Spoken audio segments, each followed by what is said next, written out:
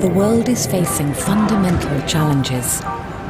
The planet under pressure, productivity stalling, opportunity stubbornly unequal. Technology is central to the answer. Alone or in distributed, virtualized configurations for enterprise, residential, urban and rural environments. Our customer premise solutions deliver faster broadband to homes and businesses with improved data access and simpler vendor management. Our fixed wireless, industrial IoT, fiber to the distribution point, and residential gateway solutions help you connect subscribers, homes, enterprises, and machines with next-generation converged networks. With our customers, we create the critical networks that bring together the world's people, machines, and devices. Using and reusing the world's resources more efficiently to be more productive, inclusive, and open. Bringing digital to the world's heavy industries. Connecting families and colleagues at unprecedented scale. Enabling access to work, healthcare, markets, and education. Sensing and acting in real time. Helping the world act together.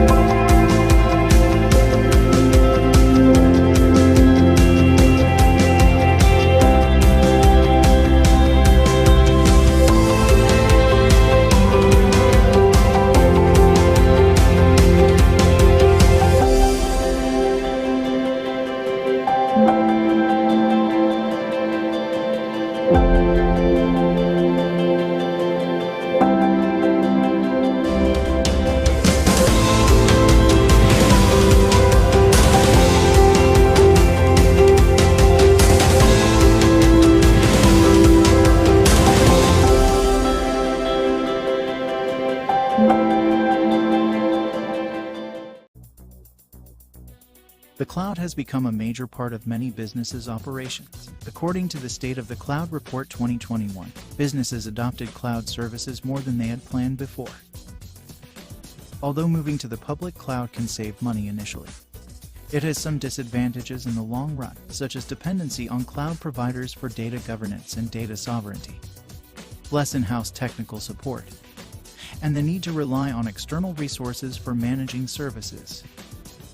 Most of the organizations are considering building their own cloud using open-source frameworks like OpenStack and Kubernetes to control data long-term and to reduce management and deployment costs. There are also challenges enterprises face when it comes to managing edge applications.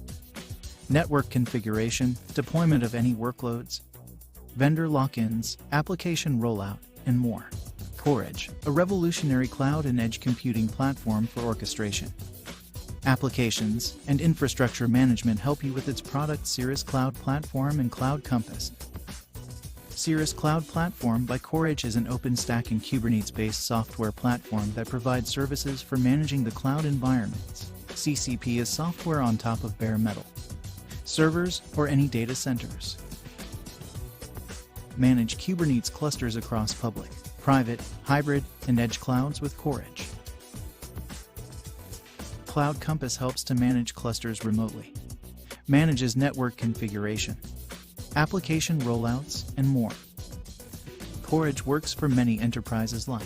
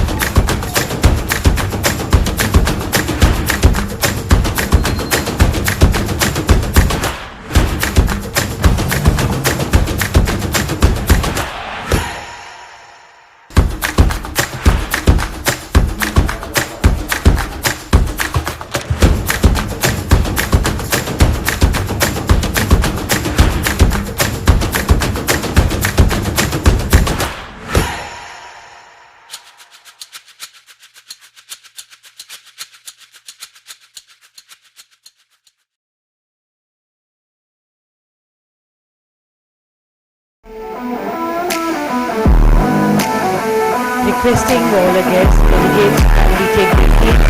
I also request for all mobile phones to be able to Thank you.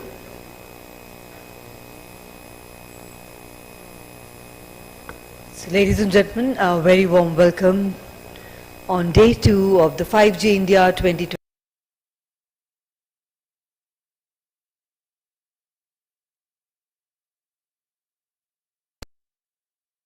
Of our first session, which is technical session 1 on the topic India readiness for 5G infrastructure, and we'll have discussions on 5G from traits to real world deployments, from trials to real world deployments. Ladies and gentlemen, I have the proud privilege in inviting on stage our distinguished and eminent session chair, Shri Vikram Tewatia, Deputy Director General, COAI. A very warm welcome to you, sir. Also inviting our eminent panelist, Mr. Sandeep Nagpal, Sales Consulting Director, Oracle Communications. A warm welcome to you. Inviting Mr. Manoj Gurnani, Chief Technology Officer and Head Strategy, Nokia India. A warm welcome to you, sir. Inviting Mr. Gilad Ben Ari, CTO and Strategic Accounts Manager, Cognite APAC. A warm welcome to you, sir. Inviting Mr. Mike Stewart, Vice President, Production Management, Cineverse. A very warm welcome to you, sir. Also inviting Mr. Deepak Saxena, Senior Vice President, Wireline Service, Cloud Extel. A very warm welcome to you. And I may also invite our eminent speaker, Mr. Kishore Kumar, Business Head, 5G Strategies, APAC, Spirent Communications. A very warm welcome. So, ladies and gentlemen, once again, a very warm welcome to Technical Session 1, where we'll have discussions on 5G from trials to the real-world deployments, India's readiness for the 5G infrastructure. And the time duration for the session is approximately 1 hour 30 minutes, which includes the opening and closing remarks by the distinguished chair, presentations by all our eminent speakers for 15 minutes each. We would request our speakers to kindly contain themselves, their presentations, and the time limit allotted to each one of them, that is 15 minutes. And we will have question and answers in the end after all the presentations are over, if the time permits. And ladies and gentlemen, before I hand over to our distinguished chair, I have the proud privilege of introducing him.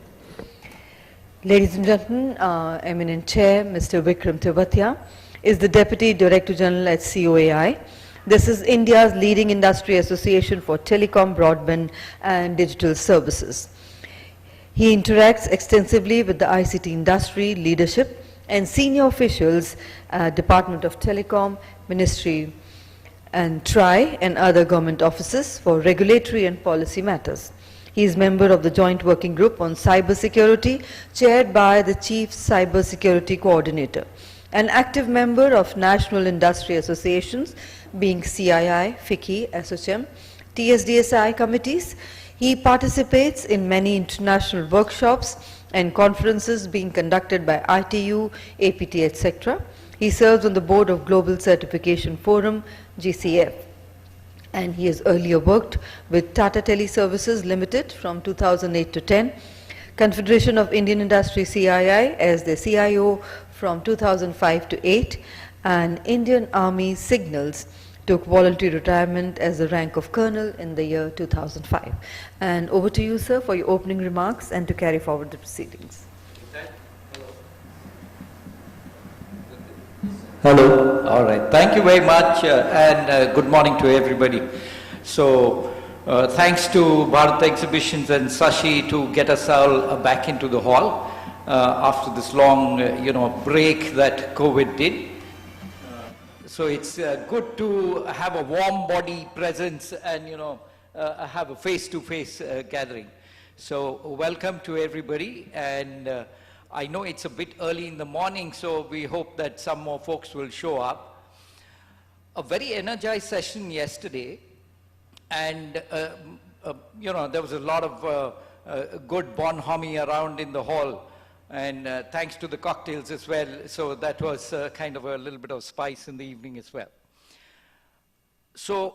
We have a very eminent panel here today. I mean, collectively, probably 200 years of experience sitting in front of you.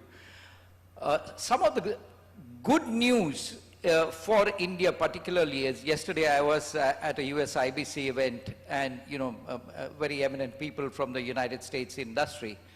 And what the Indian speakers said, that the international folks and industry and countries need to look at India and work with India, and if they don't do so, India will pass them by. And the hot, the really hot news and center of attraction was the India Stack. I'm sure you all have heard of the India Stack, but Sundar Pichai actually wrote to President Donald Trump, look at India, what they've done with the UPI. What have they done with the COVID vaccine management and the whole documentation around it. Where the United States was writing checks and sending them by US Post, here people were getting direct cash transfers. Now how did that happen? It happened because India is in the top 5 countries for LTE availability. The marriage of the mobile phone as part of the JAM Trinity, Jan Dhan Aadhaar Mobile. So the mobile's become a ninja tool, right? I mean, for everything, we all know if you leave home, you can leave your wallet, but if you leave your mobile phone behind, a challenge. But the good part is everybody sitting here in this room has put in so much of work and energy in building out this tremendous telecom and broadband network for this country. And this is admired globally now. And the India Stack and the digital public goods, which actually the Ministry of External Affairs is now actively promoting, the Aadhaar for different countries as aid from India, UPI, COVID. So, even better, can you imagine, would GST have happened if you didn't have a broadband network? So the power of the mobile broadband and internet connectivity, the power is it can change the taxation system of a country. So see the benefit that is delivered right down to each citizen, to actually running the whole country. So that's really, what the importance. And the government having recognized that, this whole digital India movement, they recognize that you're not going to be able to have as many brick and mortar banks or have as many schools as was, during the lockdown. In the village, the person who had a smartphone was the go-to person for everything. So, I'm just trying to underline the great work that all of you have done. And I'm happy to have this really great panel here today. And I'll just be introducing the speakers, and what would be nicer is if we leave some time for taking some questions, right? And to begin with, it's my proud privilege to welcome Mr. Sandeep Nagpal, who's the Sales Consulting Director for Oracle Communications. Yesterday we had a very good conversation. I really, I was not as aware until yesterday as to the amount of investment that Oracle has got in the telecom vertical. So really good. And he comes with more than 25 years of experience and a really strong track record of meeting business goals and improving efficiencies across cross-functional teams. So over to you, Sandeep, for your address.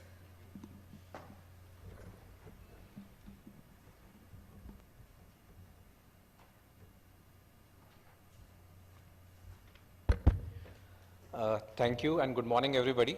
I think it's a real pleasure to be part of this distinguished panel today, and I agree with Mr. Vikram that to meet you in person after 2 years. So we have been doing a lot of virtual interactions, I think, in the last 2 years.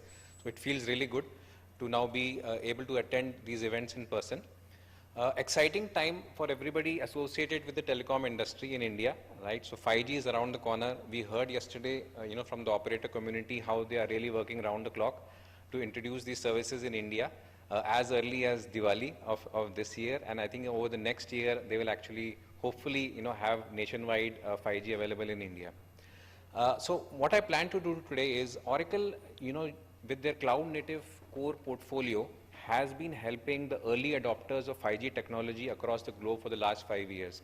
So we, along with our portfolio, have collaborated tier 1 operators along the globe, and most of our deployments are live today.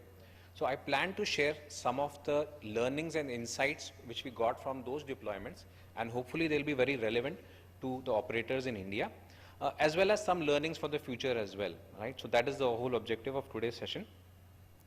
So to begin with, I would like to share a few insights, as to where we are coming from. Anybody associated with the telecom industry would realize that one of the most important building blocks of any telecom networks is the core of the network, which is responsible for signaling. In 5G, as per the standards, this core becomes a cloud native core, which is a paradigm shift from the way the core was designed in the past. Now, getting the cloud native core right the first time is going to be very essential for the kind of growth which everybody is envisaging with 5G.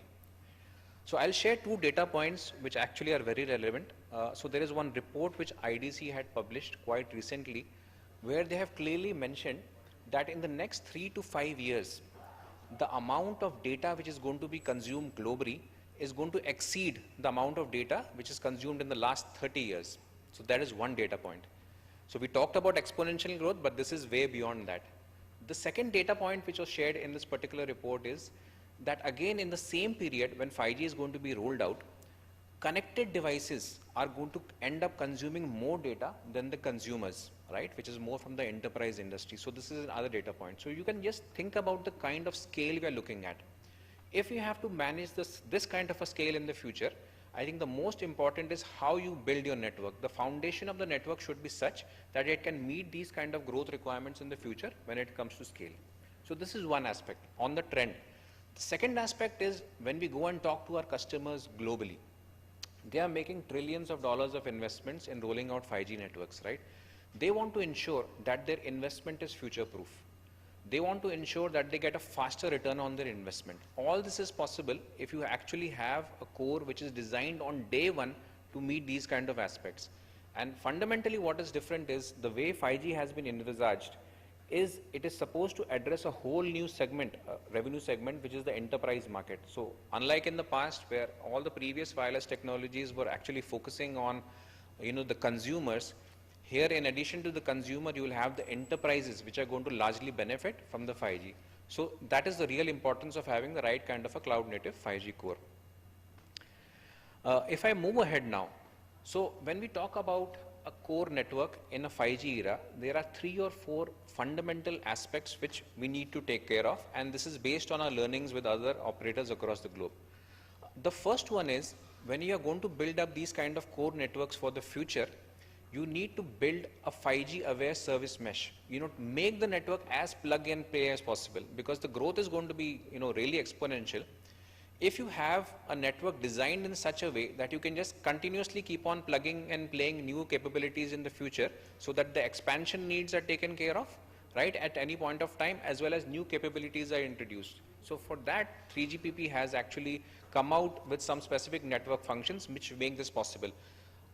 These technologies were already successful in the IT world. So we have seen what cloud has done in the IT world, when we talk about scale, security, or performance. So when you bring these aspects now to the 5G core network, we can easily, imagine what kind of benefits it will bring. So that is number one.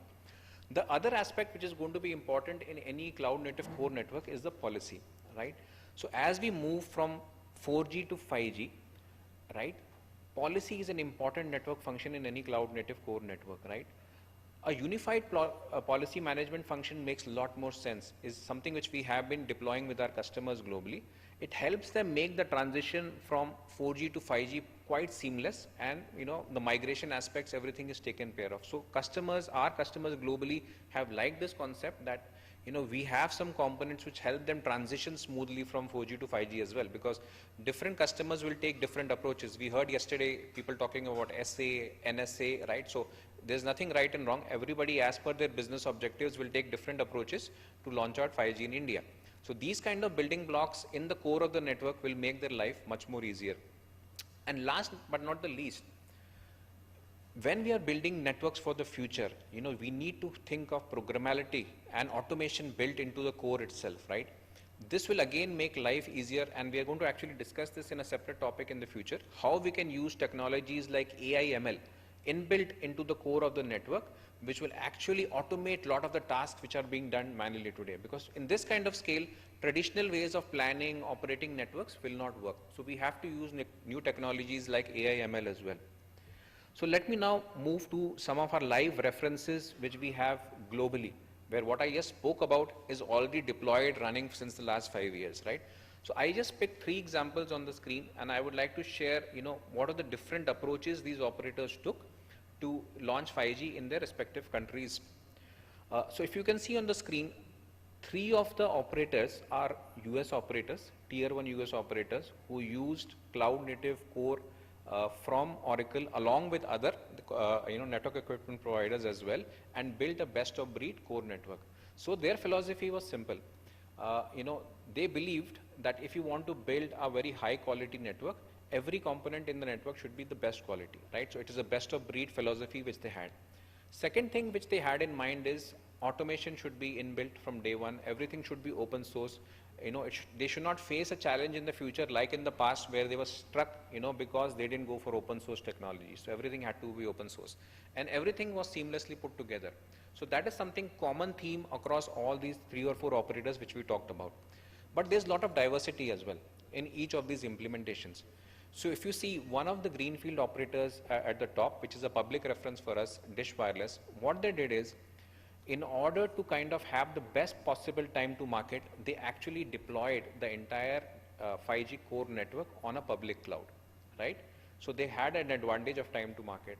They easily understood that cloud native technologies can be easily deployed on a public cloud, and public clouds today are known to deliver performance scale as well as security as well inbuilt.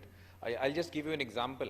Today, one of the biggest, in the last 2-3 years, we all have been using the virtual world, and one of the most popular conferencing tools, Zoom, right? It runs on a public cloud, and we all have used it extensively, and we have seen it is able to deliver voice and collaboration services on a public cloud very securely across the globe, right? So it is capable of handling these workloads, and the public cloud providers as well have kind of engineered their clouds to cater to these kind of IT and network workloads as well. So it gives an operator an option, that they have an option to use this if they want to improve the time to market and kind of reduce their own OPEX investments out here. So that is one scenario of diversity. Second scenario is, there was an operator, again tier 1 in US. What they felt is, to build my own cloud native environment, it may take time. So in a phase 1, what I will do is, I'm taking the best of breed application or network functions from different vendors. I will also take the cloud native environment from them, and in phase 2, so the advantage they get is they can quickly roll out the services, because all they're doing is providing the infrastructure, and they were able to quickly roll out the services and go live. So that is another diversity in the deployment. 2 more network operators, one of them was in United Kingdom, another one in US as well. They went for some popular COTS based cloud native platforms like Red Hat OpenShift or VMware Tanzu, and again they saw the flexibility that all as per cloud native technologies, they were able to deploy these network functions in these different kind of environments. So the advantage you get is, operators today have a lot of flexibility. Unlike in the past where if a vendor went and said, this is my network function, you need to provide me with this kind of infrastructure, and then the solution is going to work in your core network. Those days are gone with cloud native. So that is a fundamental change. So the sooner operators actually adopt these cloud native principles, I think their life becomes easier, and then the further expansions and growth also become easier in the future. And this is what we have seen in the early adopters of 5G in the last 5 years.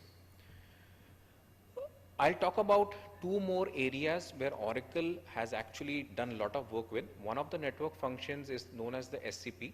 Oracle played a big role in standardizing this in 3GPP release 16. So what an SCP essentially does is, in a very simple way to explain it, it makes a cloud native core network plug and play, right? It has intelligence inside the network, models like delegated automated discovery, and selection, which makes that if you want to introduce a new network function, it is just plug and play. It just integrates with an SCP and then you can roll it out. Unlike in the past, where to introduce new capability, it used to take almost 6 months. With having a 5G aware service mesh in the network, these pain points are taken care of. There are a whole lot of other benefits like load balancing, alternate routing, control and monitoring, etc. All these tasks which were traditionally done, in a different way are actually automated by having this kind of a layer available in your network, which is the SCP. So we strongly recommend that if you want to build a robust, reliable and secure 5G core, on day one, you should have an SCP. And previously in my slide, I showed you all these operators, leading tier 1 operators have deployed SCP in their SA network from day one itself, right? Even for smaller networks, this is a recommendation that you should go for it. Reason being is what we have seen traditionally in smaller networks, even the manpower is not there. So if you have something which is plug and play, it becomes easy to introduce new capabilities in any network. So number one is SCP, which is fundamental part of any network. Second is the unified policy management. So we heard yesterday a lot of use cases. So policy is something which has been there, right from 3G, third generation of wireless technologies. But in 5G, policy is going to play a bigger role. So when we talk about network slicing, edge computing use cases, any kind of use cases where you want to feed in information to analytics or for automation purposes, policy is going to play a bigger role in 5G as compared to in the past. So this aspect as well, I think all the operators need to really carefully take care of, how they deploy this network. And our recommendation has been you go for a converged policy. Not only is it cloud native, it is also going to take care of transition from previous generations to the 5G and make life easier for our end customers. So that is the second network function. Next is when operators have to make so many choices, right? Which are ahead of them, what are the key aspects they are looking at when they have been selecting a particular vendor? In this case, I've highlighted some of the reasons why they selected Oracle, right? But it doesn't change, right? So the first aspect they will look at is the cloud native architecture. So Oracle is actually a platinum partner of the Cloud Native Computing Foundation, right? So we have actually contributed heavily to the Kubernetes community since 2017. So when it comes here, we score very high in the technology which we provide either on the IT side or on the telco side, right? Second is we had built automated test suite capabilities, as a part of our offerings towards our customers. What this does is whenever they have to roll out something, they don't need to do any significant kind of manual testing. We have automated test suites which actually do all the testing, make sure everything is going to be up and running the way we have envisaged it in our lab. So that is the second thing. The third thing is the telco heritage which Oracle has, right? So Oracle has been known for the last 40 years by virtue of the Tech-Lake acquisition as a leader in the signaling and routing domain, right? So all operators across the world, tier 1, in fact in India as well, have been exposed to the portfolio from Oracle from the signaling side, more popularly known as the Tech-Lake portfolio in the past, right? And the next one is the flexibility to deploy on any kind of infrastructure. So whether it is bare metal, whether it is based on some kind of an IaaS, whether it is public cloud. So we had the flexibility to deploy our capabilities on any of these various, infrastructures. So that is the reasons of operators or customers selecting us across the globe. To summarize now, what is important going forward is 5G is complex and diverse. The only important aspect which the customers need to take care of is, make sure whatever investments you are doing, they are future-proof. And cloud native if you're investing in cloud native, actually you're investing for the next 10 years for sure, right? So I think that's fundamental. You also need to think about how you have been doing automation, analytics, observability in the past, right? Those methods will need to evolve, to a different level, and you need to use capabilities like AI, ML as well, because you will not be able to handle the scale we are looking at with the traditional methods. And Oracle can be the right partner to support you build this programmability into your core network. Thank you very much.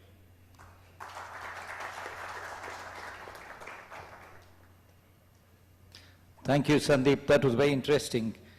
And of course, Oracle is doing all this good work about cloud native. Yesterday, Ravi did mention, it's cloud and native. What we often look at a network is more of the hardware part. The increasing software component in networks particularly, with beginning of, during 4G and now with 5G, a lot of emphasis on the software part, which is going on to the cloud, right? So, great work here. Thanks, Sandeep. Next we have with us is Manoj. Manoj and me have been on multiple panels during the lockdown, and very good conversations. In fact, as was mentioned yesterday, Nokia is going the whole hog, across the entire spectrum or portfolio of the 5G planning, and they've been very active at multiple forums. We go to the Working Party 5D or AWG, 3GPP. So great work by Nokia, and I see Nokia is powering today's conference, and they're going to be powering the networks as well. They've signed up deals with all the 3 operators. So what one wants to hear from Manoj is the experience that Nokia has gained in deploying networks globally, the use cases that they've gained experience on and what India could benefit from. And of course, no need to introduce him much. He brings with him multiple 27 years of experience across Nokia, Ericsson, Hughes, Siemens, the works. Over to you, Manoj. Thank you, Vikram.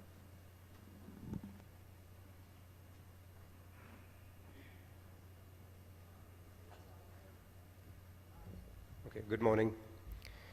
Yeah, I have to say that we are all very fortunate because most of us will have been witnessing 4 generations of technologies. I think most of us have seen 2G, and now we are all set to welcome 5G. And extremely lucky that we are actually seeing the whole transformation in front of our own eyes. And in fact, I'll narrate you a very interesting story. I mean, I go back 2 decades, and I remember the amount of planning which I had to do to plan a rail ticket, was humongous. I had to first of all plan to apply for a leave at my company. I would then go all the way to Gurgaon railway center, right, stand in the queue before the ticketing center starts at 8 o'clock in the morning, and the joy which I had once I had the tickets in my hand, it called for a celebration, right? So look at the amount of effort which used to go, and contrast this to what we are doing today. Everything in your palm, and you're able to do everything, at your wish. So that's the transformation which we have witnessed. With 5G, I think we are pretty much at the cusp of another wave of transformation, and let's see that. So I'm from Nokia, and moment you talk about Nokia, the first thing which comes to your mind is the handset. So I have to quickly remind you that we are actually a networking company now, and the brand Nokia was so synonymous with the Indian consumer, and that continues to remain. Yeah, so who are we? I think we are a networking company, and 7 billion subscriptions globally, subscribers actually use the Nokia gear, Nokia networking equipment. We are not only into mobile networks, but we are predominantly also very strong into fixed networks, IP and optical transport networks at that. And not only the communication service providers or the CSPs, we are pretty big into the industry and the enterprise segment also. So we have close to 500 private networks, and almost 100 of those private networks are on 5G. So I think that will be the first experience which we bring to India, right? The experience of using over 100 5G based private networks into the enterprise and the verticals which we are talking about. Many of these networks are mission critical networks, which are into disaster recovery, emergency handling. We have seen, I think the case of security and the disaster recovery can hardly be overemphasized. We are big into technology, innovation. I think that's at the heart of Nokia.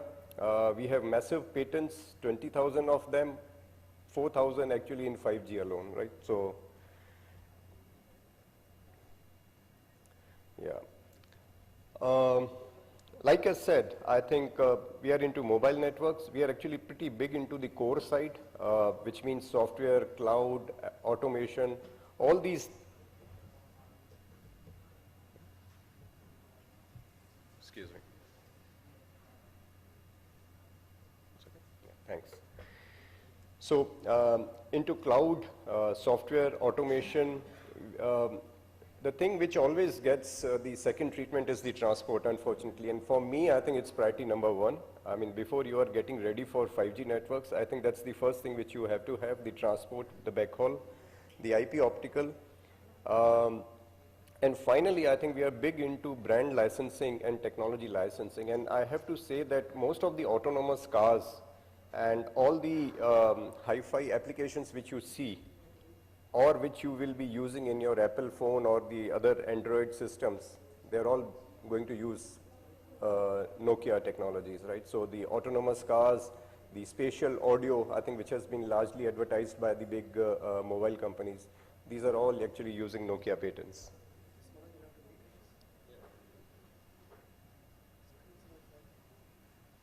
Hey, hi, could you get the Nokia presentation? At least I can see the Nokia presentation, so. Yeah. No, I think it's, okay. No worries, keep going. Yeah, okay. So sorry for the interruption. I'll just wait for a minute for him to set it right, so. I think it's some video, I think it's being played for some.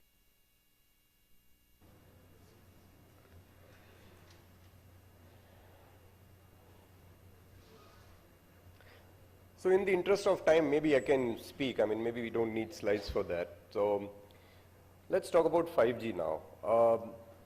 Globally speaking, I think more than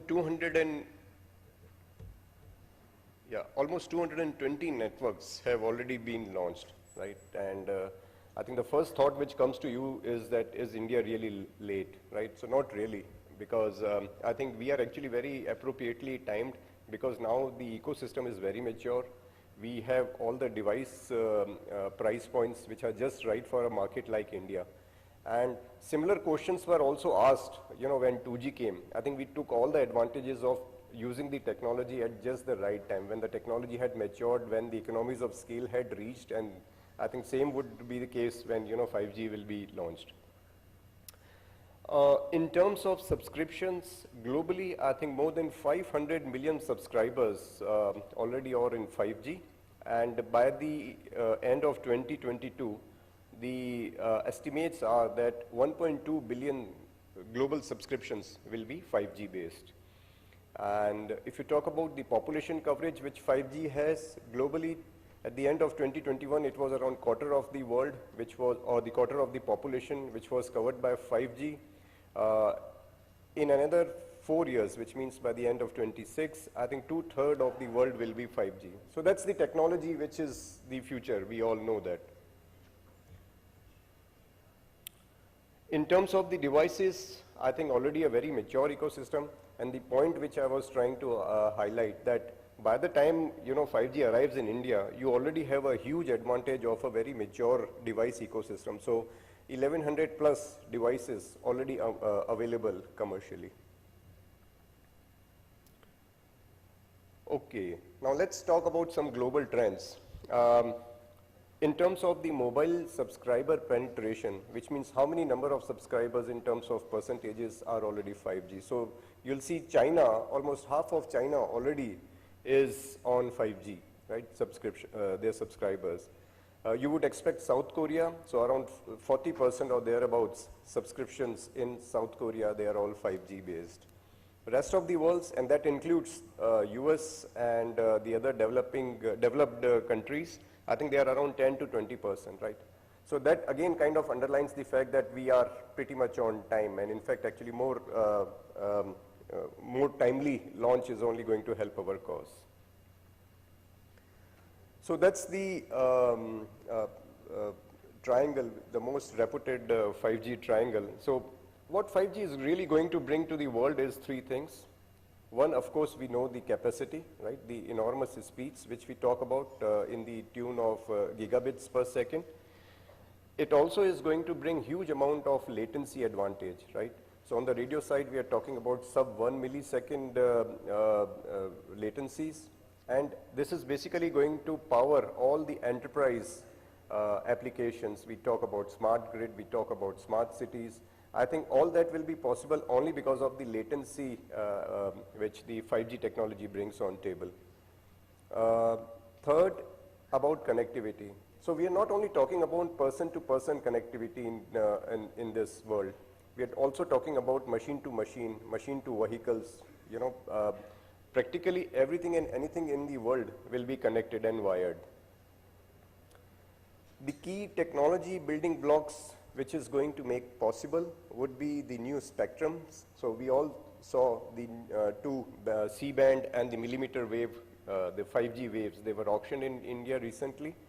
There is going to be things like massive MIMO, beamforming, multi-connectivity, cloud.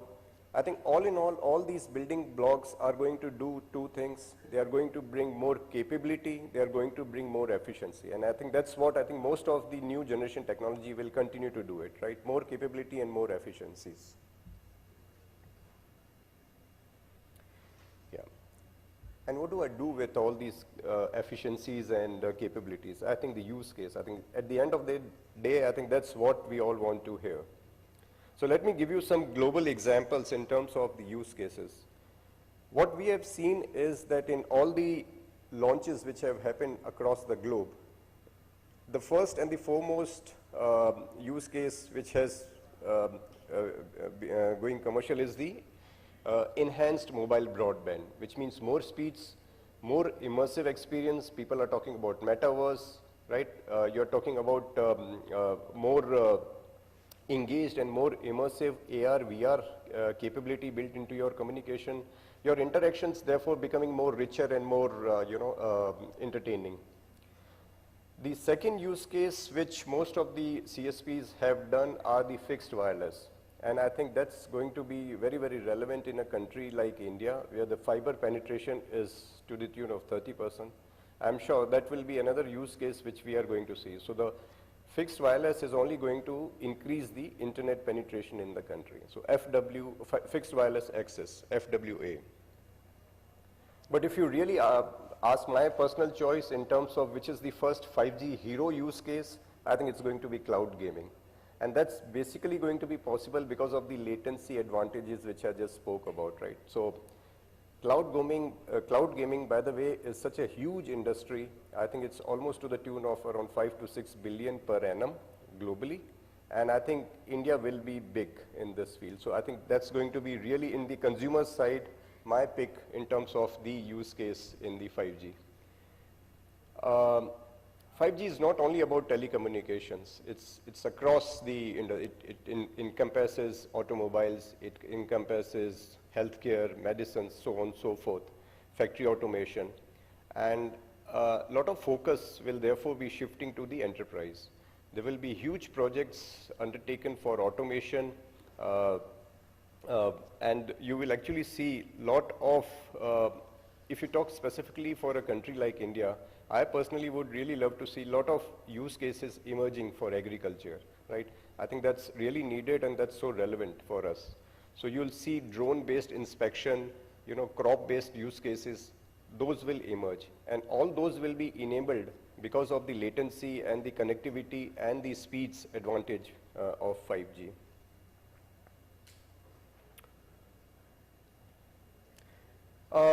There is a lot of talk and there is a lot of hype about the connected cars, right? So of course that will happen. But if you ask me, I think in terms of the priority, I think it's going to take some time. And I think we can wait, till the time autonomous cars or the connected cars arrives in India.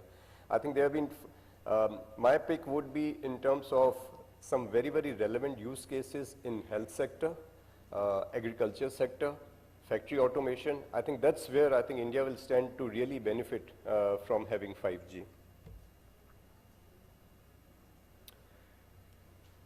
Yeah, so I think just diving a little bit deep into the enterprise segment, I think these are the few of the companies with whom Nokia has been working.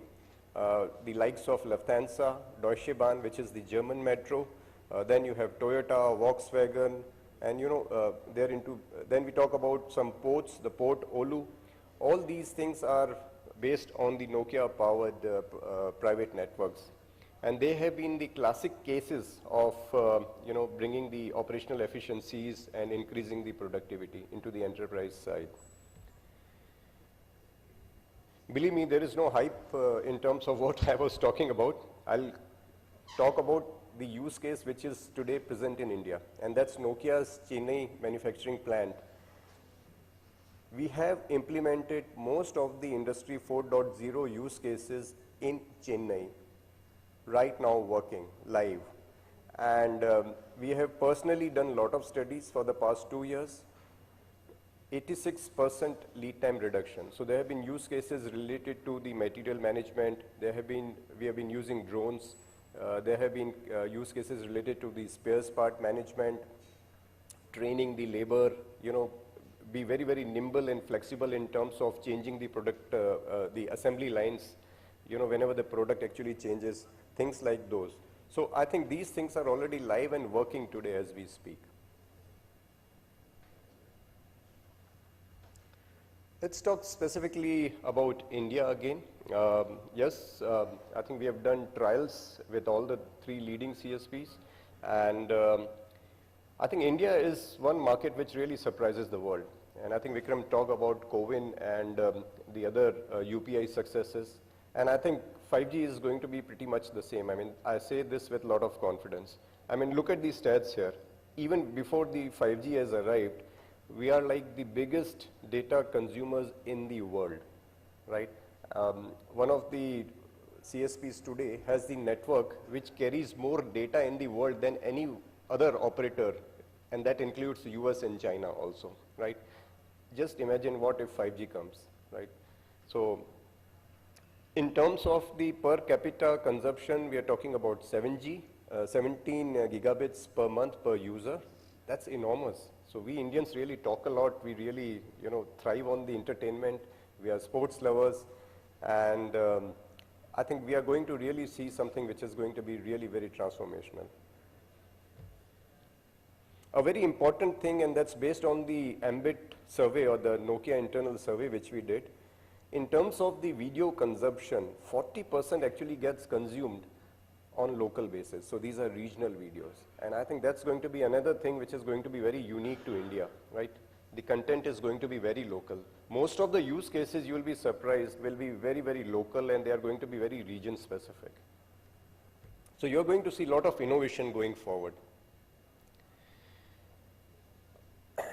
In terms of what we see, I think we did some studies and we figured out that in terms of the subscriptions, I think India will be coming to, by the year 2026, around 350 million subscribers. So I think in terms of penetrations will be around, in and around 30% or thereabouts, which is going to be huge.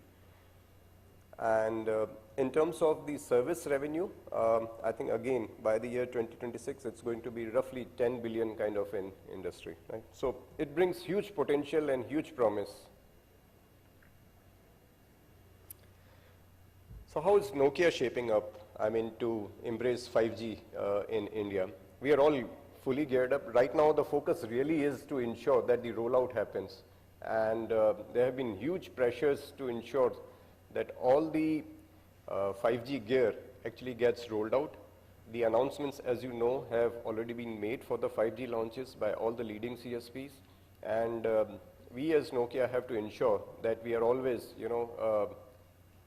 living to the promise and the potential of a true 5G partner.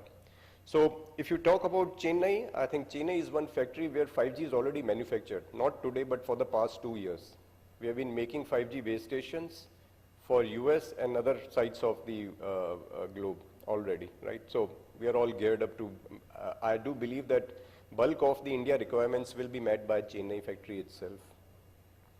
We've got huge amount of R&D setup, and actually the 16,000 workforce of Nokia is the biggest which Nokia has in terms of any country. So India is the biggest employer for Nokia with this 16,000 workforce.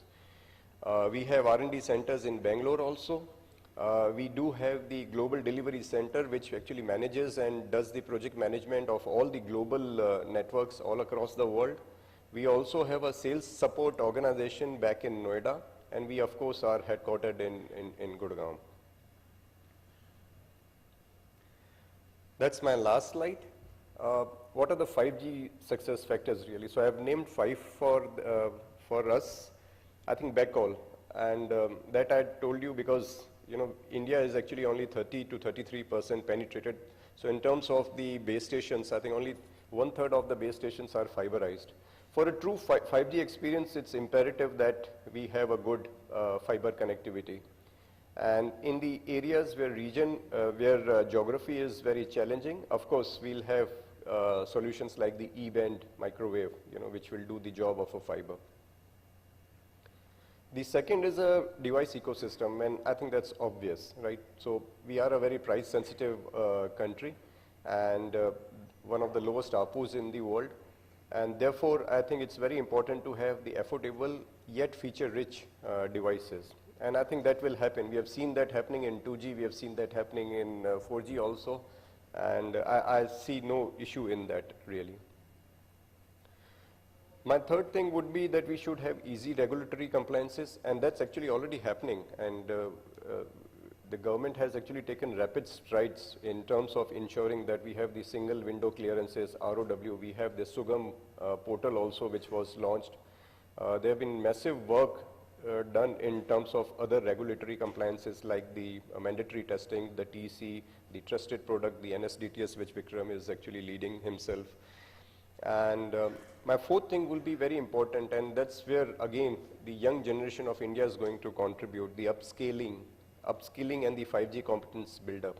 And Nokia, for example, actually has got a very reputed certification 5G course which runs across the various technology areas. This is to enable the students and the academia to be in touch with what's happening in the world, right? So to create the technology. So we are not only going to be doing these certifications for the technology which has already been created. I think we have to also create new IPRs and patents and new contribution. There is a lot of work which is happening in the 6G as we speak, right? 5G is not launched, but 6G work has already started, and Nokia is actually playing a big part in all the relevant 6G task forces of the DoT. My last thing, I already kind of underlined, the use cases have to be very India specific, right? So what might actually work in US or Korea or China might not actually work in India. I would still love to see a lot of contribution of technology coming in health sector, medicine, and agriculture. I think that's going to be, in short, the real contribution of 5G to our country. So with that, thank you, Vikram. Manoj, thank you very much. So let me just check with the audience. How many of you bought a new smartphone in the last 2 years? Just raise your hand. So you are a potential, 5G service consumers. And I hope you checked in your smartphone whether it supports the spectrum band which has been auctioned. So do check that out.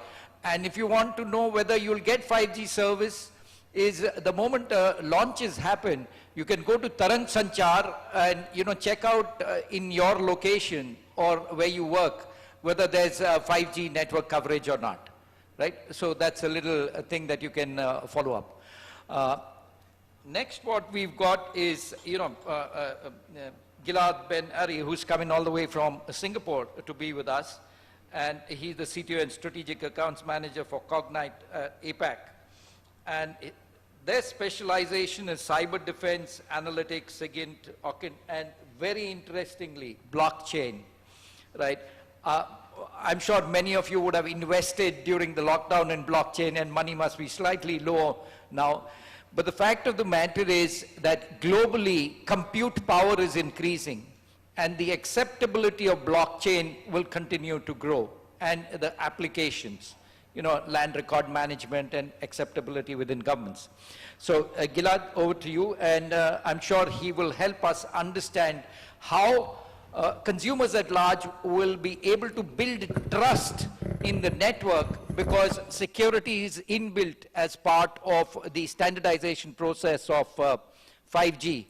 So the 3GPP SA3 working group, which actually has been building security inbuilt as part of the 3G standardization.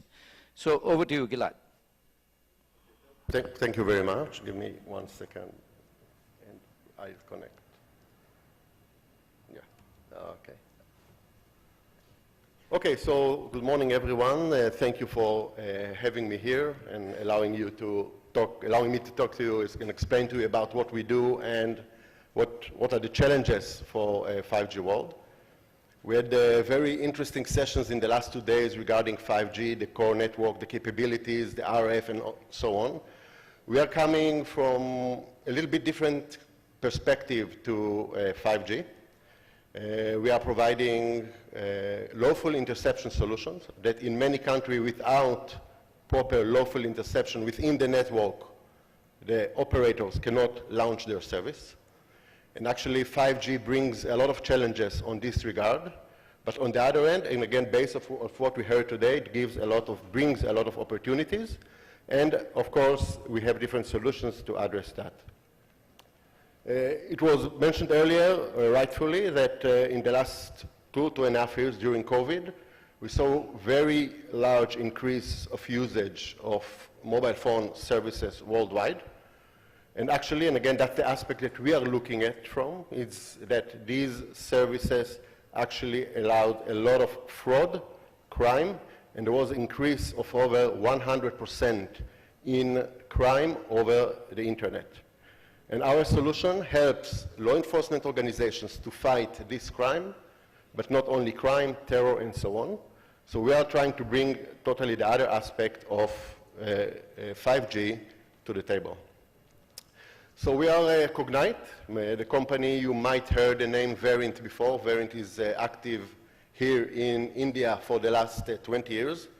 Okay, we changed the name about 18 months ago to Cognite.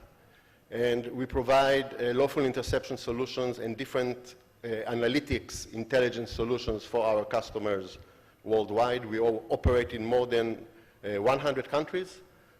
Mostly law enforcement, national security, national intelligence, as well as telecom operators worldwide, providing on one hand compliance to lawful interception, and on the other end, we provide very advanced analytics on top of this information. And I'll speak about these two aspects in high level today, including cryptocurrency, which is definitely 5G and high-speed networks are enabler for almost every person to invest in this way or that way in blockchain, in cryptocurrency, but still high percentage of the activity, which is not investment in the cryptocurrency, is for illicit activity. And again, we'll speak about it in a few minutes. So about myself, very short, and I think the important part here is to say that I actually worked in Nokia many years ago on generation 1 of cellular. Okay, and then I moved to the company I'm at for the last 25 years and gave our customers worldwide solutions for interception, intelligence collection from 2G, 3G, 4G, GPRS, LTE, VoLTE, all the terms that you know, and we already do this today in 5G in multiple countries around the world. I was involved specifically in Asia Pacific in all those deployments, including the deployments here in India. Okay, so actually the greatest capabilities that you talk about in terms of 5G in the last few sessions, and I'm sure we'll hear about it today quite a lot, provides us or causes us some kind of challenges when you come to interception. So interception essentially goes in a way that the judge gives a warrant to the telco to intercept all the traffic of a certain subscriber, okay, because this person is either suspected in something or need to be investigated by the law enforcement. The operator collects the data and sends it in real time or near real time to the law enforcement for analysis. So when we talk about 5G, there are several challenges that needs to be addressed. The first one is high bandwidth. Yeah, it's fantastic for us as consumers and it's enablers for a lot of services. But if you now want to look for illicit activity with huge amount of information, okay, this is definitely a challenge because you have to find the needle in the haystack and the haystack is just growing. Not only that, how can you collect now 100, 1,000, 10,000 suspects' data bring it in real time, ingest it, analyze it, and provide intelligence in a timely manner, in many cases where the law enforcement teams are on site waiting for the criminal to make an act. This is the first challenge. The second challenge is the new packet call. Okay? Our solution, and generally lawful interception, is standardized by 3GPP. Okay? Also, the switch vendors like Nokia, which was presenting just before me, and others need to comply with lawful interception. Every network element needs to have this piece of software that allows to copy the data out. Okay, and this requires us to do some more integration. Luckily, 3GPP did introduce updates to the interfaces and standardize the interfaces, which was not there before. But still, practically, we still see that there is a need to integrate, and there are many more different elements in the core network. Okay, the cloud native, definitely something that we have to take care of when we talk about some of our solutions, how the solution not only can be deployed, but can also generate and bring the traffic, even though the solution, the network solution, is in cloud-based. But more challenging than that is the dynamicness of 5G, which again is a fantastic commercial capability where nodes can come up and down based on demand. But how do you continue the tracking of your suspects when it happens? It's definitely a challenge, something that was not fully addressed yet by the authorities, but it's definitely a challenge. We've done, as I said earlier, 2G, 3G, 4G, and we always see a lot of challenges in terms of lawful interception when we are moving between technologies, because eventually 5G coverage will not be, eventually yes, but at the beginning it won't be complete everywhere, and services will continue to drop from 5G to 4G, in some cases even to 3G. Okay, and this should be addressed specifically in terms of lawful interception. Last but not least is voice. Voice is still a very important part of lawful interception and intelligence gathering. Okay, and again here there are different variants of voice and handover of voice in the middle of the call, going from VoLTE to CS fallback to voice over 5G and so on. This should be addressed as well. Okay, so more data. I think we spoke about it, or my colleagues and my counterparts spoke about it earlier. We see much more data. We see much faster communication, which will allow to have much faster services, much higher quality video, for example, and so on. All this comes back to the law enforcement system that collects the data, and actually they need now to store much more, to analyze much more, and as I mentioned earlier, it's much more difficult to find the needle that they are looking for in the growing haystack. Okay, so regarding the LI standards, there are new LI standards for 5G that were partially and fully implemented, depends on which vendor in the networks. We are already operating in multiple countries in this type of handover interfaces, and I covered most of this earlier. Okay, when we talk about the dynamicness of the network, we already have a solution today that allows automatic growth of the solution similar to what the network does in the dynamicness of the network, and this is definitely, as I mentioned, one of the challenges. Regarding the 5G and handover to legacy technologies, again, we don't have to go into the details of this graph, but generally looking at the fact that still 3G and 4G are widely deployed, devices will hand over to these technologies. And again, from intelligence point of view, you want the information to be as cohesive as possible. Doesn't matter where it came from. Okay? A side comment here, for example, one of the challenges that we face today is in Wi-Fi offloading. Okay, how do you continue the seamless interception to the same person while he's offload to Wi-Fi? So similarly, when he's on 5G and now downgrade to 4G because of some reason, we need to connect the two sessions together in order to have one cohesive view for the law enforcement organization. Okay, the different voice handling. As I said earlier, voice is still a very important part of intelligence.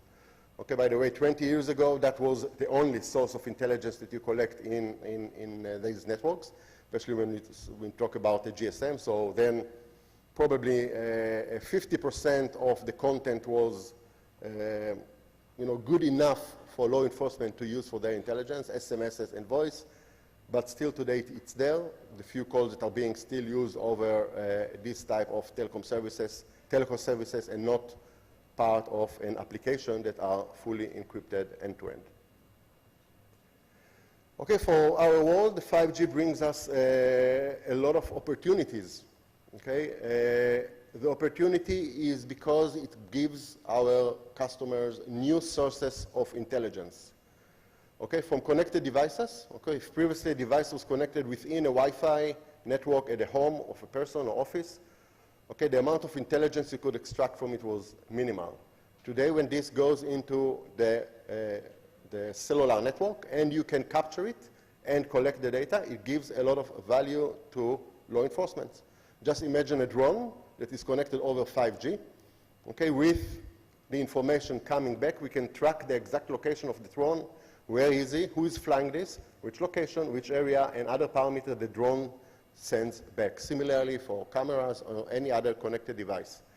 Even, it's funny to say, but a fridge or a vacuum cleaner at home, if it's connected over 5G and sends the data and we capture it, it's a very interesting insight for an intelligence officer to know that someone now is at home opening the door of the fridge. It's good enough intelligence that today they are lacking. Okay, when we talk about connected vehicles and generally IoT, machine to machine, so some can say that, okay, it doesn't have too much value for intelligence. Still today, all the cars that are sold in the EU from 2018 are connected. By default, 24/7, regardless if the engine is on or off, the car is connected.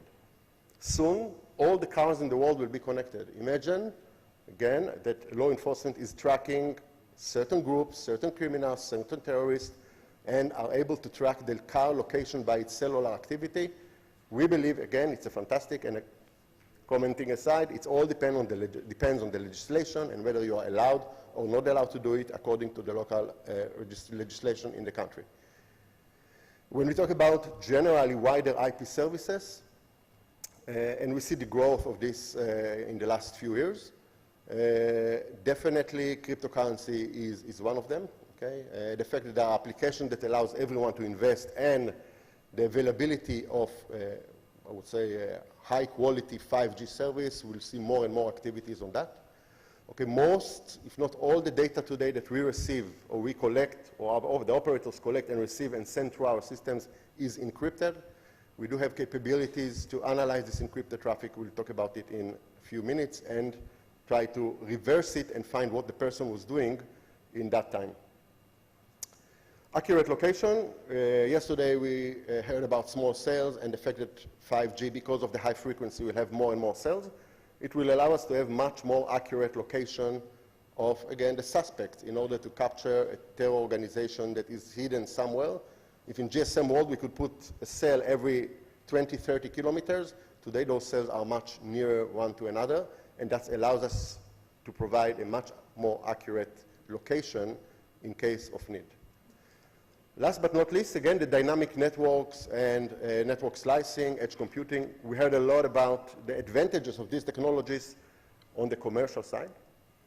Okay, it can bring us, and again, it all depends on the legislation, a perspective that the law enforcement didn't have before on information within an enterprise, within an organization, because they are having a network slice. Okay, sitting with lawful interception within this slice may allow, again, depends on legislation. In some countries, it's already permitted by law, that the lawful interception component is running within the slice of the network and allows you to see what's going on in the enterprise. Again, if this enterprise is under warrant, the information can be collected and sent back. Sounds scary, but again, in some cases, that's the need and the technology allows to do so. So when we talk about Cognite solution, our solution, basically we look at the several challenges and address each one of them. First of all is to collect the data. Okay?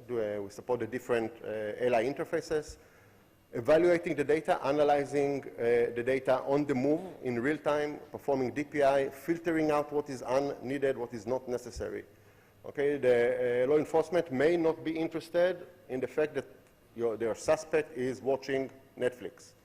Okay, so this traffic can be filtered out. On the other hand, if he's looking at YouTube, this can be interesting. Okay, maybe he's posting something in YouTube, maybe it's something illicit, maybe it's propaganda against something. So this is interesting. So the smart filtering is the second layer of our solution. Then performing the production of the data. This is day-to-day work done by the analyst. And again, we have much more data to handle. Those systems today have to handle big data continuously all the time, and we are doing it for the last few years. And with 5G, it just grows more and more. And on top of that, analyzing it, and we'll talk about analysis in a couple of minutes, but again, analyzing using different AI algorithms, because it's a very dynamic world. We want to identify suspicious activity. We want to identify actions that are done, although the data is encrypted after all. Okay, we will not dive into that, but generally when we talk about LI interfaces, the solutions usually need to integrate with all the relevant network interfaces, network elements in the network, the different nodes. And those, as we mentioned earlier, are dynamic and growing. But each one has its own interface, its own piece of data that is providing to the lawful interception solution. This is done to the 5G core, okay? And this is done also on the voice over 5G or VoLTE, depends on the actual implementation. Okay, one of the challenges, by the way, on this regard is how to intercept inbound roamers. Again, it's allowed by law to intercept inbound roamers. And inbound roamers, their home breakout means that within the country, for example, the voice call will not be terminated at your local IMS. Okay, and actually you may miss a lot of intelligence. So there's a lot of technology around the data collection itself. Okay, when we talk about production, we have to adjust our capability continuously to cope with the high speeds of data, with the huge amount of information. I gave an example that 20 years ago, voice calls was the main source. For average target suspect, the amount of events per day was about 20. About 10 voice calls, 10 SMSs, that was the maximum. Today we talk about tens of thousands of pieces of information per person. And again, we have to look for this specific needle, this specific proof that this person is criminal, is doing some illicit activity. Okay, so this is regarding our production capabilities. Again, I will not dive into this now. When we talk about our advanced in-depth IP analytics, that's where we analyze this data and identify whether this person is sending a WhatsApp messages or receiving a WhatsApp messages. Okay, this person is active in social media and just posted something in Instagram or just watching. Because if you posted something at a certain point of time and this is an illicit, you might be able to use it as some kind of evidence. Okay, whether this person is using different tools to hide his steps, like VPN, Tor, and so on, we want to identify it to alert the law enforcement organization that this happens. Okay, and last but not least, we spoke about it earlier a bit, talking about cryptocurrency. Okay, so in the cryptocurrency, we can analyze and even track back this person and his actual wallet within the blockchain and his activities done in the blockchain. Again, all this done on top of 100% encrypted data. Okay, but still, based on very in-depth packet analytics, we are able to identify this and pinpoint some activities and alert our end users, which are usually the law enforcement, that this person was actually trading or sending money or requesting money to the cryptocurrency world. Okay, so all these capabilities are powered by two of our main platforms in this regard that are relevant to do this market, called Clarion and Blink. Okay, all those supports all the technologies. So 5G is definitely an enabler because it gives us more data, but we are doing it for 4G, 3G, ISPs as well, broadband connections, and so on. So all technologies, everything comes to the same place and being analyzed. We are compliant, we are installed in more than 100 countries. Okay, we have dozens, more correct, thousands of users working on our solutions every day, again, looking for these illicit activities. Okay, analytics comes without saying, that's our focus, that's what we are doing. We are analyzing and continuously to analyze data in order to find more leads, more insights. A lot of focus now is on IoT, on vehicles, on drones, identify them, pinpoint that someone is For example, using a fake GPS application on the phone in order to fly a drone near the airport, okay, and similar illicit activities. And the solution itself is 5G and cloud native solution, can be deployed, some parts of it in the cloud of the service provider when needed, some other parts on the private or government cloud of the country. And basically, that's what I had to say. We have a booth outside. You are welcome to meet us, to discuss with us, and we can give you some more insights. So thank you very much. Thank you, Gilad. That was very interesting. So basically, the point is that, we are already consuming so much data, and it's a whole new space that's going to be there. So as he mentioned, crime, there's a new, entirely new space for criminals to enhance their criminal activity. And there's a whole new space for all the law enforcement guys to try and catch them. So it's going to be a big challenge. And of course, for using 5G or using data services, building trust is a very important part, and I guess building that trust is what they're up to. Next, we have Mike Stewart. So Mike is the company who is, monetizing partner. So he's going to be talking to us about how do you monetize 5G services, where do you actually have to go make money. And he has over 27 years of experience, and as part of Cineverse, he's been designing LTE, IPX, and diameter signaling services, and now focusing on building the 5G portfolio. Over to you, Mike. Thank you very much. I just want to let everyone to know it's my first time in India, and I really appreciate the hospitality that's been extended to me while I've been here. We had an opportunity to meet with our customers here, and it's very interesting learning about the auction, the successful auction of 5G spectrum here in India. When I was back in the US and I heard about that, I instantly thought, oh, well, India is now starting 5G. No, I was wrong. India has already started 5G a long time ago. The good news for India that you have spectrum now is that you have been doing your homework, and you are going to be a really, I think, fast launch to providing 5G services to your subscribers here in India. And I think also coming into the game now, you have the advantage of all of the lessons learned by the global industry providers and by the other mobile network operators that have been working and deploying 5G. You should really take advantage of that experience, and I think it's going to help you even be more successful in rolling out 5G. I'm really excited about what I heard these last few days and where we're headed with 5G. The other thing that I want to say is I'm really concerned about law enforcement knowing that I'm checking my milk in the refrigerator. So we'll talk later about that. But thank you for having me. So I only have a few slides here, and I wanted to really focus on what is necessary in order for an operator to make the transition to 5G, and talk about what does that mean from a monetization perspective. Because quite frankly, monetization of 5G today still is not happening the way we envision it. And the reason for that is we have to build that infrastructure. The infrastructure we've been talking about here is very important in supporting not only the use cases that we are familiar with today, but also those use cases that we don't know about. The availability of the broadband service and the attributes of 5G that's bringing to the table will create new revenue opportunities for the mobile operators as well as enterprises around the globe.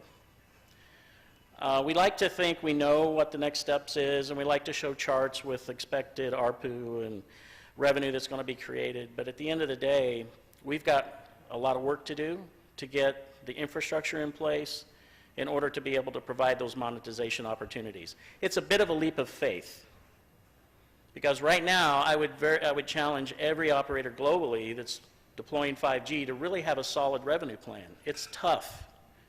It's really, really tough. So with this leap of faith, what is that going to take? Well, it starts with radio coverage. Sounds easy? It's not.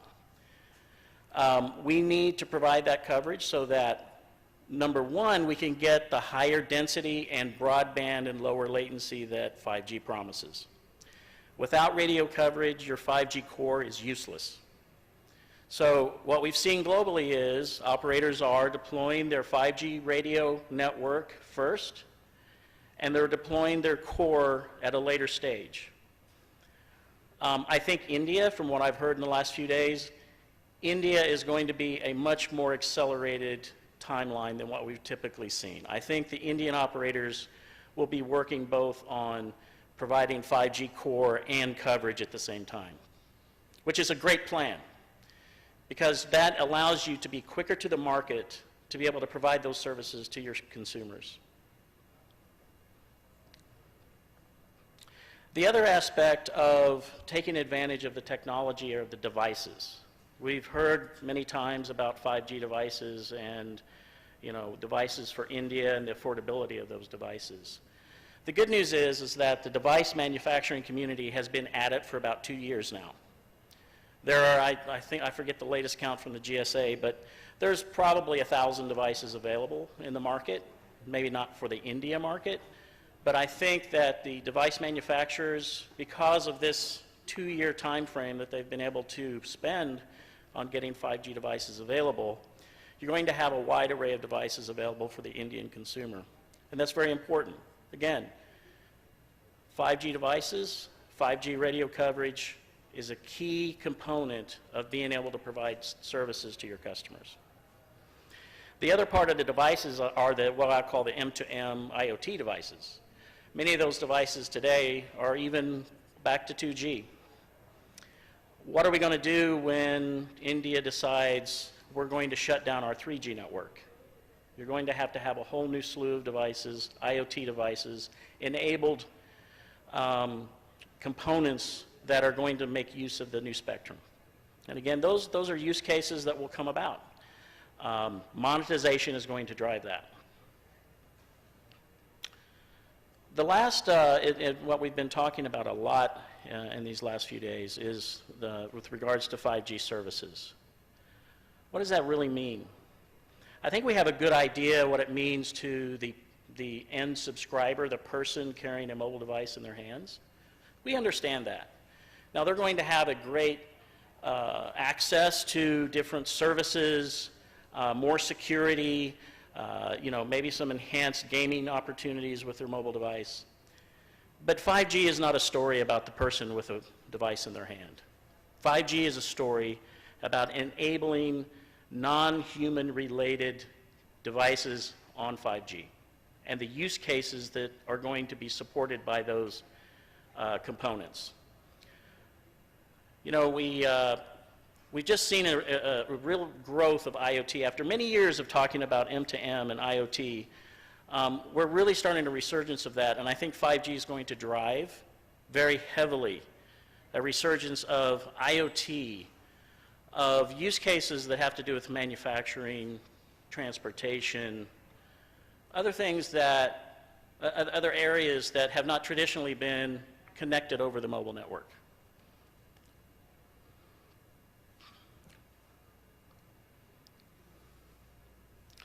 So we've seen some of these use cases before. Augmented reality, autonomous devices, transportation, shipping logistics, manufacturing, private networks. You're looking at your next monetization opportunities here. This is where the operators are really going to have to understand where they play a role in providing services to these industry verticals. When in the US and possibly here in India, when the mobile operators deployed 4G, they were almost relegated into just the pipe provider, just the connectivity provider. I don't think that's where we want to be as operators in India for 5G. We want to provide more than the network. The network is what's going to enable those use cases that the mobile operator will be able to provide to these industry segments. and be very successful in monetizing the vast investment that you're making. So to get us back on track, 5G is the foundation for monetization. Let's ask ourselves, how are we going to take all this great technology, all of these great capabilities, and turn that into an opportunity to monetize the investment, to enhance our customers' experience, and to provide new benefits and opportunities for other industries to advance using this technology. And with that, I'll close. Thank you. And we'll talk later. We have a booth out here in Cineverse. If you want to talk one-on-one, I'm available. Thank you very much. Mike, thank you very much, and also extra thanks for being helpful in keeping it short. So with that, on the question of monetization, like even in yesterday's discussion, it is really tough. Because the current average revenue, or ARPU, is just about 200 in India. And with all the investments that will go, you know, just the spectrum is 1,50,000 crores, plus the capex in the radios and in the network in right of way. So imagine actually service delivery at what cost. And there's a huge market out there, but yes, monetization is going to be really at the heart of a lot of the efforts for the telcos to put in everybody. And you know, I can foretell advertising blitz coming up to try and, you know, sell you some good 5G service, right? One of the things that, you know, in mobile networks, which tends to get undermined a little, is the huge amount of wireline effort to deliver the wireless. And, you know, it doesn't get spoken of much. So with that, we have Deepak with us. And Deepak is going to talk about the wireline part in the wireless network. And Deepak is an ITS officer of the 93 batch, extensive work across a variety of, you know, telecom networks. And of course, he's done BSNL, Reliance Infocom, Voda Idea. Over to you, Deepak. Thank you. Good morning, and thank you for giving me the opportunity. Just as we said that, we have heard that how 4G is going to shift to 5G. So some of the things we have already heard, that how the things are going to change. So latency is going to, you know, reduce drastically. The number of connected devices, which is going to increase tremendously. The kind of capacity requirement is going to increase. And what are kind of services? We have all heard about this. I'm just repeating some of the things just to make the context that we need applications which are more sensitive from a latency perspective and from bandwidth delivery perspective. So those things which are currently not there with 4G, we are going to expect that this is going to come once we have 5G available. But all said and done, as everybody has said, that for delivering this kind of services, what everybody has discussed, is only possible when we have proper infrastructure available.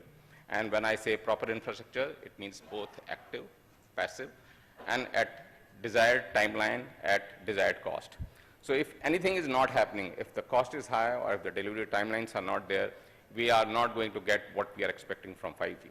Just to give a broad perspective that how the things are going to change from an infrastructure perspective, the number of sites which currently we have is at least going to be 6 times.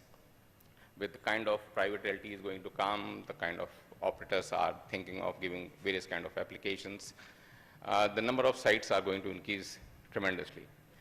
Secondly, we require the kind of bandwidth we are expecting and the kind of latency we are expecting. These sites should be connected on fiber.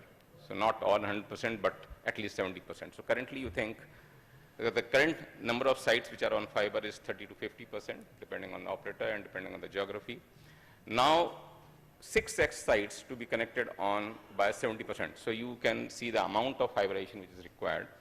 Although some of the sites will get covered by use of E-band radio, which is new policy which is came, PMP and FSO to some extent, but still 70% of 6x sites, so you can think of the kind of fiberization which is required. Now this is not possible if we don't have proper policy. for implementing the same. So earlier we have two major poles, you can say, who are deciding what is to be done. One is the regulatory authorities, and second was telco.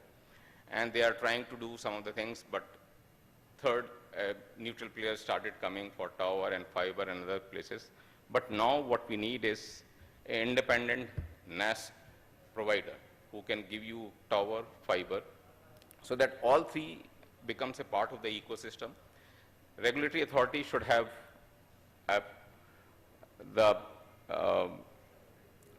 they have to ensure that they make policy which are, which avoid inconvenience to the public. Telco operators should focus on how they can give proper services, what is being desired for giving all those kind of services, and NAS providers should ensure that they are providing proper infrastructure at proper time at desired cost to them. The only thing which we are hearing that although the policies are coming to ensure that infrastructure is being built up at a lesser cost and fast timeline, but there's a huge difference from the intent of policymakers versus how it is being getting implemented on ground. Still, some of the authorities feel that, and we have read too much about what are the policies here and what are the policies outside India where they have good infrastructure. The only difference is that the policy owner should ensure that the policy is such that they should not encash while the infrastructure is getting built. If you start thinking that this infrastructure is going to milk too much of cash and you start charging while the infrastructure is getting built, you are not able to get the kind of infrastructure which you are asking for. So all those overhead cables and the cluttering on the tower which you are seeing that means the demand is there. But since the policy is not there or the timeline of the policy is not appropriate, people have laid in that unstructured way, which is giving an inconvenience to the public and also the kind of availability of the network. Just to tell you, in India, we are investing 3 times of the OPEX for the kind of network which we are managing, just because it's not getting shared. So if we share the network, you can see the OPEX cost all across all operators is going to reduce 1/3. So that much amount of money is available in case if we go for sharing and we have the right policy to ensure that.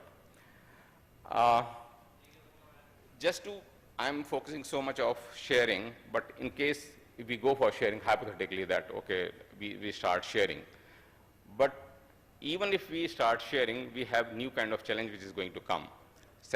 And that is that suppose all the towers, if we agree that, okay, all towers will get shared among all the operators, do we have the space available on the towers or not? It's not. So in case if the tower is getting shared, somebody has to put at X height, then other has to compromise, either they have to go above or below the same height. So we have to ensure that we have to have some solution to overcome how we can ensure that the same infrastructure is getting shared and we are able to serve all the telcos the way they want to have their radio network. If the tower heights, if the antenna heights are different, then one or the other operator has to compromise on their radio planning. So there are 2 ways of overcoming this particular solution. One is the deployment of a small cell, which for 5G basis, it is a very small, low power wireless transmission, which can serve and give a very specific kind of requirement from a latency perspective and from a capacity perspective. A small cell of low power can, give a coverage of 70 to 80 meters in very dense urban, because most of the small cell deployment will happen only in urban to start with. And a high power will, serve you around 200 to 300 meters in a very dense urban area. On the rural, it can go up to 1 kilometer, but the kind of deployment which is going to happen is in urban-centric only, and which will, able to serve the kind of application which you want to have, which is IoT devices, connectivity, automobiles, robotics, AR and VR. And just to tell you, we are one of the India's largest neutral host small cell providers. We have around 4,000 sites, and we are going great guns month on month and doing a lot of small cell deployment all across India. We are present around 300 cities. Now, this is what is already happening, but now the new thing which is going to happen is shared RAN. So you must be heard that the sharing of RAN is happening, but it is on a bilateral arrangement.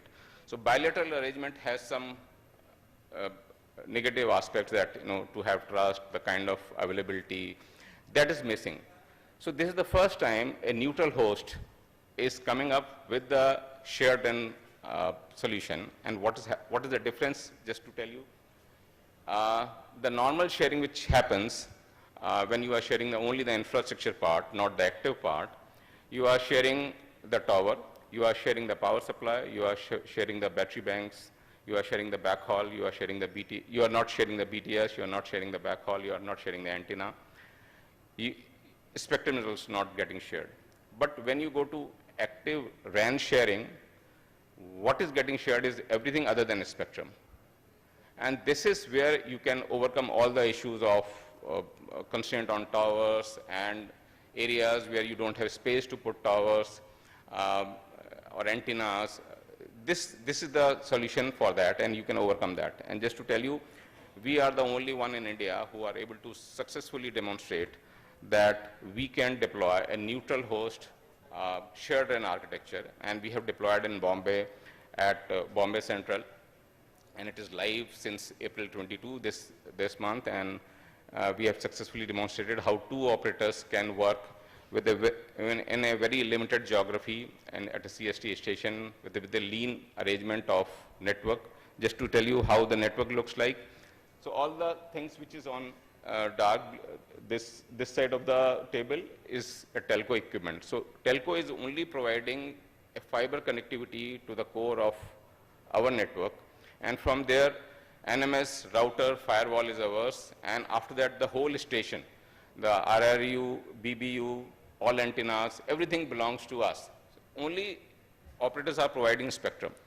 So you can see that 2-3 operators can come on this particular network without only by giving a single port of fiber in their core network. So the kind of, if you see the deployment, this is the photos of Bombay Central, that you can see that only 2-3 antennas which are being placed, and it is serving all the opcos in that.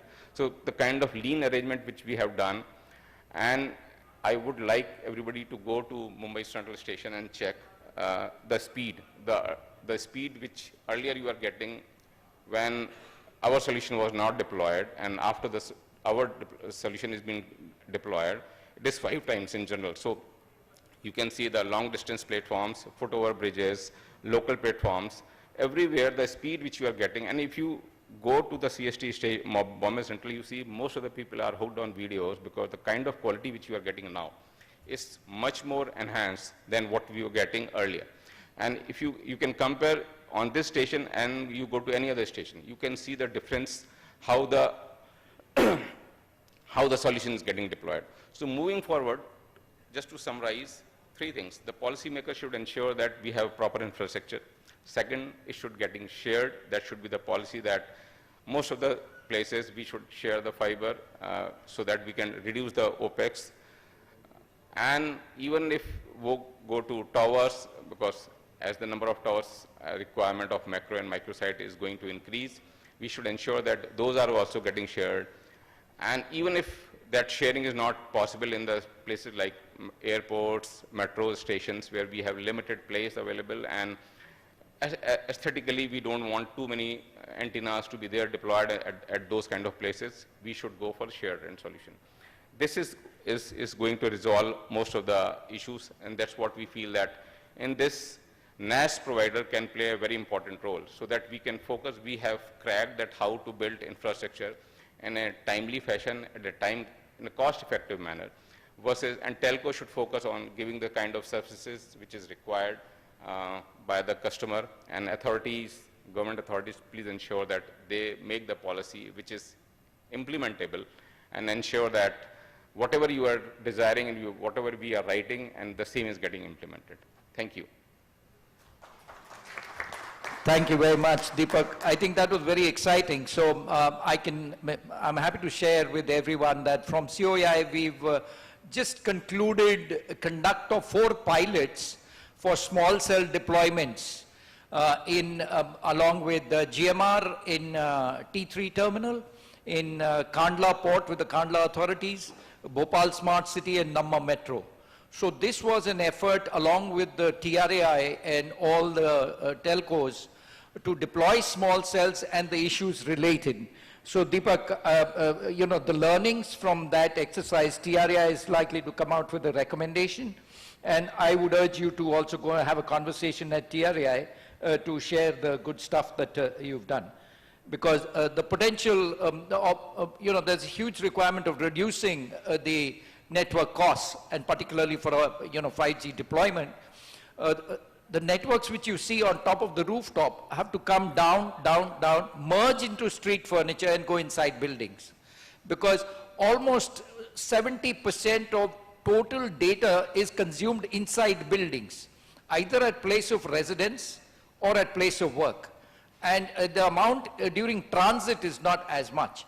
So a huge amount of importance to small cells as well as in-building coverage. So that's important. Thank you very much. And with that, we come to the last speaker we have with us is Kishore. And Kishore, he's the business head for Spirent for APAC. And you know, one of the things is a leading test and measurement company. So typically, if you can measure something, you can deliver that thing. And for us in the telecom world, test and measurement is very important. And the recent mandatory testing requirement again to deliver quality of service, the government has come out with the MTCT scheme, which is for all the equipment going into the networks have to get a certification for conformance, performance, and interoperability. So happy to hand over to Kishore to hear what he's going to share with us. Over to you, Kishore. Perfect.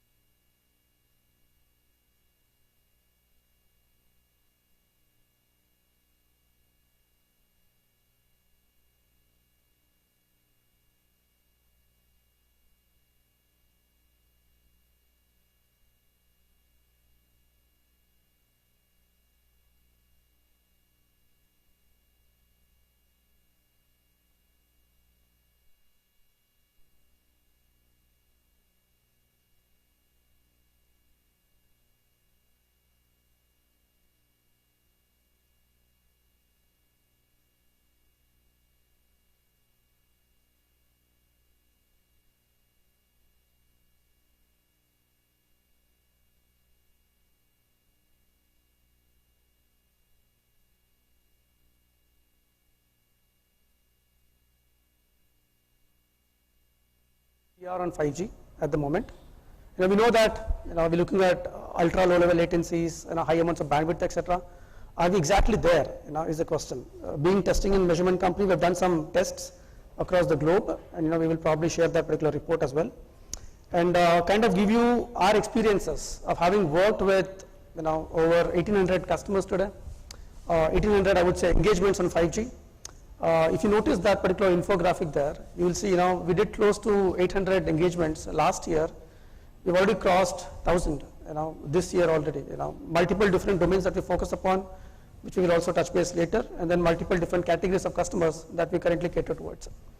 We are industry leading solution providers for testing on the 5G, and also being recognized by multiple different awards that you generally see there.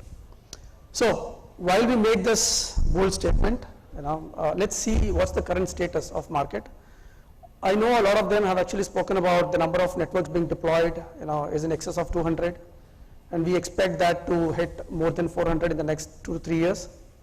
We're also talking about SA and SA that we spoke about yesterday, right? Less than 10% of the networks today are running on SA architecture, which means they'll have a completely new radio, completely new 5G core against NSA, which means a new radio on 5G.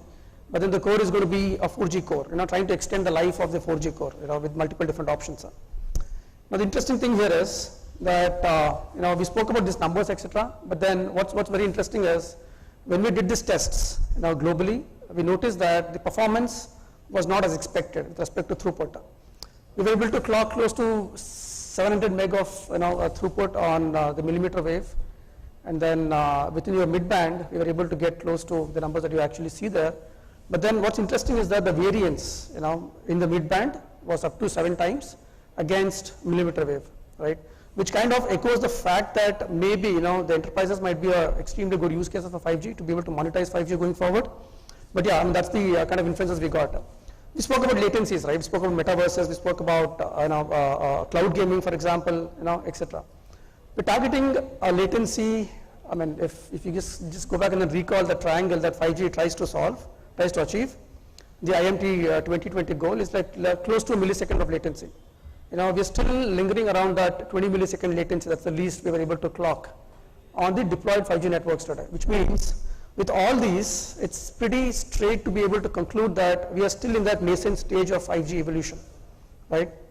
Now, there are two ways of looking at it. Why are we in that particular stage? The first thing, maybe because of technology. The second thing can be maybe because of the industry itself, right? So let's look at the technology perspective here, right? We spoke about thousands of devices that we already have, right? We spoke about multiple different ways of deploying, etc. But then consumers, when you start switching on 5G, with all the trial networks what we've done so far, the experience was not completely astonishing. Like, okay, I mean, we were able to get some good amounts of throughput, but then not something that 4G couldn't deliver, right? And then since we have multiple ways of deploying the networks itself, 4G and for 5G, for example, we have containers, we have orchestrators, we have AI-driven, ML-driven, etc. It's getting more and more complicated, right? 2016 was when we did the initial presentation with some customer in India on 5G. Beginning of 21 is when we started talking about security in 5G. That is when people started realizing the importance of security in 5G as well. Which means now a lot of testing is being done, emphasis is being laid upon on security, and we do see a lot of requests coming into the company on testing security as well. As the speakers have actually pointed out, lawful interception, security within 5G, network slice security, private 5G, NPN networks, for example, unless they are completely secure, this migration happens, maybe a little later. That's from the technology perspective, right? Now, why is this actually lagging behind? It's like a chicken and egg problem, right? That's because we feel that the industry demand is still not there, right? We spoke about metaverses, for example. Metaverses is expected to hit the industry on a full-fledged fashion only after 27, 28 timeframe, right? So we don't have the demand so that we're able to create the technology to be able to meet that particular demand, right? Today we're focusing mainly on bandwidth, and that's where you see the entire graph being populated upon. But having said that, a lot of investments have been done here already. Industry players have been contributing significantly. A lot of testing is being done and is being completely done to be able to meet those needs. When we talk about this cloud gaming, AI, etc., it takes close to 10 milliseconds for us to comprehend the respective image, between your eyes and then your brain. Which means if you have to have that seamless experience of gaming, for example, metaverses, for example, having those multiple different avatars, you need to hit that sweet spot of 10 milliseconds latency. If not, it's not going to be a seamless experience, right? So we feel that due to these multiple different factors, what we actually spoke about, maybe we are still in that nascent stage of evolution. If you do a simple Google search on Spirent 5G benchmarking report, we did a study at the beginning of this year. We got multiple different respondents give us their feedback, operators and manufacturers, etc. The first question was, would people actually embrace 5G? The question is obviously yes, to be able to harness the new revenue streams. The second question was, what would they typically go back and then rely upon? Is it going to be a network built by a single vendor or multiple different vendors? The answer was more than 70% said that they would typically go with multiple different vendors, right? Now the challenge is, since we come from that particular background of testing and measurement, we noticed that back in 4G days, it used to have probably one single vendor or two different vendors depending on circle to circle. It used to have a predictive number of cycles of software releases and testing as well. But with 5G, I think Sandeep, I guess, now we spoke about the core being one of the important differentiator across multiple different operators on a 5G. And today operators have flexibility of choosing multiple different vendors to deploy the exact same core with the differentiated services, as been depicted there as well. With that, what happens is that the number of testing cycles have actually increased significantly, at least 1,000 times. One comment that we got from an operator, a leading operator in Australia, was that the number of test cases that we run on a 5G network today, is close to 60 times a month per function. And imagine 5G today has close to 26 functions, 26 different cloud native network functions. And that's the amount of test cases what you typically run to be able to validate and certify a respective node before it is ready to be deployed on the live network, right? One more trend what we've actually seen is that in the past, operators used to rely upon the performance benchmarks testing done by the manufacturers, but of late we are seeing that operator itself having their own internal lab, okay, to be able to do the same kind of testing. Second thing is they're also setting up something called as a pre-production lab. So you have a lab, a fully dedicated lab with all multiple different vendors, functioning in tandem, etc. Next, you also have something called as a pre-production lab, wherein the kind of test cases that we talk about, as there was a comment made, right, a lot of data gets consumed indoors, that is maybe at home, maybe in the offices, but that's data consumption. But imagine what happens during the transit between your home to your offices. Data is not consumed, but then you start seeing a lot of control plane signaling happening, okay, in that transit. So what we do is, when you try to measure, the performance, this pre-production network that is being set up these days is trying to replicate those real-world scenarios into the luxury of a lab, right? And that is where we play a very important role there as well. Now, to be able to ensure that there is this parity between the kind of test cases you execute in the lab, and then you start resonating that along with this kind of test cases, what you typically do within the live network as well, a continuous testing approach has to be definitely involved.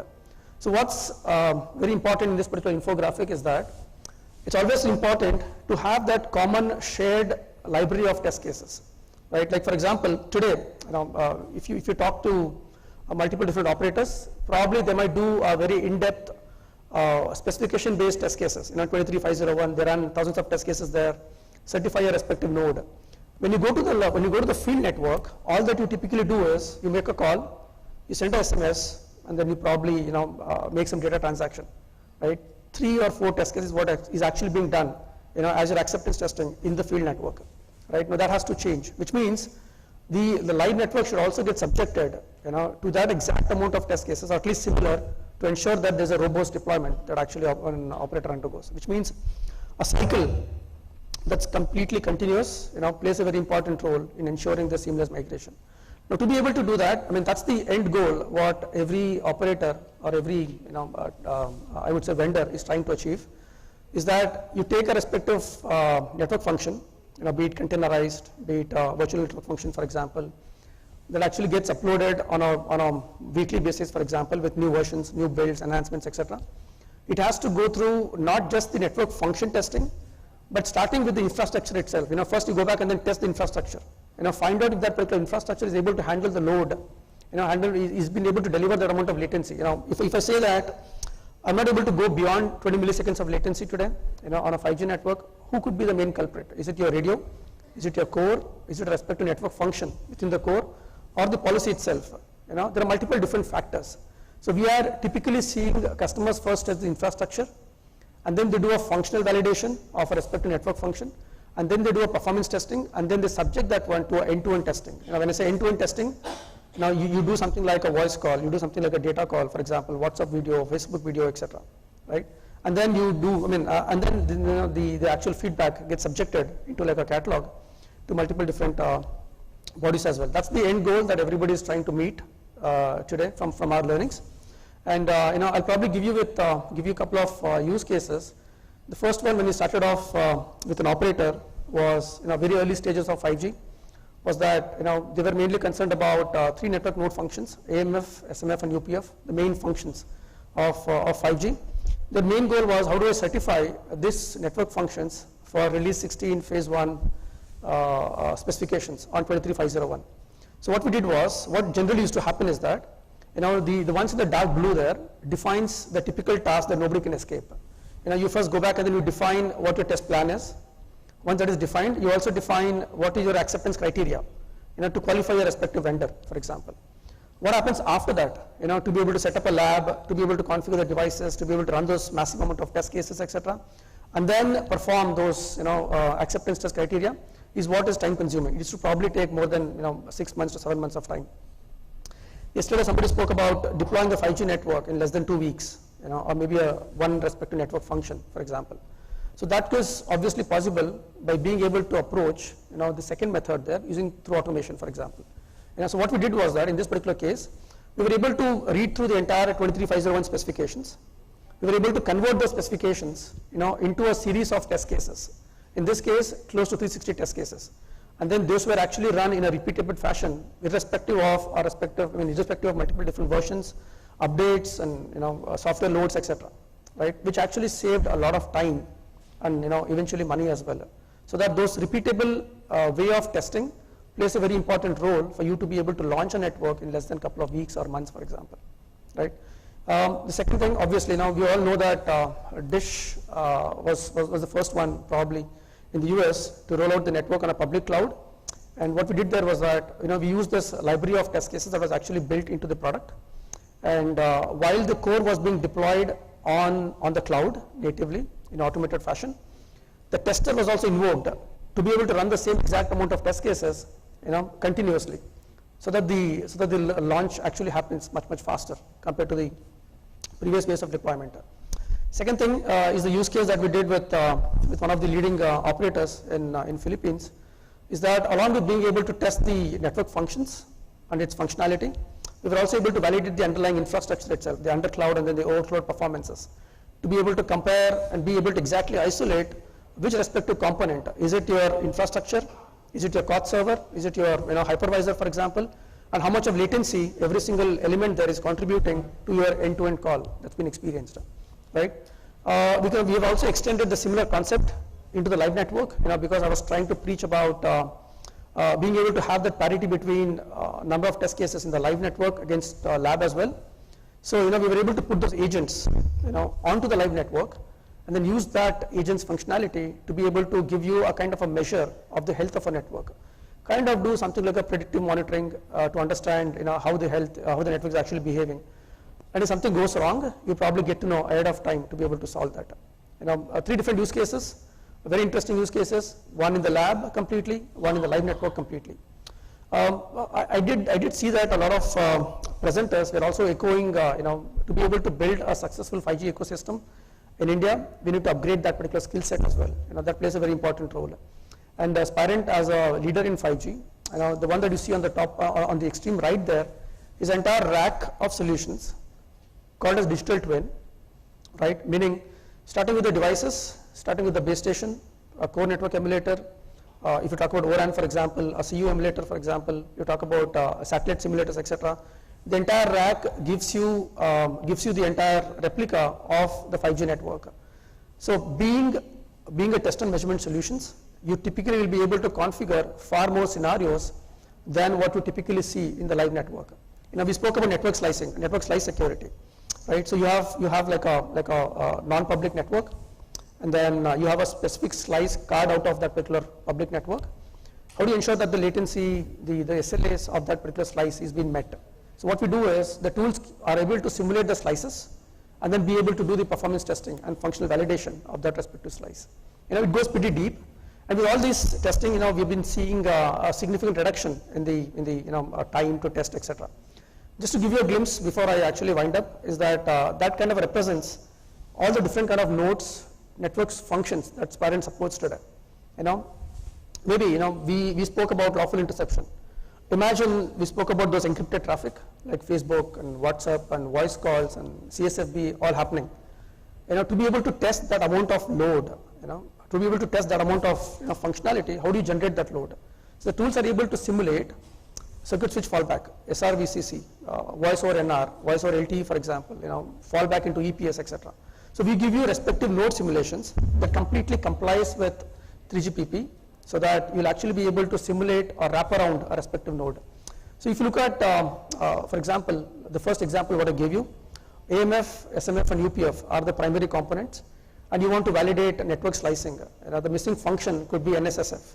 In that case, the tool will be able to simulate NSSF, and then ensure that that respective slice functionalities, your slice descriptor, slice type, etc., can be populated into your AMF. Accordingly, the UPF selects a respective slice and stuff like that. So it goes pretty deep on the kind of use cases what the solution actually provides. So we have seen, we have actually put certain numbers to this with respect to the percentages. There is a race for sure for 5G. Everybody wants to roll out 5G. And what actually helps for you to be able to roll out 5G successfully is to try to utilize that amount of, I would say, experience what multiple different companies have done. We kind of seem to be in a perfect spot right now, because you'll be able to reutilize the existing same amount of test cases. You don't have to go back and then certify the 23501 experience what we carry, what we actually bring along, after having been worked with multiple different vendors across that we saw, can play a very vital role in rolling out faster 5G as well, right? And every node that you saw in the previous slide complies with the specification of 3GPP, which means that it's completely vendor neutral. As long as any vendor claims and that he supports this respective specification, the interoperability should work out of the box.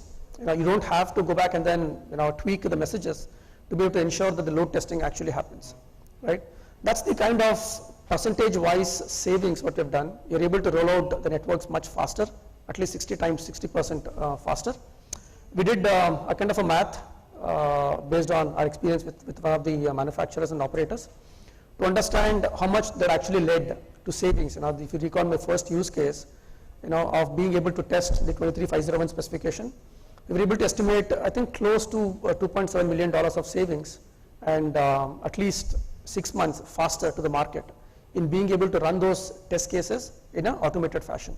So we provide those automated packages, that will help you validate our respective network functions, right? Today's focus is actually on 5G. The amount of time what we have is just not sufficient for me to go back and then talk a lot about what 5G has to offer, what Spirent has to offer. We have a booth here. You'll probably be able to spend more time in detail once you drop by later. And 5G is not just one solution that we actually cater towards. There are multiple different domains that we play our role in. Wi-Fi, SDN, we spoke about transport, etc. So we have solutions that are able to cater multiple different segments of the 5G network. 5G is like a cream of the underlying other supporting technologies as well. All your SDN, NFVs, they all act like a supporting technologies to enable 5G, right? So multiple different domains that we play upon. We'll probably have a chat later to understand more on 5G. That's my last slide.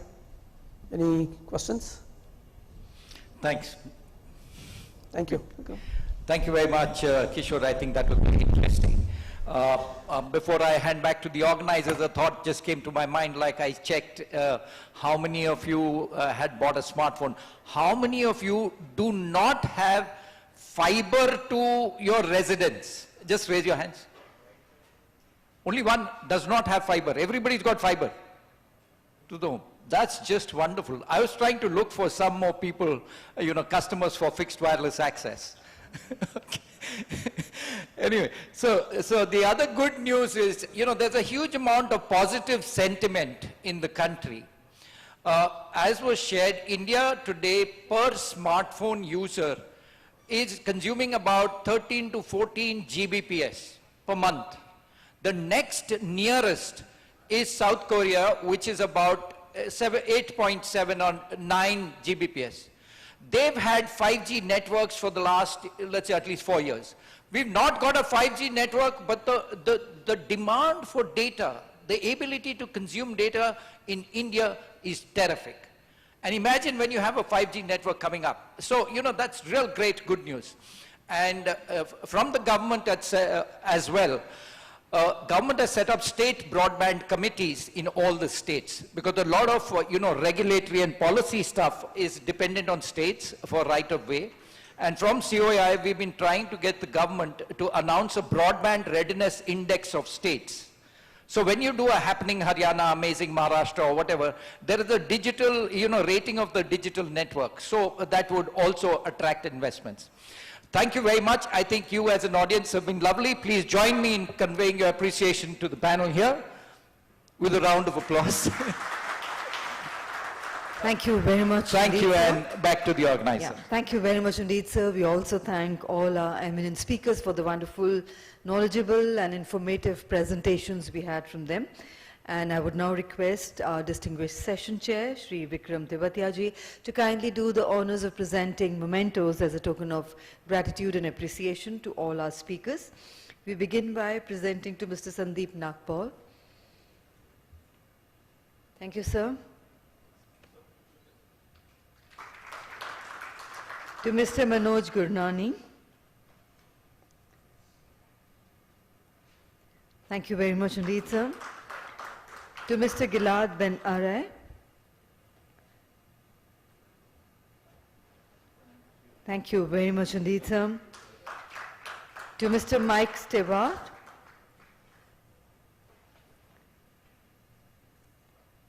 Thank you very much indeed. To Mr. Deepak Saxena.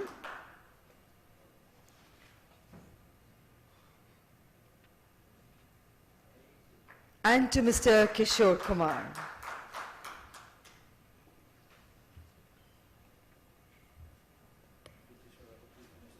Thank you, Mr. Tewatia, for doing the honors. I would now invite Mr. Shashidharan, Managing Director, Bharat Exhibitions, to present a token of gratitude to our distinguished session chair, Shri Vikram Tewatia, Deputy Director General, COAI.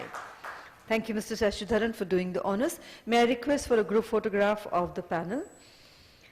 And ladies and gentlemen, we will now take a quick 15 minutes tea break.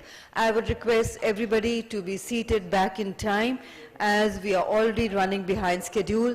And today we need to conclude our sessions in time, as you all are aware of the traffic restrictions that are going to be implemented later in the evening because of the Central Vista inauguration by the Honorable Prime Minister today. Thank you. And kindly be back in time for the next session. Under pressure. In 15 minutes. Productivity stalling. If you can make it 12, Opportunity but 15 is the latest. We would like all unequal. of you to be seated back. Thank you. Technology is central to the answer.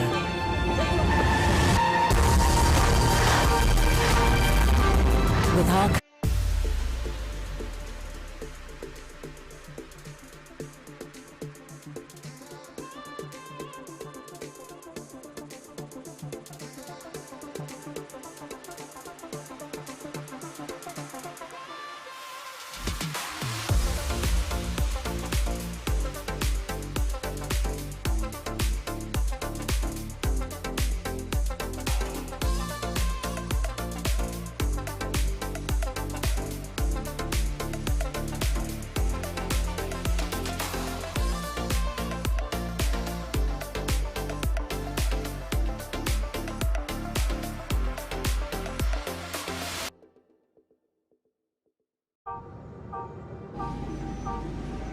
The world is facing fundamental challenges. The planet under pressure, productivity stalling, opportunity stubbornly unequal. Technology is central to the answer.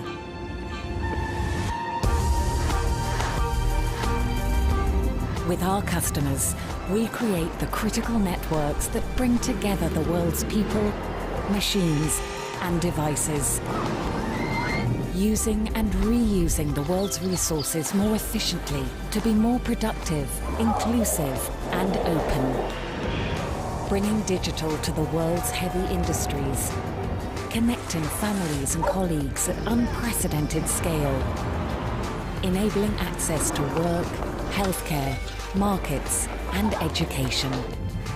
Sensing and acting in real time, helping the world act together.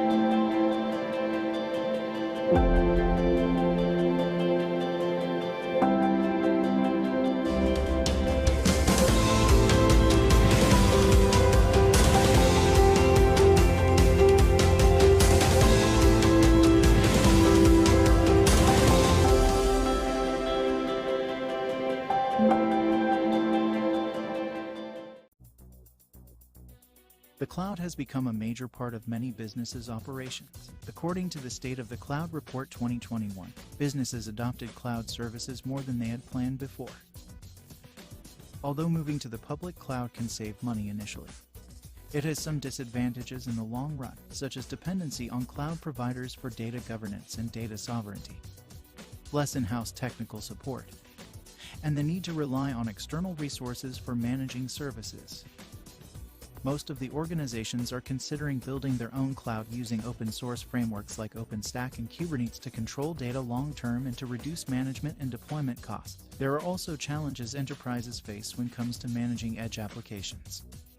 Network configuration, deployment of any workloads, vendor lock-ins, application rollout, and more. Courage, a revolutionary cloud and edge computing platform for orchestration, applications, and infrastructure management help you with its product Cirrus Cloud Platform and Cloud Compass. Cirrus Cloud Platform by Courage is an OpenStack and Kubernetes-based software platform that provides services for managing the cloud environments. CCP is software on top of bare metal, servers, or any data centers. Manage Kubernetes clusters across public, private, hybrid, and edge clouds with Courage. Cloud Compass helps to manage clusters remotely, manages network configuration, application rollouts, and more. Courage works for many enterprises like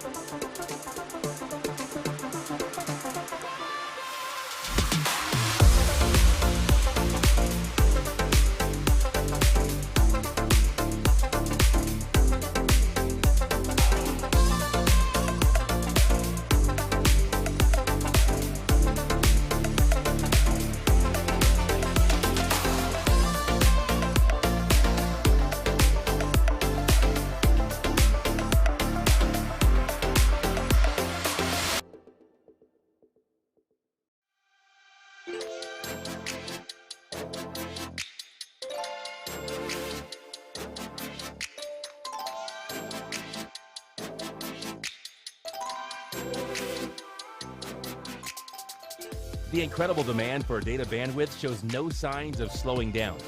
5G millimeter wave has performance targets that will transform fixed wireless access technology. Fixed wireless has traditionally been used to deliver broadband services to underserved rural markets. However, with the gigabit data rates that 5G millimeter wave will bring, global service providers will be able to either complement or replace a number of legacy internet access technologies into urban and suburban markets. With challenges of propagation losses in higher density locations, network planning will heavily rely on a 5G millimeter wave device that will deliver the performance capabilities of a 5G millimeter wave network. The autonomous intelligent steering antennas will adapt to an ever-changing environment and will continually locate the strongest signal to deliver ongoing reliable gigabit services to the premises and avoid repeat site visits by the technician. The Aurus AI connects wirelessly.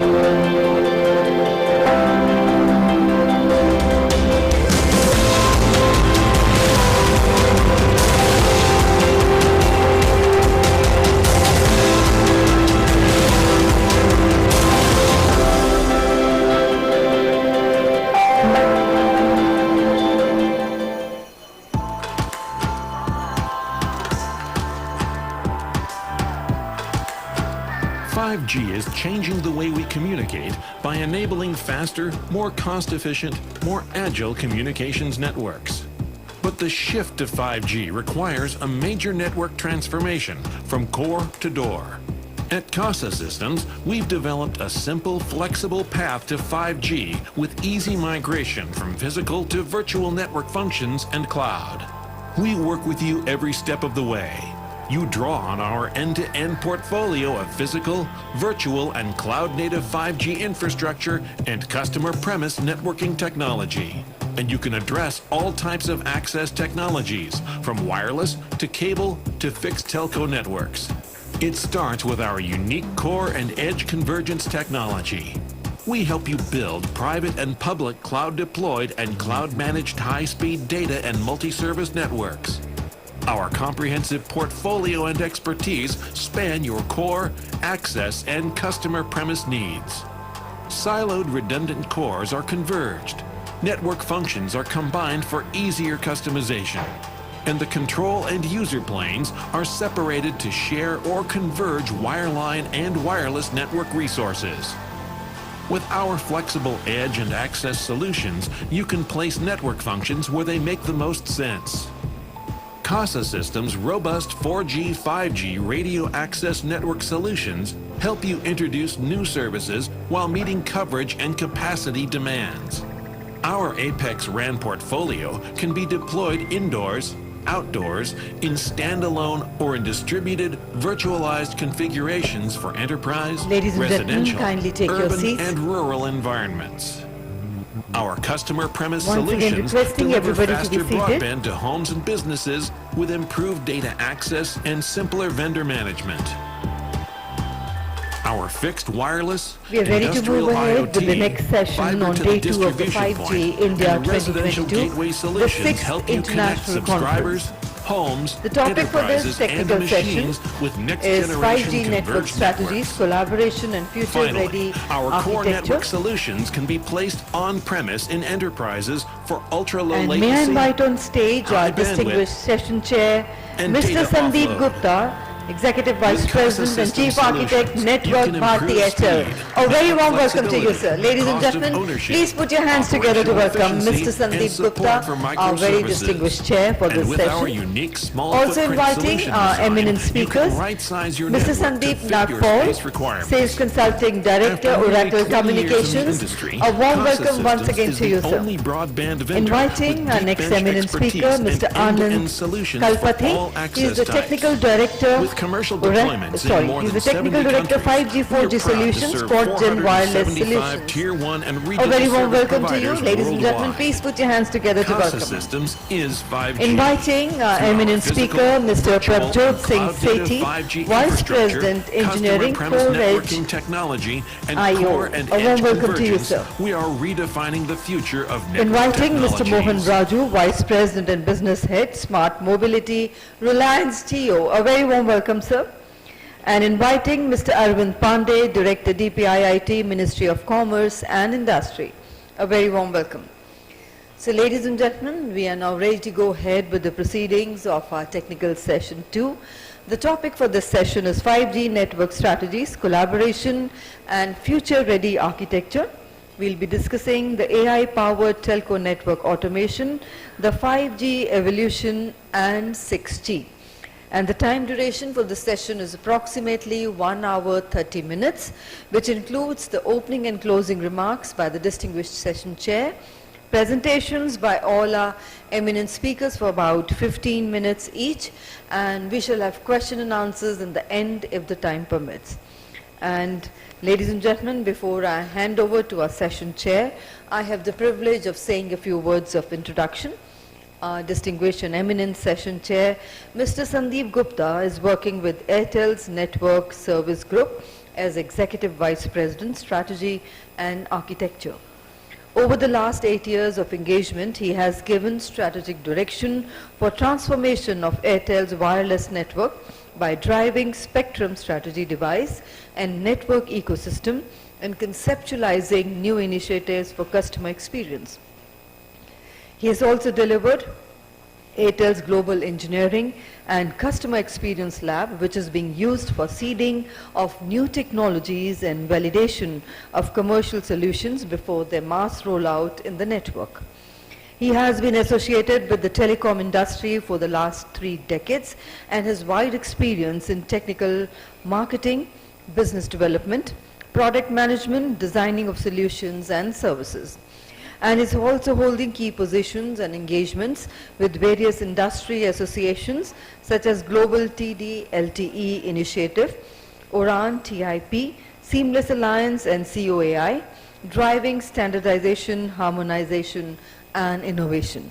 And ladies and gentlemen, with those words of introduction, I hand over to a session chair. Over to you, sir, for your opening remarks and to carry forward the proceedings. Much. Good afternoon, everyone. It's my pleasure, along with my fellow colleagues, to be here, to be part of this discussion. And I'd like to congratulate Sashi and Bharat Exhibition for having this event, which is so apt at the time we're almost at the doors of 5G launch in India. So I'm sure that all of you carrying 5G handsets are looking forward for 5G services, and we at Airtel are working towards making sure that we get the 5G services very fast to our consumers.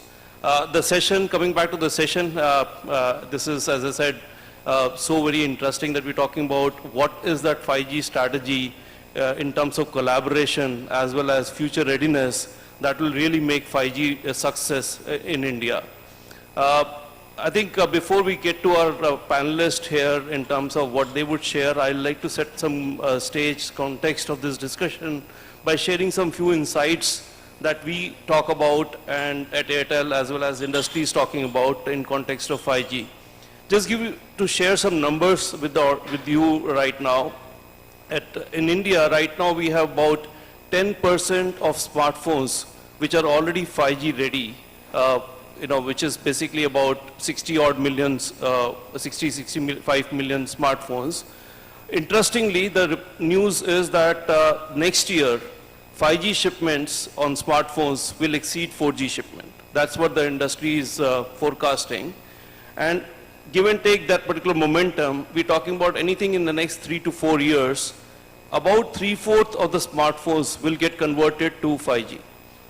So this is like a roadmap that we already are seeing in terms of 5G smartphones will pick up. Obviously, the network rollout, we talked about how we, as TSPs, how we at Airtel are planning to launch or roll out 5G aggressively. What this means is that as the networks are there and the devices are getting ready for 5G and new smartphones come in, we project that the traffic on 5G networks or overall traffic will increase by almost 3 to 4 times from where we are today. Because another contributor that we've seen globally is as 5G gets launched, the consumption also increases because you get better experience, you tend to use the network more, and then there are more replications. In South Korea, what we saw was in 3 years, with only 30% of smartphones converting to 5G, their 5G traffic was already exceeding the 4G traffic, which basically is I would say, forecast for us that going forward in next 3 to 4 years, we certainly will see a 5G traffic will much more as compared to the 4G traffic. Overall traffic will be maybe 4 times, which means that we as industry have to prepare not only for launch and rollouts, but in terms of keeping up the capacity of the network in line with the traffic that is expected to happen. We saw the deluge in 4G, and we saw that how we as an industry, along with DOT with its right policies, helped in getting the spectrum. But the same thing will need to be taken cognizance of when we're talking about 5G. It's not that we can just be saying that we'll launch 5G, but we have to be ready with how 4G traffic will move towards 5G, how networks will move or network capacity will move towards 5G. And this is what I think we'll all talk about, and we'll love to hear from our panel as to how the networks can be agile, how the networks can be configured in the manner that all the 4G investments, whether they have been the spectrum or on the radio side, on the core side, can be leveraged as the 5G traffic picks up and really becomes another deluge of data in the next 3 to 4 years time frame. The second part of news is that we certainly see a lot of applications, especially on the B2C side, that will come up, which will be something different from what we have seen in 4G. Just to share with you, what we are seeing is immersive experience will be a game changer in the way we are engaging with the videos. It will be whether you call about AR, VR or XR, but I think beyond that there will be more role of cloud gaming, cloud computing, which will be a very different ball game in terms of technology. And for that, 5G is one enabler, but it will be also be augmented along with a very different type of network architecture that you would have heard about, which is about edge cloud. That edge network, that MEC network will play a very important role, and we'll obviously love to hear from our panelists here as to what they are working towards on this side. The third part is in terms of the applications coming on B2B, where we've been talking as an industry that how we as a $3 trillion economy grow to a $5 trillion economy, and there the big piece will be how we enable and how do we really make our industries more competitive in global landscape. And that will come through a lot of transformation of enterprises and industry, what we call it through private networks, where we certainly see our industry to move towards more automation. They did that in the front end in the 4G era. All the industries really had a good front end on using 4G as a technology, but that was more front end towards the customer. Now is the time that the back end can be transformed and digitized, and that will happen through private networks. And this is where we see 5G, smart networks, the edge cloud, and AI ML techniques really bringing our industry to the forefront, where they really can be very confident of make in India local, but for global markets. So I think with these three perspectives in terms of how we see the data grow because of smartphones and the consumption, how do we see the new applications which will need a very different type of network architecture, and the private networks which will really help our industries to grow and be competitive. We get into this discussion with the more, I would say, thoughts from our panelist here. And for that, I would like to invite, first of all, Sandeep Nagpal. And while he's getting there, I'll talk about a few words about him. You would have heard him in the first session as well, but Sandeep is a sales consulting director with Oracle. He's 25 years of rich experience in telecom and IT, delivering complex transformations, technology transitions, innovations, and delivering high-impact strategies. Sandeep has a strong track record of beating business goals and improving efficiencies, working with cross-functional teams. And he'll be sharing his views on a future-proof blueprint of 5G. So Sandeep, over to you. Thank you, Sandeep, for the introduction. Good afternoon, everybody. I'm Sandeep Nagpal from Oracle Communications. A real privilege to be part of this distinguished panel and share my views on this particular topic. I actually agree with the comments which Sandeep rightly mentioned. I mean, as an industry, all of us are eagerly waiting the launch of 5G services, which are expected around the corner. And it is a big shift, right, in terms of the technologies which are going to change as we evolve from 4G to 5G, right? IT industry, if you look at how IT industry has evolved, they were the first ones to kind of adopt technologies of AI, ML, autonomous. So I think even the telco industry cannot be left behind. Oracle has been working on a vision of an AI-driven autonomous core, which means that the way the core was designed, planned, operated in the past is going to change in the future. So we are working on a complete analytical suite, which is going to help our customers achieve that kind of vision, and it will also complement the offerings which they already have today. So we don't believe that this change will happen overnight, right? But we are working offerings which is going to complement. So we have been working on this initiative with multiple operators across the globe who are kind of the early adopters of the technology. So I will share with you what the vision is all about, what the suite is all about, and how operators in India who are going to launch 5G can actually benefit from these kind of technologies. So to start with, I will share some insights. Why is automation in the 5G core of the network going to play a critical role in the overall telco transformation? So Oracle, along with analyst Omdia, we did a survey, across the globe with some of our leading customers, the C-levels, and we tried to find out, how critical is automation as a part of their overall strategy. And with no surprises, I think 92% of them responded that, they actually have this as an integral component of their overall strategy. They are focused teams in each of these organizations. So whether it is for the analytics, whether it is for the automation, AI, ML, to drive some kind of new innovations, which is going to kind of make them ready for the future, make their networks ready for the future. So in the morning, I talked about the kind of scale, the kind of exponential growth of data which is going to happen. To manage that kind of a scale, you need to have a lot of automation built into your network. Otherwise, traditional methods will not suffice. So we need to build automation, and it is going to have direct business impacts, because anything you do is supposed to have direct business impacts. So what these executives told us is why they believe automation is going to be important, because number one is going to give them a lot of operational savings, right? To manage this kind of a network, they have to reskill a lot of their staffs, right? It's not going to happen overnight. But if you have this autonomous capabilities built into a network which can help them to plan, to operate, to upgrade their networks, right, the way we are used to in the IT world, it makes life much more easier, and it actually results in a lot of savings from the business side. Second is on the experience improvement. Now there's a huge amount of data, about subscribers which is going to be generated, which is generated even today, right? If using AI ML, we can tap into that data and enrich the customer experience, in an automatic closed loop fashion, I think that itself is going to generate an enormous differentiator for that operator, that he is actually providing a much better customer experience vis-a-vis the other operators. So that's a second business impact, which is not easily quantifiable, but I think it's a big differentiator for any operator. And the last one is on the revenue increase, right? We talked about in the earlier sessions, and we heard a lot of panelists talking about, new revenue streams being generated from 5G, particularly on the enterprise side, right? Because unlike previous technologies which were focused on consumers, 5G is actually going to go for enterprise market as well, right? Which means a new revenue stream.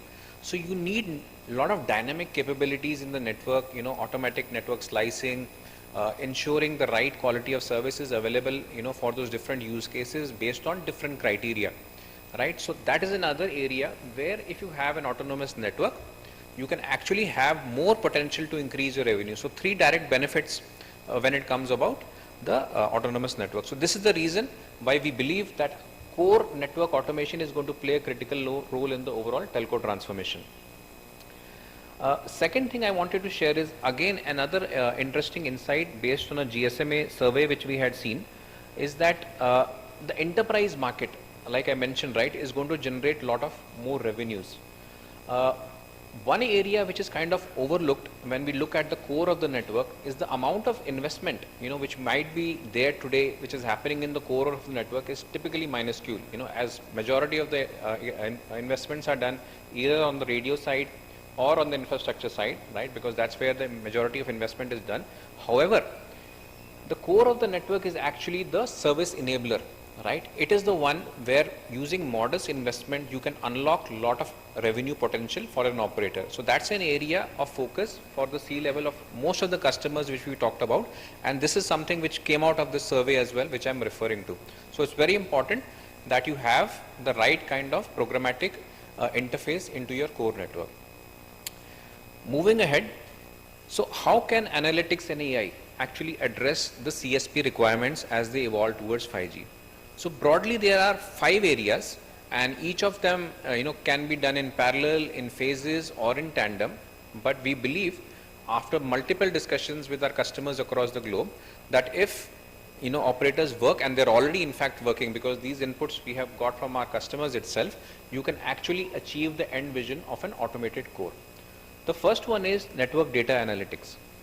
Now we know even today, right, all the operators will have either an in-house network operation center or an outsourced network operation center, where they are using the existing processes, kind of managing or operating a network, right? So there are traditional tools meant for assurance, which ensure the right quality of service, the right performance, the right coverage, etc., is kind of ensured even today.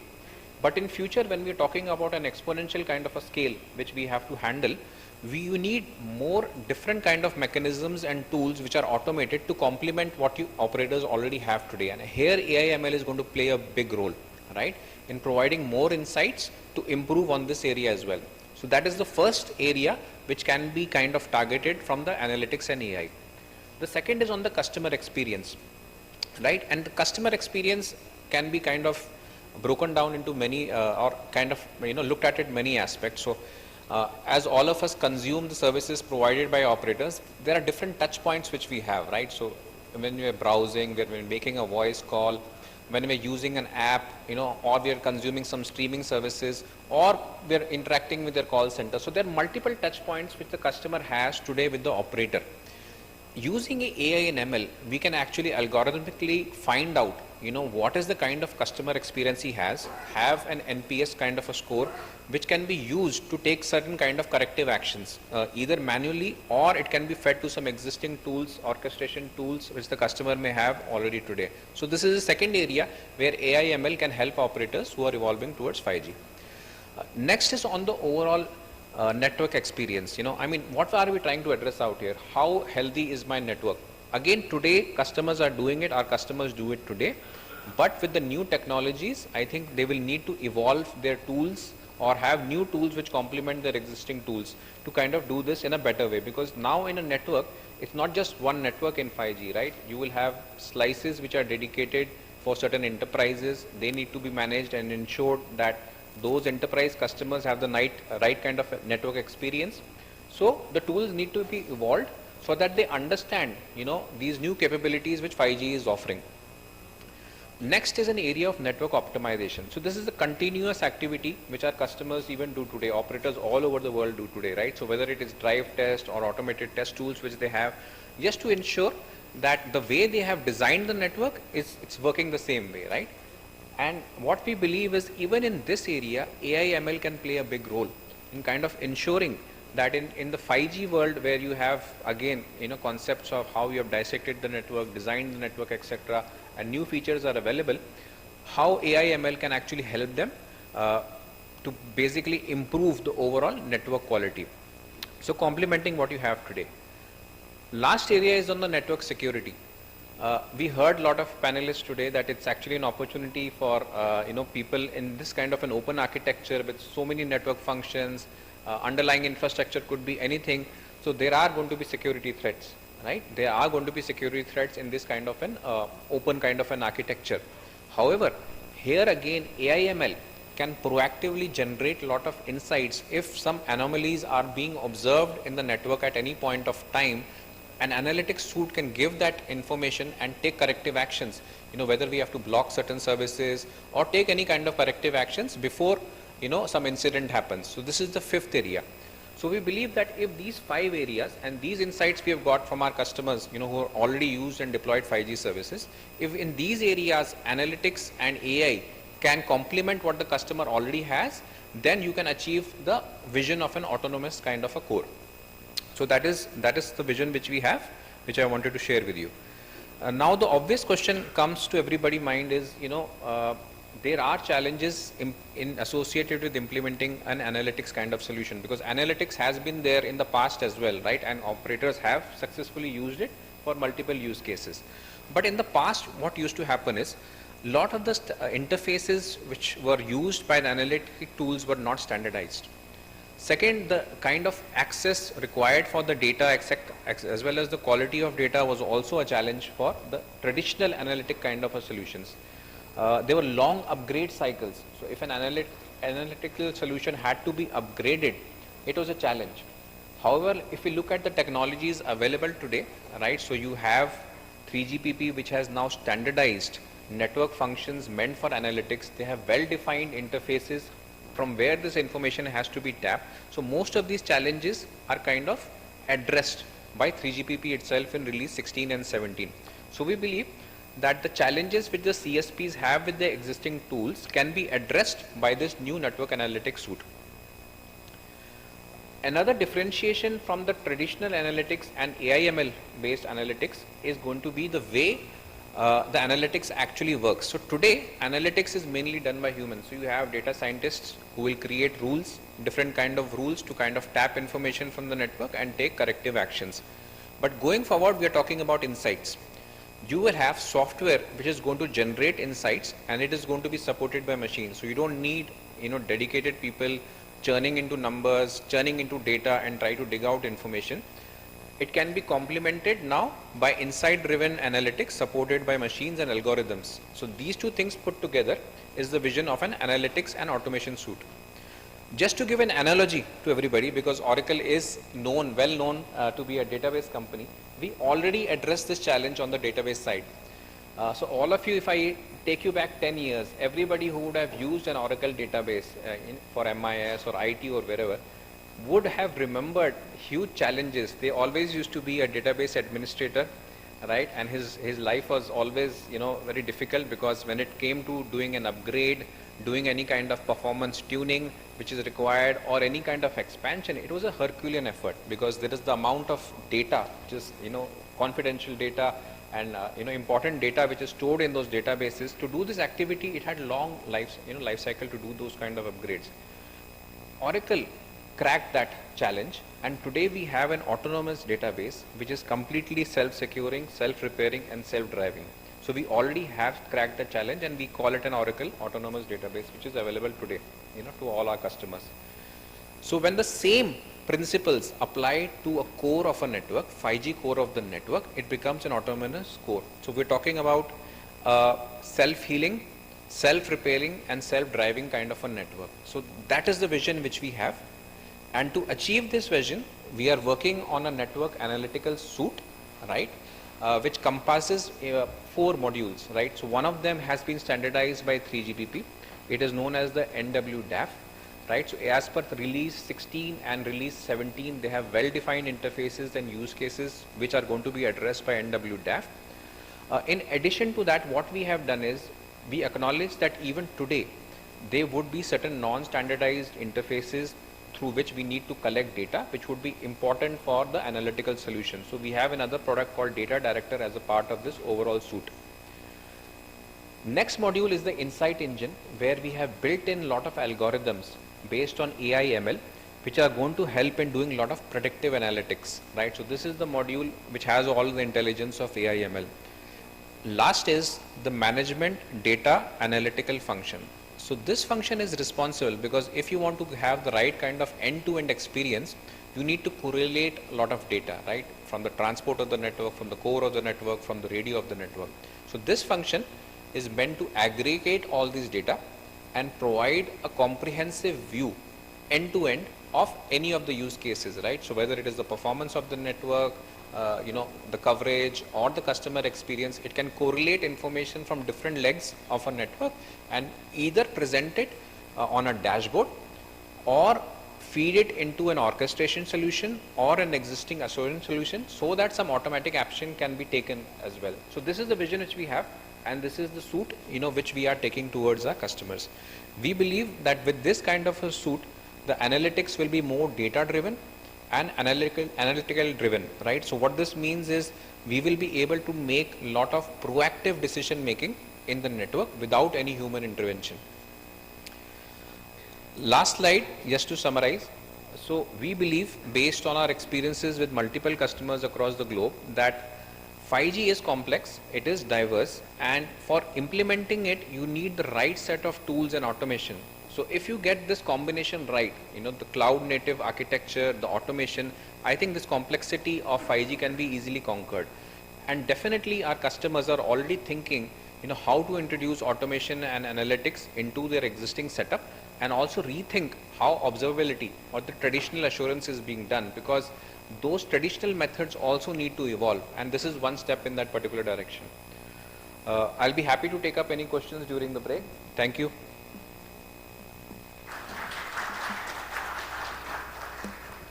Thanks, Sandeep. I think you very well brought out the intent-based analytics and automation is the key for making sure that we get the experience right at a minimum operational cost, and obviously monetize this going forward. I'd like to invite Mr. Anand Kalpati.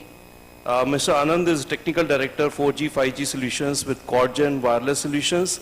He has 15 years of rich experience in telecom industry. Anand has been solution architect for digital private network solutions and has played important role in statewide fiber networks in Andhra Pradesh, Bhubaneswar Smart City project, SDN NFV based private cloud networks. Anand will be sharing his views again on future-proof blueprint of 5G. Over to you, Anand. Thank you, Sandeep Gupta ji. A very good afternoon to all the my co-panelists and all the industry leaders and experts sitting here. It's indeed a pleasure for Quadgen Wireless Solutions to be part of 5G India 2022 and showcase what skills and expertise and exposure we bring in the 5G domain as a master system provider company, as a system integrator company, which we have been for the last digital decade, supporting our customers in AT&T, Verizon, T-Mobile in the United States. We want to bring that rich experience that we have and to showcase it for 5G India as a solution. So briefly, my talk today will be about digital private network solutions and what are the key industries in which the digital private network solutions can be enabled, and what is the end-to-end architecture of digital private network solutions will look like in these industries. Firstly, I'll just start about a brief introduction about what we do as a managed service provider or a system integrator company, and then I will move into my presentation. So we as Quadgen have a digital decade of experience in managing 3G, 4G and now 5G networks in the US for the last 14 years. We do design and deployment, build, system integration, integrate and test, and also operate and maintain. And also we have an in-house software development team which works on network performance monitoring and SON platforms, which is very relevant to what Mr. Sandeep was talking about, the NWDAF function, which is very relevant in the 5G era as the number of cell sites and the number of nodes is going to increase a lot. And as a service perspective, Quadgen services are in the network design, network integration, network engineering services, performance services, optimization services. So we bring in this full suite of services to the telcos, as well as to enable them to be a digital telco, and also to the digital private network segments. And we have domain competencies in those verticals of 4G, 5G, IP/OTN, in-building solutions like small cells and DAS, because we have done a lot of in-building solution deployment design based on our design experience and tool experience for in-building, and IP/OTN networks and DWDM networks, and also data center with cybersecurity. So this is the model in which that we would like to position ourselves moving into the 5G era for India. So moving towards my brief talk on 5G digital private network solutions, I would like to talk about the 4 industries where the end-to-end architecture will look like in the utility segment, in the transportation segment, multi-tenant enterprise building segments, and also oil and gas segments. So if you see here, this is what an end-to-end digital transformation of an electrical utility company will look like. So right from the access layer, where you have the AMRs, the automated meter readings, you have the FWA, you have the fixed broadband connections at every house, and then moving towards the distribution operational layer, you have all the SCADA elements in the distribution operation layer, and you have IP/OTN elements which will enable these SCADAs to provide the connectivity solutions, and you have access points, and also you have a lot of IoT gateway sensors at the distribution, as well as the substation layer, as well as the core and the headquarter operations layer. So at each of these layers, we can enable a full-fledged 5G solution using the 3.5 gigahertz band with an RF channel bandwidth of n into 20 to n into 40 megahertz. And also, we can also use it in conjunction with Wi-Fi 6 as per the 3GPP standards in licensed access mode, where you can have both the Wi-Fi and the 5G channels put together to provide high capacities. So these are the kind of digital transformation that will happen in the electrical utility in the distribution, substation, and the core and the headquarter operations layer. Now, the IP/OTN section, where the data has to traverse from each of these layers, surely has to be upgraded to a n into 100 to n into 400 gigabits of speed of DWDM rings. And this n into 100 and n into 400 DWDM rings will enable the 5G infrastructure on each of the layers of distribution, substation, and operations. If you see here at the core headquarter operations layer in electrical utility, you can also enable 5G services like smart parking. You can have small cells in building at the headquarter building. You can have smart kiosks, and you can have smart parking facilities also. So all these smart application enablement and smart city based application enablement can be enabled in an electrical utility company. So this is the digital transformation of electrical utility. Moving ahead, the other example is digital transformation of metro rail networks.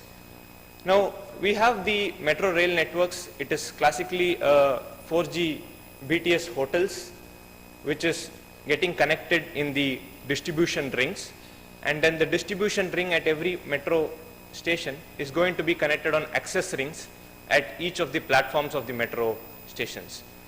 Now this 4G base station or the BTS hotel can be improved and enhanced with capacity with 5G base stations, 5G enablement, and the same architecture of distribution to access layer can be realized.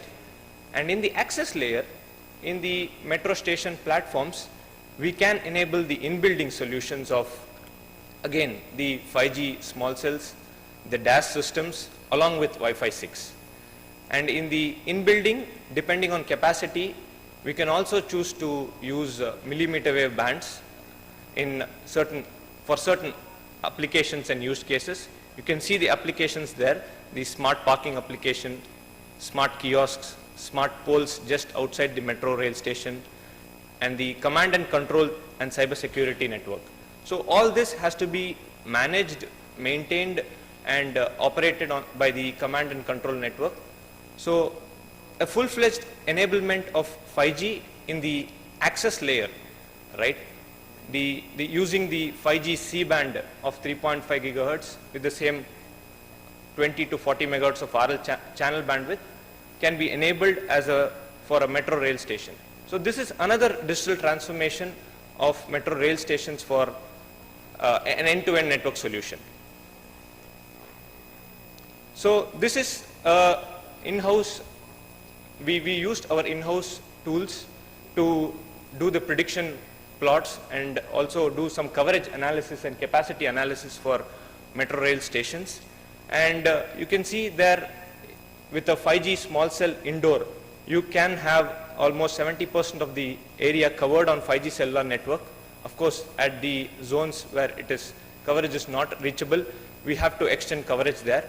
But on an overall level of neg 80 to neg 85 dBm RX sensitivity, you can have full 5G coverage, and you can upgrade this to be a digital transformation of the metro rail. Another important area where 5G can be enabled to the enterprise network is the digital transformation of multi-tenant complexes and campus-wide networks. We have a lot of multi-tenant complexes where we need to enable the in-building coverage going from the outdoor coverage, coming from the macro coverage. So to enable the in-building coverage, so we can use again the 5G small cells along with Wi-Fi 6 and also the latest technology of 60 gigahertz point-to-point backhaul links, which will be a classic step to avoid the legacy CAT cables, the fiber cables, and to have a point-to-point links. That is also possible, and it will these point-to-point links will also provide up to 6 Gbps of 2 radio throughput at each node. So this backhaul link will serve as this 60 gigahertz link will basically serve as a backhaul for your small cell or your Wi-Fi 6 access points. And at every multi-tenant building, all the traffic and all the high capacity needs of the users can be carried on the IP-OTN ring, that is the DWDM ring, at n into 100 or n into 400 Gbps of speeds. So to enable this, again we need to upgrade the DWDM ring and the IP-OTN ring, and all the traffic will be going to a non-standalone or a 5G standalone core, which will be again an on-premise core as per the need of the hour, or it can be a cloud-based core where you can host it as an SDN NFV function on the cloud with a full stack of 5G. So the applications and use cases are enormous in multi-tenant complexes. It will have digital service delivery to, business to business consumers, business to government consumers, and this can also be enabled in government user networks as well. First responder networks, MCS mission critical networks, where we had our legacy LMR, DMR radios. Now in the 3GPP release 15 and 16, they have defined the mission critical communication, which is also having a gateway to the legacy LMR and DMR also. And digital broadcast services, smart enterprise building services, smart utility services, closed user group and VPN services, because to enable an operational workforce for that particular building, for example in 10 floor building having 20,000 people there. Like for example in Bangalore we have our World Trade Center building, which is a 32 floor building, and we have almost in each floor 4 to 5 companies, and it's almost 40,000 square feet of area per floor. So to enable digital transformation and to have in-building coverage and also enable all these applications, it is a great opportunity, and of course all this can be realized with 3.5 gigahertz and also millimeter wave bands also. And my last topic or my last slide will be on the digital transformation of oil and gas fields. It was a great experience for us. We had the opportunity to propose to one of our customers the potential oil and gas field digital transformation enablement, how an oil and gas field will actually digitally transform itself from the legacy WiMAX network to a 5G network. So you can see an operational area For example, an operational area of 20 square kilometers in an oil and gas field can be transformed with G-Node Bs, providing coverages up to 1 to 1.5 square kilometers of area, and it can enable the speeds and services for drones, surveillance, connected trucks, AR/VR, and MCS again plays a critical role. So a complete coverage and a capacity-based network can be established in this oil and gas field, and a similar network will be spread across multiple oil and gas fields for the entire network. It will be spread across, geographically spread across multiple oil and gas fields. And also the last, where the CPEs are there, the CPEs are providing fixed wireless coverage, and the CPEs will be fixed and connected to the industrial assets, where it will provide 5G connectivity through SIM-based, sensor-based solutions, and enable the end-to-end architecture of digital transformation of oil and gas. On the leftmost side, it is the 5G standalone core, where you have EMS, NMS, NOC, 5G core with all the network function virtualization functions, may it be mobility management, or it can be service management, or it can be a policy control function. All the features of the 5G core stack can be enabled, along with application servers for MCPTT, CV2X, and MTC.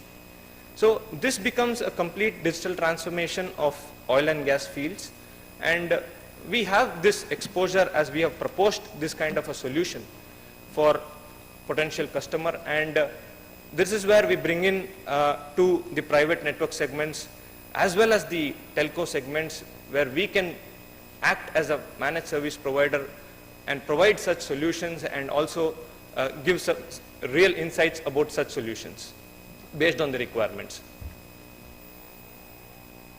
These are some of the applications and services that are enabled in the oil and gas private networks: drones, AGVs, video surveillance, AR/VR, sensors, MCS services, cybersecurity, and all the latency and the mobility, the specifications are given there, with also the edge computing platforms.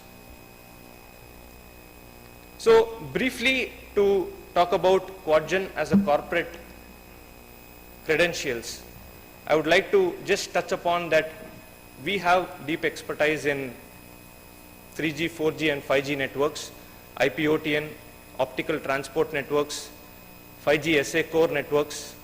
Recently, we have been working with DISH in the disaggregated architecture as well, and multi-edge computing, cloud data center. We have been associated with Bhubaneswar Smart City, where we built a complete city-wide smart city, realizing smart parking, smart solutions, smart waste management solutions, smart pole solutions, and also 5G OSS. I mean, a next generation OSS is really the need of the hour to support all this core functionalities and applications and services. So we come with a rich experience, and this is really what we want to help and provide as a service to the telcos as well as the private network segments. This is another snapshot of our products and expertise, customers and focuses, and the experience that we have. I would want to end with my last slide, where I say on these segments of 4G, 5G, Wi-Fi 6, 60 gigahertz, SD-WAN, IP/OTN backhaul, multi-services digital private network, SDN NFV core, AI/ML, cloud, and network performance monitoring services. On all these 5 fronts, there is an enormous potential and almost a $2.8 billion USD potential for market growth, and Quadgen is really well positioned to serve this total addressable market and market trends. Thank you.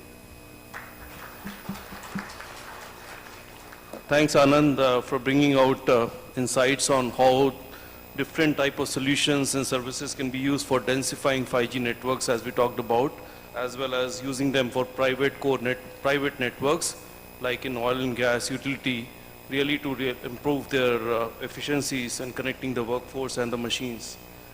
Next, I'd like to invite Mr. Prabjot. So moving from the radio to the core again, I would say, or the cloud solutions, we have Mr. Prabjot, who's VP Engineering at CoreEdge.io, heading product development and Cloud Compass platform. He's worked extensively in domain of orchestration, SDN, traditional routing switching platforms, providing solutions using various open source projects. Prabjot has extended his services to the community as chairperson for Tungsten Fabric Steering Committee, contributions to Linux Foundation Networking White Paper, and Solution Showcase using open source projects.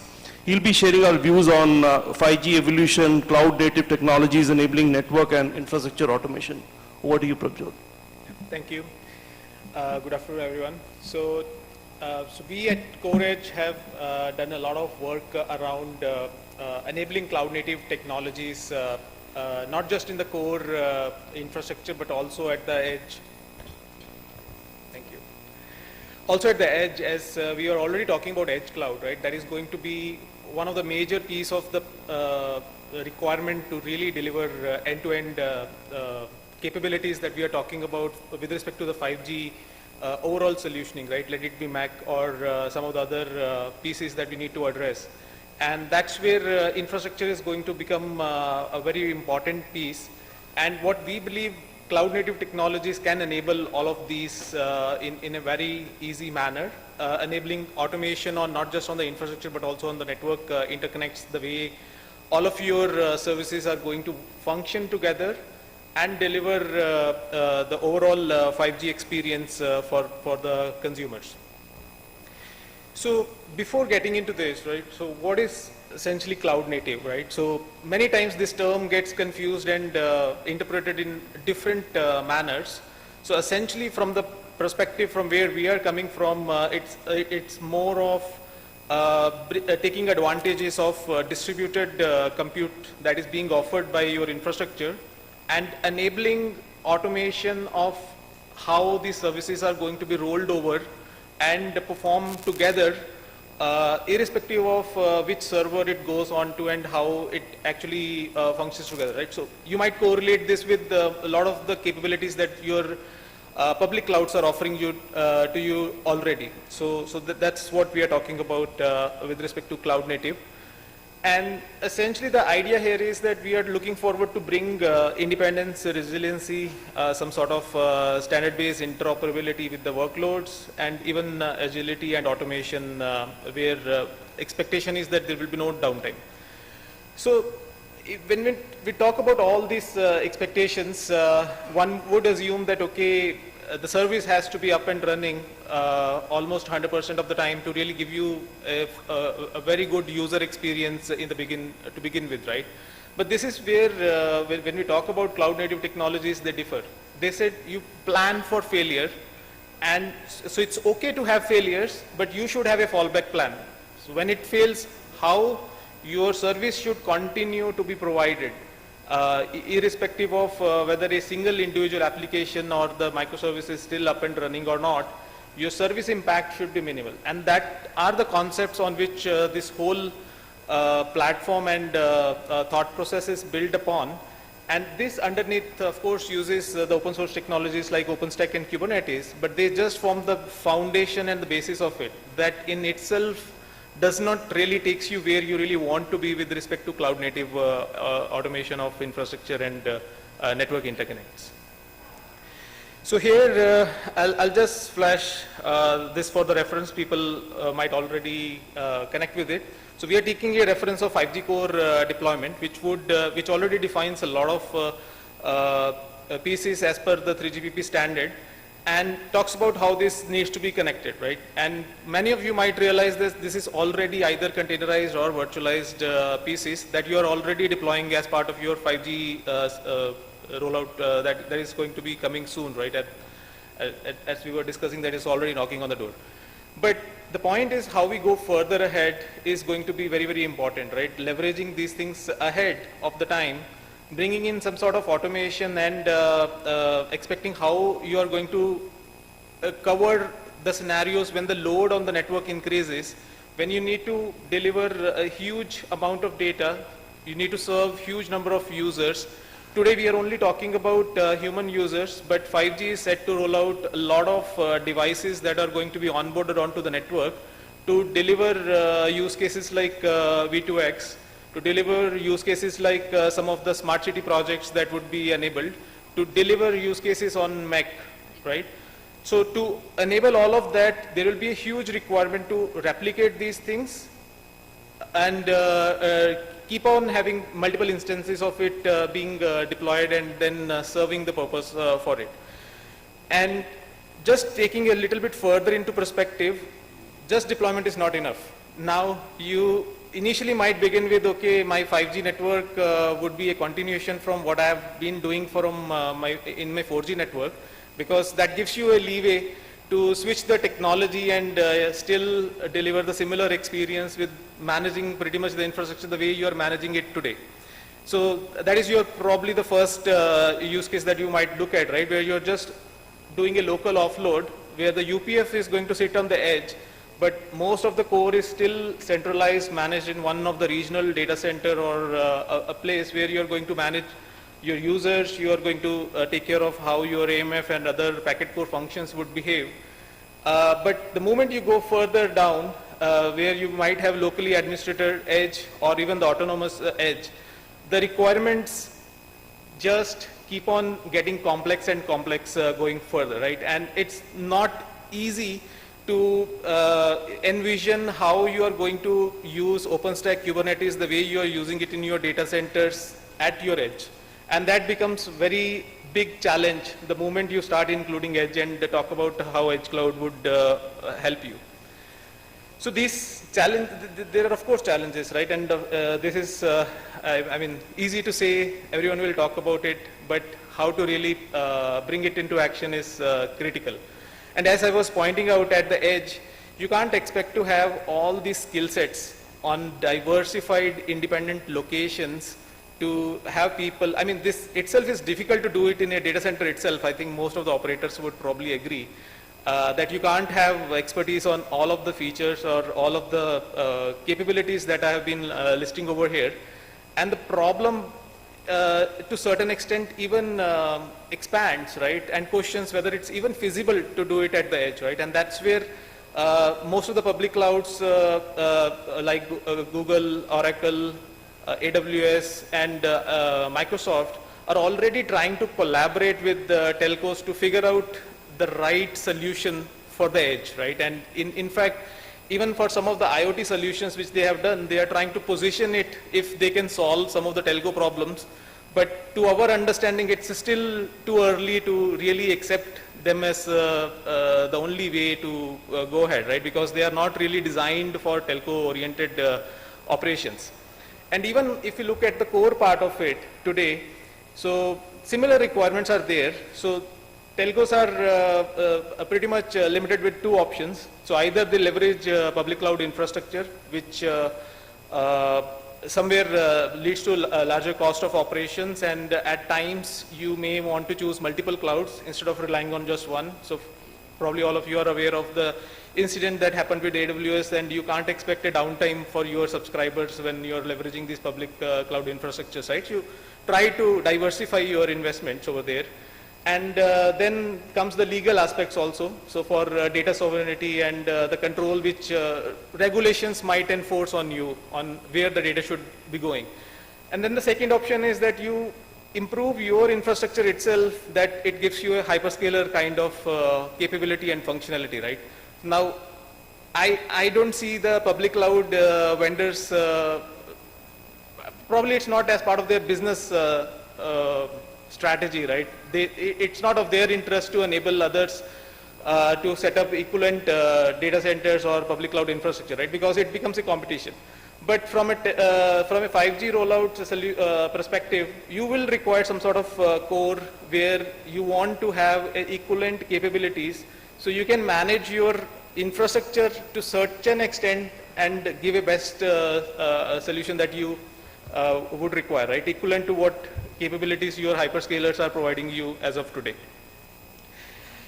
So continuing a little further, so this is one of the project which Google has seeded in collaboration with the Linux Foundation, and this is where the public cloud vendors and the telcos are trying to come together to solve this problem. And essentially the idea is to enable cloud native technologies in certain mechanisms so that your infrastructure, your Kubernetes as a platform, and over and above your network functions that are coming from 5G can be automated and managed with a intent-driven and event-driven mechanism which Kubernetes is already providing. So having said that, this allows you to do a lot of things, and Google, as per their statement, they are already leveraging it and using it in their business process offerings. And this is supposed to simplify a lot of stuff, but it still does not capture how you are going to address the edge scenarios, because the problem remains same, right? You need to have a unified, centralized management on the distributed infrastructure, and over and above you need to have automation on how your workloads will be deployed and connected to each other. And that's where the work that we have been doing comes to help, where so we provide a edge and cloud platform, so you can read it as edge cloud or edge and cloud because we do both, where we have two products, Cloud Compass and Cirrus Cloud Platform. Cirrus Cloud Platform helps you build your own public cloud equivalent hyperscaler kind of environment on your data centers, which gives you all the automations you require with respect to spinning up your infrastructure components and connecting them together. And Cloud Compass gives you an overarching umbrella where it brings edge also into perspective.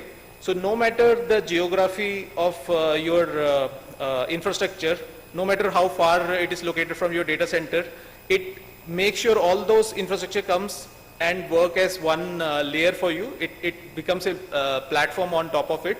So as part of our offering, we give you infrastructure management, multi-cloud orchestration, and a uniform layer of identity access management, giving uniform role-based access as well. And all of these assumes that the underneath infrastructure remains same. So we do not expect you to bring in a new infrastructure to really do all of these items, but we enable your existing infrastructure over and above, and all the applications fits directly into it, and the data sovereignty is also retained by the virtue of that your data lakes will be the ones which are going to be fed with this information and analytics details that whatever this platform is being generating. So I'll keep it short. We do have a booth outside. If this interests you, we can discuss further. And of course, thank you. Thank you for your time. Thanks, Prabjot, for bringing the need for edge cloud and the challenges around it, and how you are trying to solve it by bringing in agility and automation for deployment and managing those edge clouds that would see light of the day as 5G scales up. Now moving on from the solutions to an operator view, I'd like to invite Mr. Mohan Raju.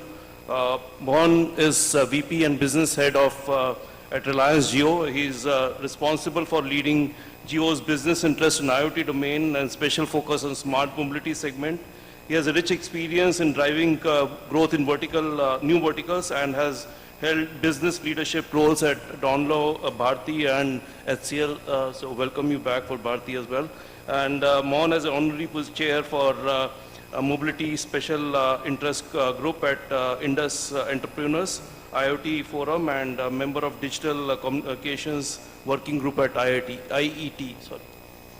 So, Thank you, Sandeep, for the nice introduction, and good afternoon, esteemed ladies and gentlemen.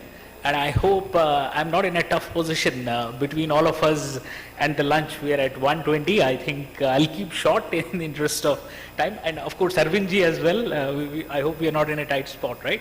So while it's great to hear, all the, technology evolution with, we all facing 5G launch, right, in the country in the next 3 to 4 weeks. That's what I hear from Sandeep this morning. So, how exactly will all this be harnessed, right? And when my topic today in the next 10 minutes is 5G and smart mobility. When I say smart mobility, this is about mobility, automotive mobility, right? Which is like the vehicles that you and me drive, right? Ultimately, all this tech has got to power each one of the industry verticals, which ultimately drive our GDP of our country, right? So I'll give a peek into how 5G will transform smart mobility. We all believe, and what we see globally is, this is one of the industry vertical which will be the impacted fastest, and that will touch all our lives, in our daily lives, basically, because we drive and we use vehicles every day, right? So just to start with, as a starter point, what some of the achievements of Jio with 4G, right? We are a 4G born provider, and these are some of the achievements that you see on the deck, what we have been doing in the last 6 years as Jio. I would bring special attention to the last two points. 4G enhanced our speeds from on an average of 256K to 21 Mbps on 4G, and it led to data consumption growth to almost 12 GB in our country. Now, these are the 2 points which will fundamentally see exponential growth with the onset of 5G, right? 21 Mbps will be passive. We all will be used to a few hundred Mbps on an average sitting in this hall with the ability to select the network slice for our own application on the device, right?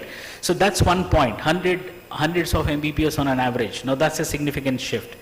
The average data consumption is expected again to go into hundreds of thousands of GB per month. Not only at the consumer side, I think the biggest consumer will be the industry verticals, right? Because with 5G, even a car becomes a super form of a mobile phone, right?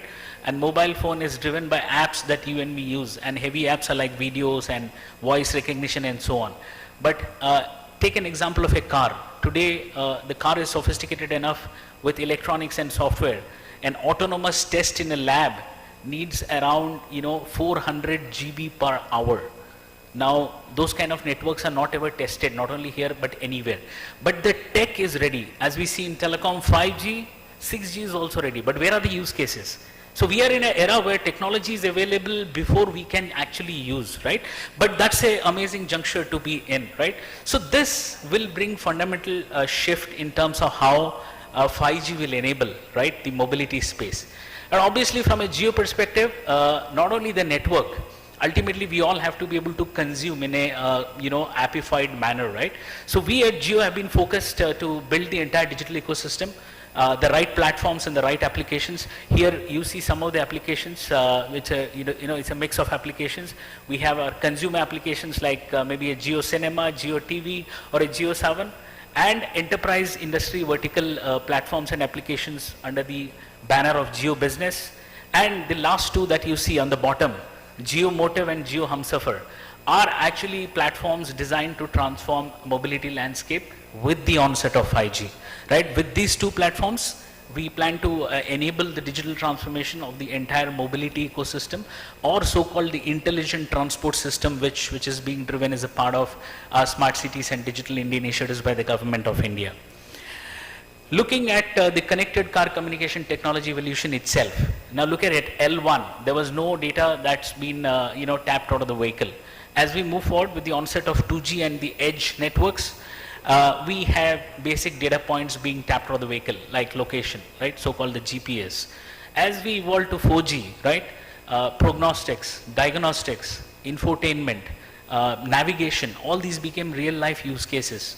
It's only possible by the power of technology like 4G, right? And today we are at an era where we are migrating from L3 to L4, right? Now what is unique or what has silently happened is, at L3 stage, we all got used to getting massive amounts of data collected from these devices. I'm referring to car as a device here, right?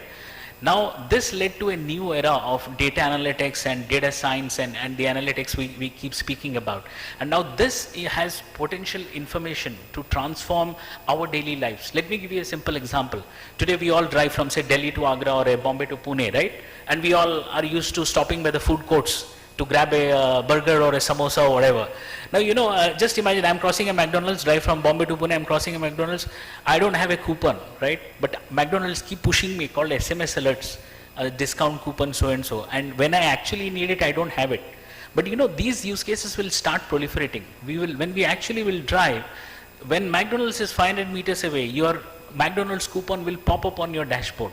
Now, don't we all think that is irrelevant? We have the coupon popping up when we need it the most. Now, what is relevant? Having a discount coupon or having the discount coupon in front of you when you actually need it? So that's how all this automation and the tech will manifest itself to enrich our daily lives, right? So that's a simple example. Yes, L4 mobility will again bring in a transformation with all these use cases coming to life. And obviously, as we evolve, I think India is very uniquely positioned because we have complexity on the roads. We are talking of use cases like V2X, ADAS, autonomous. Now with L4, V2X and ADAS will become reality, and some of these use cases will enrich our lives. Autonomous will start seeing day of light. And autonomous is a complex journey. Just imagine a vehicle driving on Indian roads. But that's the challenge we will solve. Nobody else in the whole world, any other country has that opportunity. We can solve it the best and other countries will replicate it. So that's the opportunity that we all are sitting on as far as autonomous is concerned. Now that level of evolution will help us evolve to a L5 level where a vehicle is in complete harmony with the ecosystem. Obviously, while the tech is ready, the edge compute, the cloud compute and the platforms are ready, it is not possible without a network like 5G, right? So this is the transformation that a 5G kind of technology will enable the industry vertical automotive mobility with, right? So obviously from Jio, we have been keenly working on this space over the last few years, the only provider in the country to do so. We have been silently understanding the complexity and building solutions. And today, even before the launch of 5G, we are ready with 5G enabled solutions. And we are excited to deploy them in real life and invite all of you to collaborate with us to leverage and build solutions that are required for this country. Obviously, why 5G takes to next level, I think I covered it. 4 key elements: low latency, high bandwidth, ability to slice the network to application level, and obviously the humongous amount, there's exponential leap in terms of number of devices that can connect to the same quantum of the spectrum, right? So these are some key enablers or the differentiators between as we move from 4G and 5G, right? But I'll skip this in the interest of time. To focus on the use cases, right, in mobility, V2X, as I mentioned, is the first use case that will start transforming our lives. Now look at the map. Today, we all are sitting in a car. Now a vehicle can talk to a pedestrian, V2P. Vehicle can talk to a device on a roadside, which is V2D. Vehicle to vehicle, vehicle to grid. We are leading the electric vehicle revolution in India, right? And many of our models are being replicated in developed markets.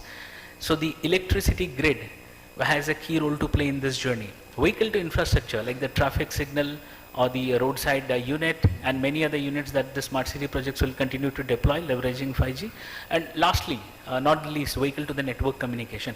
Now look at this grid. Today we are in an era, as we sit in this room, we are operating at a unit level. A vehicle guy is automating a vehicle, a network service provider is automating a network, a smart city guy is automating a smart city. But tomorrow this play will need all of us to come together and collaborate. No single one of us can actually make this happen, right? So are you able to sense the fundamental shift here? It's an ecosystem play. And we are at a place where we have none of these standards defined as we speak today. So today's standards are not sufficient. Today's policies don't even apply to this scenario. So we are at a whole new era where we need to develop standards, we need to have the right policies, we need to have the right technology platforms which can bring all the stakeholders together to deploy solutions. But yes, it's not that we are behind. This is a scenario everywhere, including United States and most of the developed countries in Europe as well, right? So some of the use cases of V2X, obviously at a safety level, with 5G and V2X coming, we'll move far safely on the roads. than we are today, right? And a vehicle operations management level, traffic efficiency level, intelligent traffic management system in complex traffic cities like Delhi, Bombay, and any other city around the world, right? Society and information-centric services. For example, if there's a traffic, today we all follow Google Maps to see which route to take. But tomorrow your vehicle will automatically say, don't, or the vehicle will automatically take a turn to that direction, right? So these are some of the society level use cases. Air pollution management. If pollution is high because of heavy traffic in one area, the smart city system can automatically alert you or alert the vehicles not to take this route, right? So many decisions are happening at a system level, imagine. As one of my panelists mentioned, you need not take a decision. The systems will enable you with the decision. So that's the level of automation that we are getting into, right? And 5G is the key enabler for all this to come to life. Without 5G, we can't even imagine a V2X, right? ADAS, the second use case that I mentioned. Obviously, today we all are used to a very nascent form of ADAS. When we all do reverse in our car, we have a video that we can see instead of moving our neck behind and seeing what's there. That's very basic level of ADAS. Now tomorrow with 5G, while the tech is ready, but we don't have the network speeds today. With 5G, we will have them. Now today you can switch, take a view from a car which is 5 cars ahead of you, vehicle. You can actually permit that vehicle to give you a view of how it is. So this is very important from a safety point of view, decision-making point of view, right? So the tech is getting ready with 5G, V2 ADAS technology. But how do we deploy it today? We need the standards again. We need the policies again, right? So a lot of work to do. But yes, these are some of the use cases which will see life. Last but not the least, I think as India, we are doing a phenomenal job in electric vehicle solutions. We need low-cost electric vehicles. We are a two-wheeler country, and some of these use cases, enabled by 5G, will also continue to revolutionize the electric vehicle ecosystem. Components which have never been connected, like an electric grid. How does the power get delivered to the vehicle for the charging infra and the battery swap infrastructure? The vehicle itself, as we saw, and the associated support systems and information systems around. Now look at the play here. At a policy level, we are seeing Ministry of not only Telecom, we're seeing Ministry of Road Transport and Highways MORTH, we're talking about Ministry of Power, right? So all the amalgamations, and I think government is also bringing many platforms to help enable all this upcoming challenges. I think projects like Gati Shakti and all, which my other panelists will talk about. But yeah, these are some of the exciting initiatives that are happening around, right? Yes, so to keep it short in the interest of time, at Jio we've been silently working to build all these platforms. Today, as we are at the, facing the 5G launch, our full stack is ready, right? From not just the connectivity, but the devices which will power these, ecosystems, the platforms, the data analytics layers, and lastly, the digital ecosystem, because we will consume data through apps and various interfaces, right? So this stack is ready in Jio, all 100% made in India, made for India. And obviously, we have plans to take this outside as well in the coming years, right? So that's what we've been doing to enable each of the industry. Obviously, the Smart Mobility platform is a very agile platform. We are happy to invite all of you to collaborate with us, because it's not just a Jio play or it's a Oracle play or any other play. I'm just taking names. That doesn't mean anything to anybody, but we all need to collaborate. And we at Jio are super excited to invite all of you and co-create solutions, make recommendations for standards, make recommendations for policies, and ultimately enable India to have some of the deployments which can be exemplary to the rest of the world, right? That's how we see it. Yes, with that, I'd like to conclude my brief presentation, and thank you so much, ladies and gentlemen. Thanks, Mon, for sharing your views on how digital transformation in automobiles could look like, and bringing out the points about how collaboration again will be important between telecom industry, automobiles, government, and policy standards to really make this happen. Now we invite Mr. Arvind, as we say that we save the best for the last. So we have Mr. Arvind who's representing government, and all our efforts have to really align to what government's vision, what our Prime Minister's vision is. And here is what we have from Mr. Arvind, who is an ITS officer from 93 batch. He's director at DP IIT, Ministry of Commerce and Industry. He's representing the prestigious project Gati Shakti, which he'll share with us right now. And he's already been in charge of industrial corridors, which is aiming to create the industry manufacturing cluster with plug-and-play facility. Prior to this, Mr. Arvind has worked in DOT and BSNL, where his contributions were instrumental in uplifting India's rank from 88 to 67 in the Network Readiness Index, and they contributed a lot in terms of India's interest in ITU with regard to ICT Development Index. So thank you for being here with us, Mr. Arvind. Thank you, Sadiq. Thank you very much. I know I have very little time and I will try to be very brief. I know the lunch is round the corner. I'll talk about the Gati Shakti and how Gati Shakti can be used for the rollout of 5G network. So how many of you, can you raise the hand, you have heard about PM Gati Shakti? Yeah, almost 50% people. So why Gati Shakti was required? Because many ministries, many departments, we are working in silos, and there are conflicting issues between the central ministries and the ministry and the state.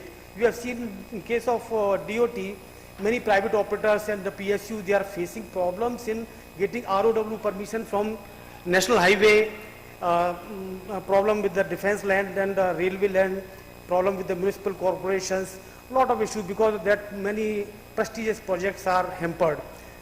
So this is because one ministry is not knowing the plan of other ministry. For example, a road is made and after some time somebody will come and dig the road and say I have to lay the cable, and once it is restated, then somebody else will come there, I have to lay the pipeline, and after that the telephone cable, and after some time we will see that road was never made. Okay, so with this the entire objective is that before any issue comes between the infrastructure ministries or the executing agencies, it should be addressed beforehand. So one ministry should know the plan of other ministries. So this entire exercise is to bring together. And how we can bring together that, then for that we have made a portal called National Master Plan. This portal is developed by BISAC, Bhaskaracharya Institute of Space Application and Geoinformatics. It's a national institute located at Gandhinagar. PM Gati Shakti is a transformative approach for economic growth and improving sustainable development. In fact, the logistic cost in India is very high. That's 13 to 14% of GDP is the logistic cost, which is much higher than the Western world, where it is 8%. This is because we don't have the proper connectivity, roads are bad, and connectivity is not there, because of which lot of perishable products are not reaching in time. So PM Gati Shakti is to create a multimodal infrastructure in synchronism with each other, so that there will be a faster implementation of the projects and bring down eventually the logistic cost and bring logistic efficiency. Okay, I will skip some of the slides. This is next generation infrastructure development for Amritkal, seamless multimodal connectivity for goods, people, services, and this will bring the ease of living. We are working in silos, I have already told.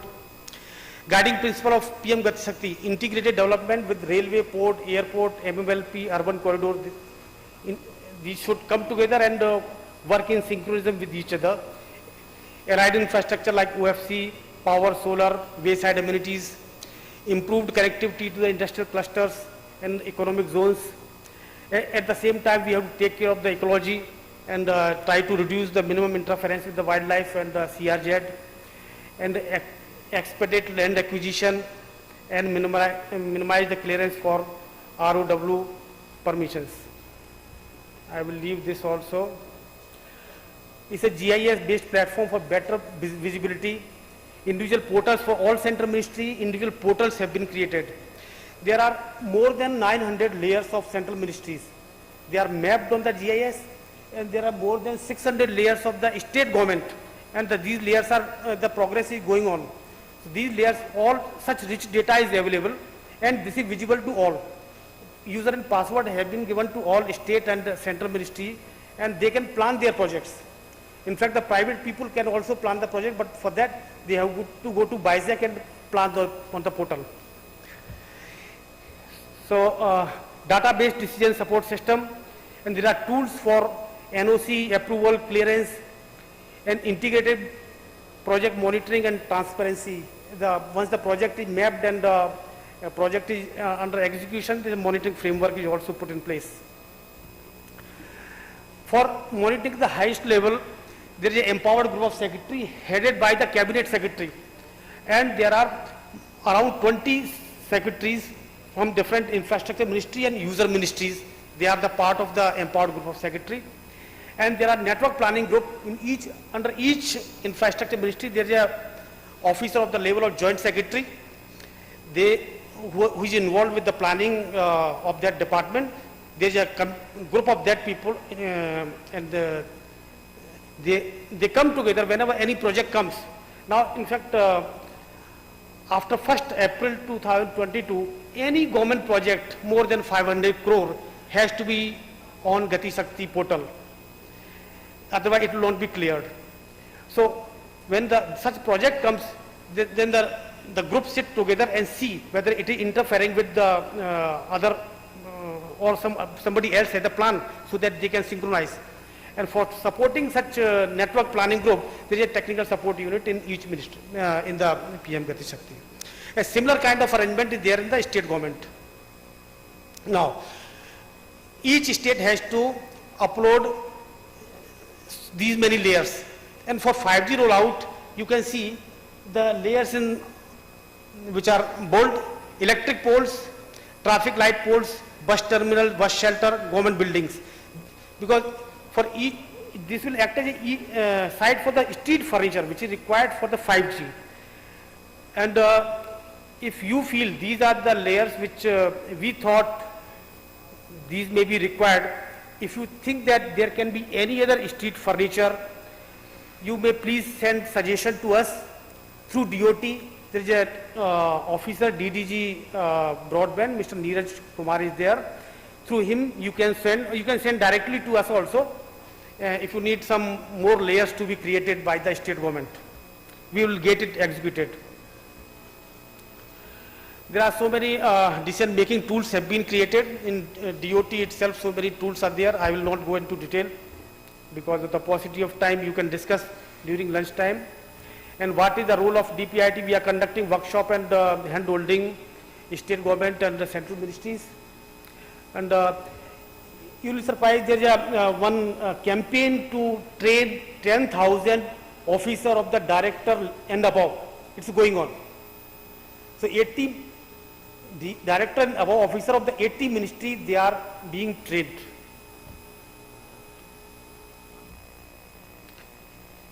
Okay, as a part of Gati Shakti, there is a Gati Shakti Sanchar portal, which is integrated with all central ministry and with the state government. For any ROW permission, all of you know, ROW is a big challenge, and getting permission is a very difficult task. So this ROW portal will facilitate. It has been integrated with the different ministry and state government, and this will facilitate faster getting the faster permission for ROW. And you can see as a result, total pendency of all state UT on 15 December 21 is 71,000 ROW permissions required. On 7th August, this number has come down to 20,000. So this is because of the digital platform, and which is very much required for the coordination. And there is another problem in telecom sector. Whenever some road digging is there, optical fiber is the weakest infrastructure in terms of physical strength. So whenever any digging is there, it easily gets cut. If there is some pipeline, if you dig, then some sound will come and it will come to us, there is some pipelines there, then you will be alerted. But in case of OFC, it will be cut straight away. So DOT has taken extra interest to use this Gati Shakti portal. They have gone to BISAC, and that NMP portal is integrated with this. They have made an app, okay. So that app is under trial mode right now in Gujarat and Damandiv. This click before you dig app is what it is doing. Once somebody want to dig, then the contractor will have that app. Any JCB contractor, they will have the app, and they have to indicate that I want to dig this place. So all the concerned departments of the nodal officer of that area, based on that latitude, longitude, they will be alerted. A message will go to them, and telephone will also go to them. So once they reject, it means they don't have asset there. They accept, then he will stop digging. He will say, let them come and coordinate where exactly the assets are there, so that they can be protected in time. So this is very good app, and this is under trial right now. Nearly 10 lakh optical fiber cable get cut across India, huge economic loss, 3,000 crore per year, wasteful expense for TSPs and ISPs, inconvenience to the people, loss of business. So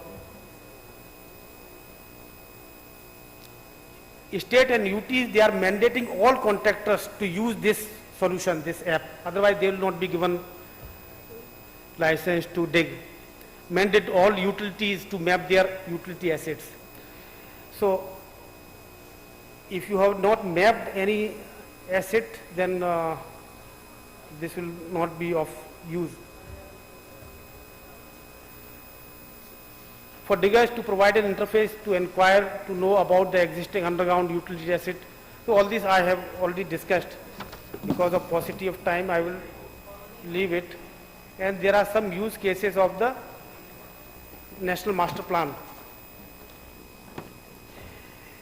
Fiberization, at present only 30% of the towers are fiberized. If you want to launch 5G and we want to get a good speed, then towers need to be fiberized. So there is one case of Goa. A tool has been developed. You can see these towers black, they are non-fiberized towers. And there is another layer of fiberized towers, which is the green. And there is a existing OFC network and required OFC network, dotted lines. And you can see required length of OFC to connect non-fiberized tower is 2314 kilometer. This is the minimum distance calculated by that tool. Otherwise, what is happening? Every operator is laying its own cable, and it's a waste to the nation. The total length, if you see, by that will be much more than the minimum length which is calculated by this tool. So this tool is this can be used everywhere. Then there is a case of Patna city. There are existing towers, there is a layer of existing towers, and they have made a grid of 200 by 200 meters.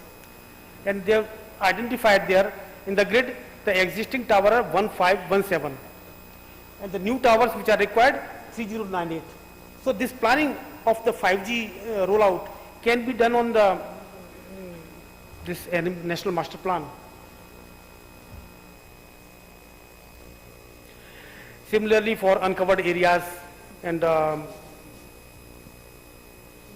this is the example, I will not go detail because of the paucity of time. There is one more app which is going to be used for the user. The RF coverage of each operator will be mapped on this tool, NMP portal, and this NMP portal will be given access to the public. Now the guidelines from Ministry of IT has come. With some restriction, it will be given to the general public. They can see and choose their operator based on the signal strength they have. For example, I am living in Kaliwadi colony and going to Udyog Bhavan. I can see which operator is having the best signal. So I can choose the operator. So that app is under preparation. And, with this, I come to the end of my this thing. I invite any question if you have. Thank you very much. Thank you, Mr. Arvind. It was really insightful and very encouraging to see the initiatives taken in Gati Shakti. I think this is an exemplary way of building a collaboration platform for digital information, which will be so relevant for industries to use, especially if we talk about telecom industries. We really like to thank DOT for taking some of the operators' requirements back into this Gati Shakti project and making this tool very, very useful, as we can see, for our lives in scaling up 5G networks. Thank you very much, Mr. Arvind. With this, I think we would like to conclude the session, and maybe if we are okay and we are having some questions that we'd like to take, one or two. I don't know how we're doing on time. We are late by almost 15 minutes. So what I will encourage is we can have more interactions during lunch, and we can do more one-on-one discussions with the panelists here and with myself, as may be the case. With that, I'd like to conclude the session. Thank you. Thank you. Thank you very much indeed. Ladies and gentlemen, let's put our hands together for that wonderful session. As I request our session chair, Mr. Sandeep Gupta, to kindly do the honors of presenting a token of gratitude, a memento to our speakers, we present to Mr. Anand Kalpathy. He is the Technical Director of 5G 4G Solutions, QuadGen Wireless Solutions. Thank you very much indeed. To Mr. Prabjot Singh Sethi, Vice President Engineering, Courage. Thank you, sir. To Mr. Mohan Raju, Vice President and Business Head, Smart Mobility, Reliance Jio. Thank you very much indeed. And to Mr. Arvind Pandey, Director, DPIIT, Ministry of Commerce and Industry.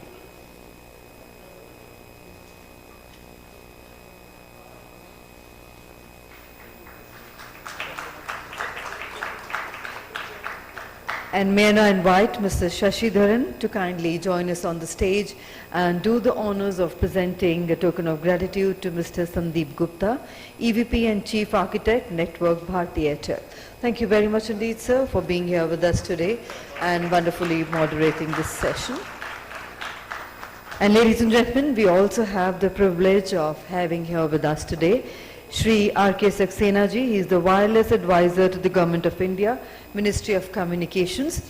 Sir, we would like to honor you on the stage by presenting a token of gratitude. I was also invite Mr. Rajat Mukherjee, DGBIF, to join us on the stage and jointly with Mr. Shashi Dharan present a token of gratitude to Shri R.K. Saxena ji.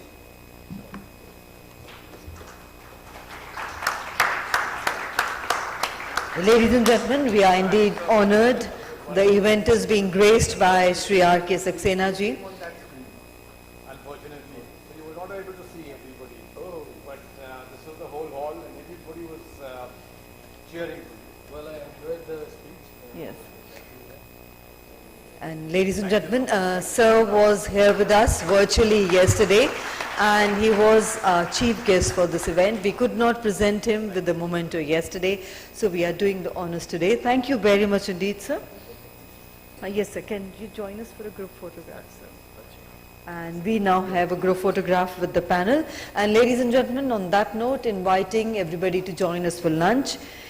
We would request everybody to reassemble at 2:30 for the next session, which is a panel discussion session, and will be the last session for this 2-day international conference on 5G India 2022.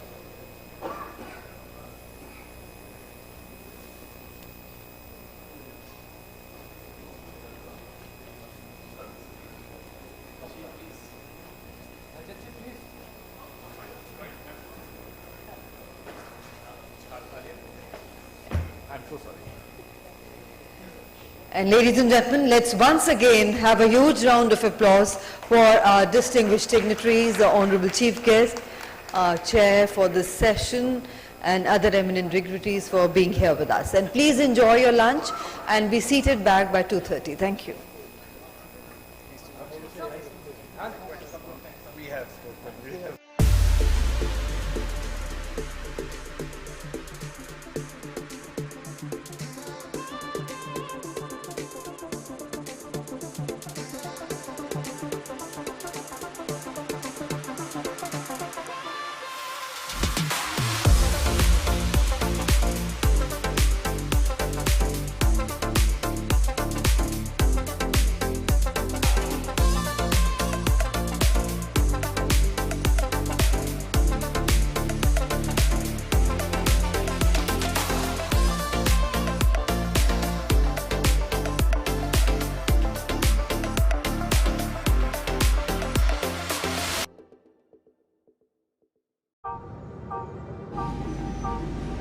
The world is facing fundamental challenges. The planet under pressure, productivity stalling, opportunity stubbornly unequal. Technology is central to the answer.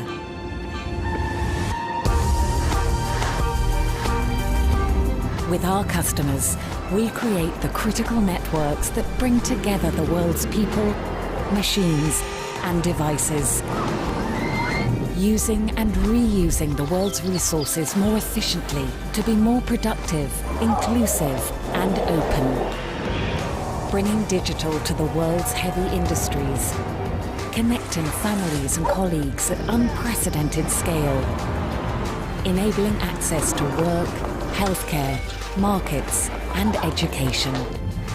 Sensing and acting in real time, helping the world act together.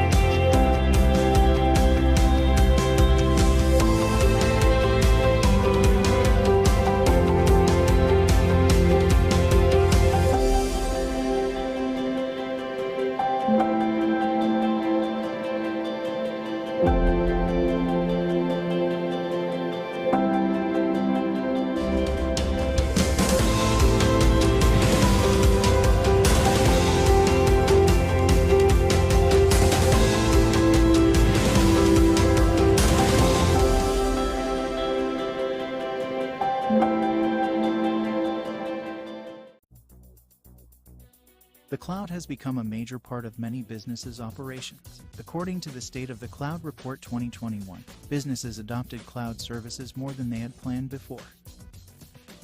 Although moving to the public cloud can save money initially, it has some disadvantages in the long run, such as dependency on cloud providers for data governance and data sovereignty, less in-house technical support, and the need to rely on external resources for managing services.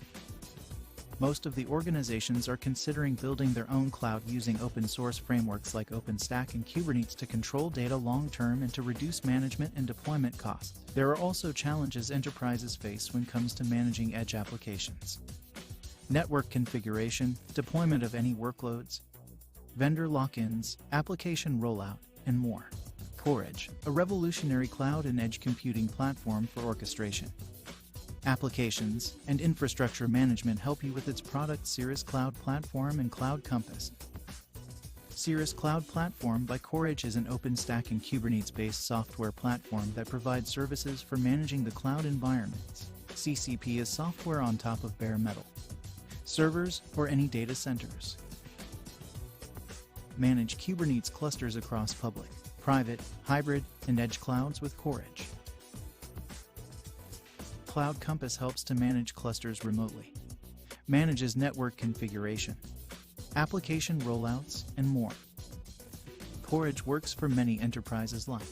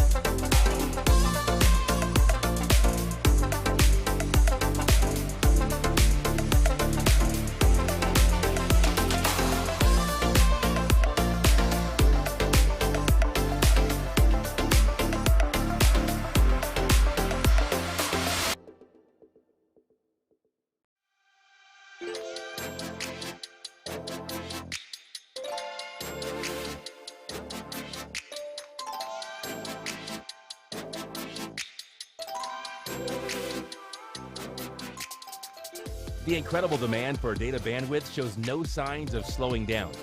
5G millimeter wave has performance targets that will transform fixed wireless access technology. Fixed wireless has traditionally been used to deliver broadband services to underserved rural markets. However, with the gigabit data rates that 5G millimeter wave will bring, global service providers will be able to either complement or replace a number of legacy internet access technologies into urban and suburban markets.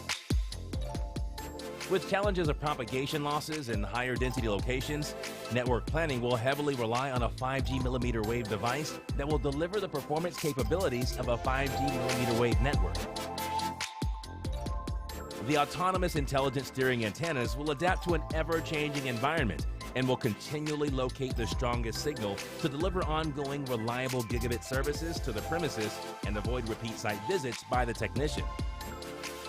The Aurus AI connects wirelessly to a millimeter wave network and delivers broadband connectivity to the indoor Wi-Fi gateway that will then distribute broadband connectivity throughout the home. Designed to address a number of different deployment use cases, the Aurus AI can be pole-mounted, wall-mounted, or rail-mounted to deliver flexible mounting options. Millimeter wave will change the way broadband services are delivered. CASA systems are committed to delivering the tools required to execute a successful millimeter wave deployment and ensure the installer can accomplish a fast, cost-effective, and reliable installation. The future of fixed wireless access technology is here. Aurus AI from CASA Systems.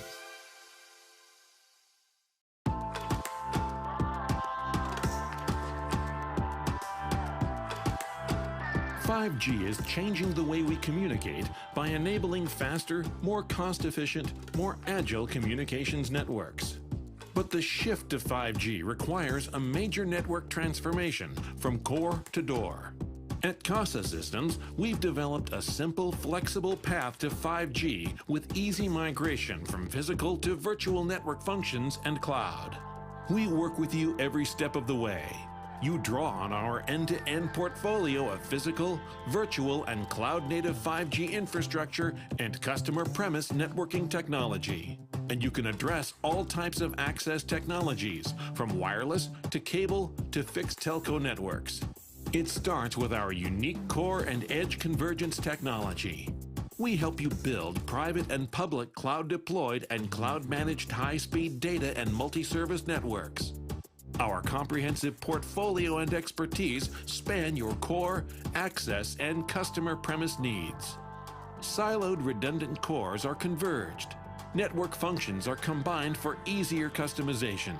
And the control and user planes are separated to share or converge wireline and wireless network resources.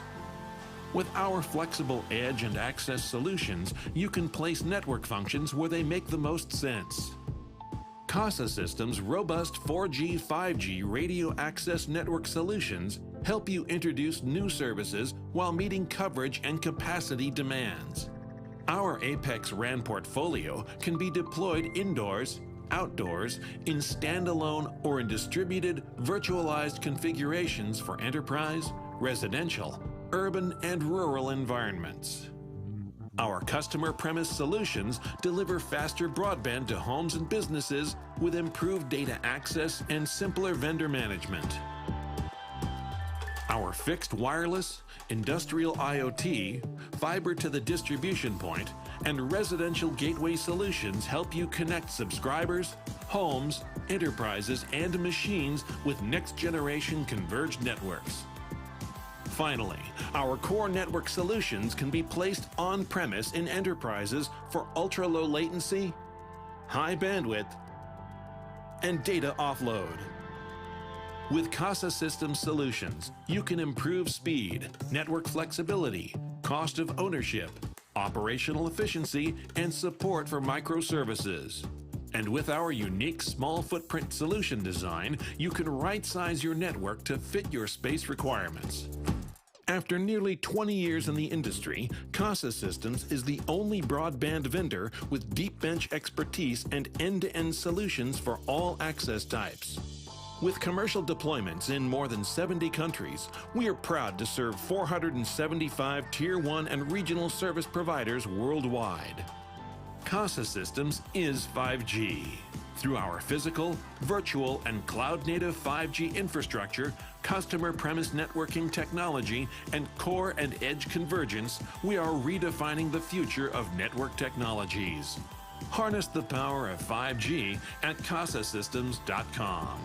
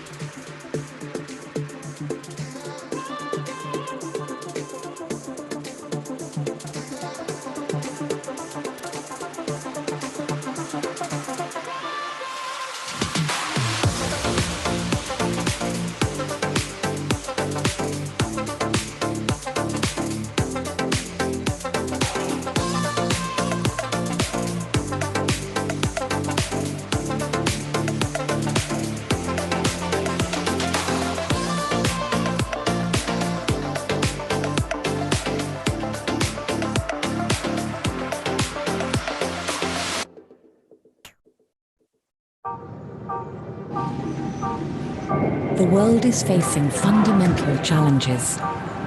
The planet under pressure, productivity stalling, opportunity stubbornly unequal. Technology is central to the answer.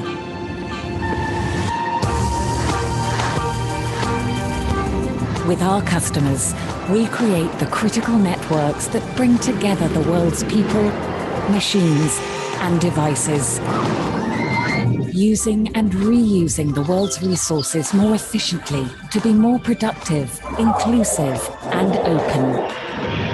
Bringing digital to the world's heavy industries, connecting families and colleagues at unprecedented scale, enabling access to work, healthcare, markets, and education.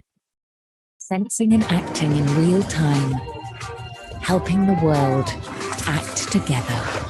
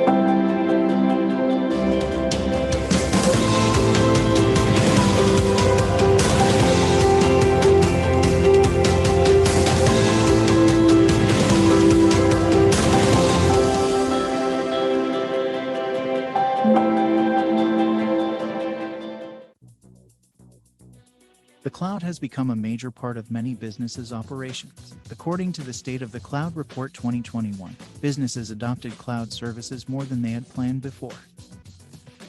Although moving to the public cloud can save money initially, it has some disadvantages in the long run, such as dependency on cloud providers for data governance and data sovereignty, less in-house technical support, and the need to rely on external resources for managing services. Most of the organizations are considering building their own cloud using open source frameworks like OpenStack and Kubernetes to control data long-term and to reduce management and deployment costs. There are also challenges enterprises face when it comes to managing edge applications, network configuration, deployment of any workloads, vendor lock-ins, application rollout, and more. CoreEdge, a revolutionary cloud and edge computing platform for orchestration, applications, and infrastructure management, help you with its product Cirrus Cloud Platform and Cloud Compass. Cirrus Cloud Platform by CoreEdge is an OpenStack and Kubernetes-based software platform that provides services for managing the cloud environment. CCP is software on top of bare metal servers or any data centers. Manage Kubernetes clusters across public, private, hybrid, and edge clouds with CoreEdge. Cloud Compass helps to manage clusters remotely, manages network configuration, application rollouts, and more. CoreEdge works for many enterprises like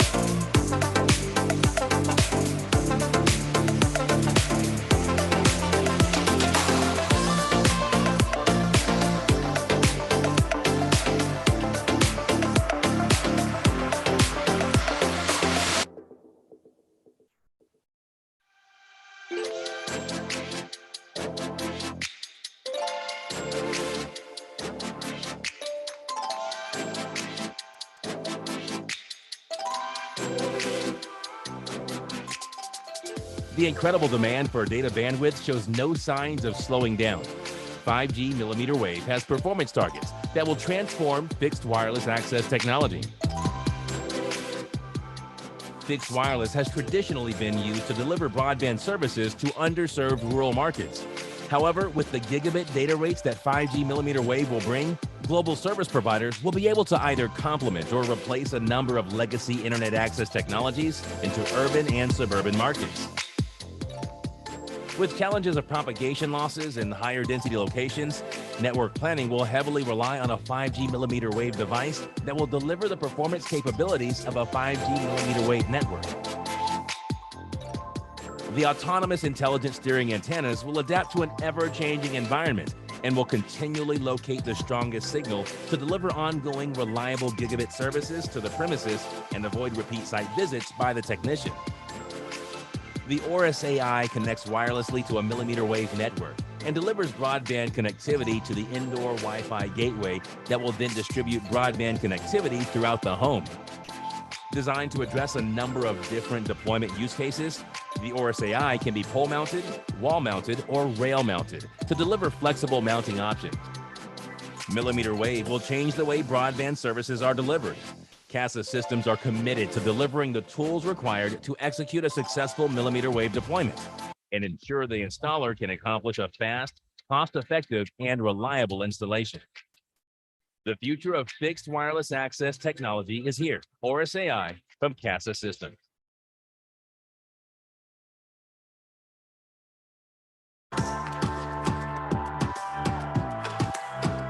5G is changing the way we communicate by enabling faster, more cost-efficient, more agile communications networks. But the shift to 5G requires a major network transformation from core to door. At CASA Systems, we've developed a simple, flexible path to 5G with easy migration from physical to virtual network functions and cloud. We work with you every step of the way. You draw on our end-to-end portfolio of physical, virtual, and cloud-native 5G infrastructure and customer premise networking technology. And you can address all types of access technologies, from wireless to cable to fixed telco networks. It starts with our unique core and edge convergence technology.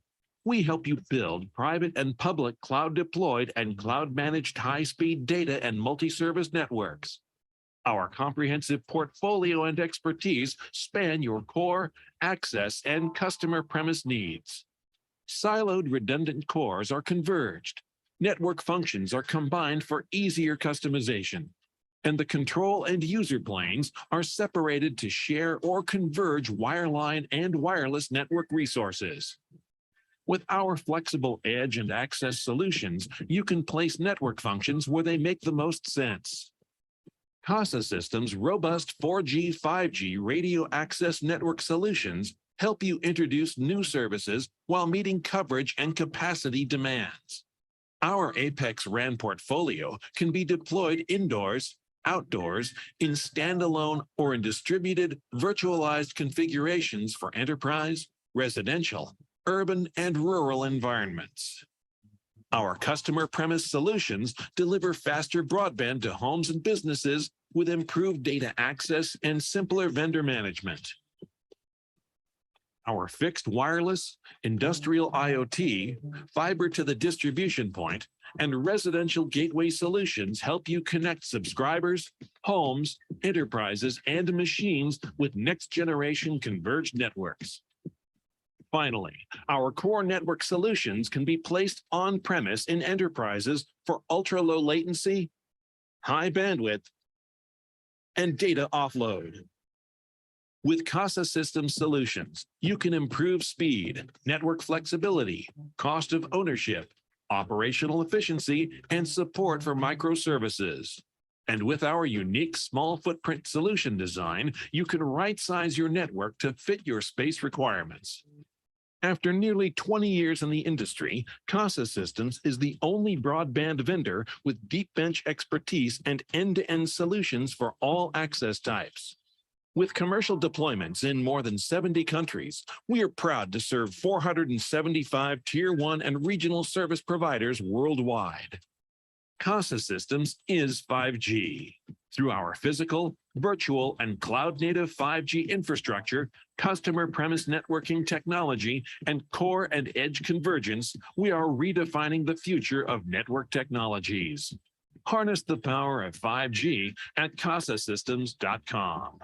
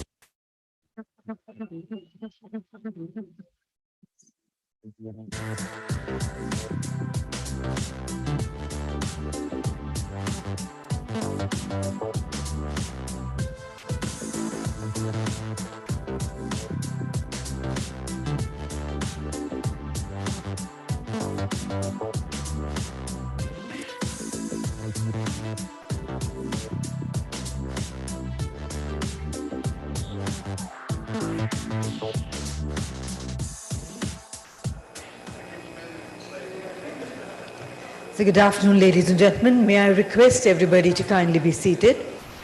So I'm sure you all enjoyed the sumptuous lunch served to us by the hotel. And now we are all set to move ahead with the last session of this international conference, 5G India 2022. Ladies and gentlemen, this is a panel discussion session.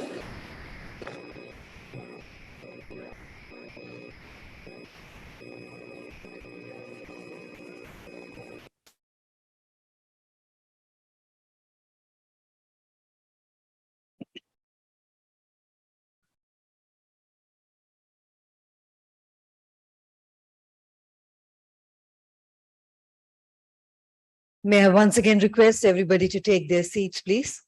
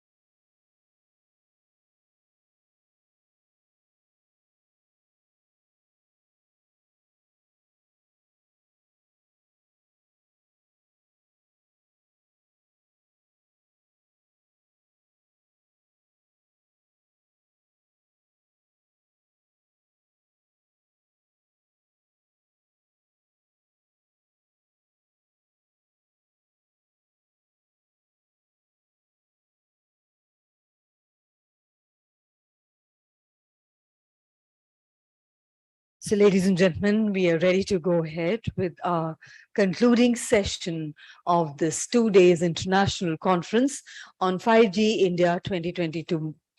And ladies and gentlemen, as we all aware, this conference is being held in the hybrid mode. So joining us virtually is our distinguished chairperson for this session, Shri Yaduvendra Mathur, IAS, retired, Vice Chairman, Consulting Engineers Group and former Special Secretary, Niti Aayog. We, ladies and gentlemen, let's warmly welcome Shri Yaduvendra Mathurji. Can we have him on the screen? Yes, sir. Warm welcome to you, sir. Good afternoon. And I would like to invite on stage our distinguished and eminent moderator, Mr. Debashish Bhattacharya, Senior DDG, BIF. Let's put our hands together to welcome him. Thank you. Also inviting our eminent panelists, I invite Mr. Nuno Saraiva, Vice President Sales Consulting, Oracle Communications. Warm welcome, sir. I invite Mr. Saurabh Singh, Head of Government Affairs and Public Policy, Nokia India. Warm welcome to you, sir. I invite Mr. Pradeep Bhardwaj, Senior Strategy Director, Head of Industry Standards, Cineverse. Warm welcome to you, sir. I invite Dr. C.S. Rao, Chairman and Co-founder, QuadGen Wireless Solutions Private Limited. I guess he would be joining us shortly. And Mr. Anubhav Bhatnagar, Associate Director, Private LTE 5G Networks, Tata Communications. So, ladies and gentlemen, the topic of discussion in this panel discussion session would be cross-sectoral digital infrastructure debate. And the time duration would be approximately 1 hour, 15 minutes or so. And before I hand over to the chair, our moderator, I have the proud privilege of introducing first our distinguished and eminent chairperson, Shri Yaduvendra Mathurji. He is the former Special Secretary at Niti Aayog. He is an IAS officer of 1986 batch who has served in various positions in the finance department in the government of Rajasthan. He has served as Principal Secretary Finance, Energy Secretary, Planning Secretary, PHED Secretary, and DG Revenue Intelligence. And prior to joining Niti Aayog, he has worked as CMD of Exim Bank, as Chairman of Indira Gandhi Canal Board, and as MD of the textile mill at Bhilwara, and also in ACC before joining the IRS in 1984. And presently, he is the Vice Chairman, Consulting Engineers Group Limited, and Principal Advisor, BIF. And sir, we once again warmly welcome you, sir. Thank you. Also, our eminent distinguished moderator for this session, Mr. Debashish Bhattacharya, who's Senior DDG Broadband India Forum, is involved in advocacy for consulting for the past 3 decades with expertise in the field of technology, public policy, regulation, markets, and business development in the digital communications, satellite communications, and broadcasting domains. He has earlier worked with several reputed tech organizations and business houses in India. And ladies and gentlemen, we also welcome Dr. C.S. Rao. He's joined us. He's the Chairman and Co-founder, QuadGen Wireless Solutions Private Limited. Warm welcome to you, sir. And may I now hand over to our session moderator, Mr. Debashish Bhattacharya, sir, to carry forward the proceedings of the panel discussion. Over to you, sir.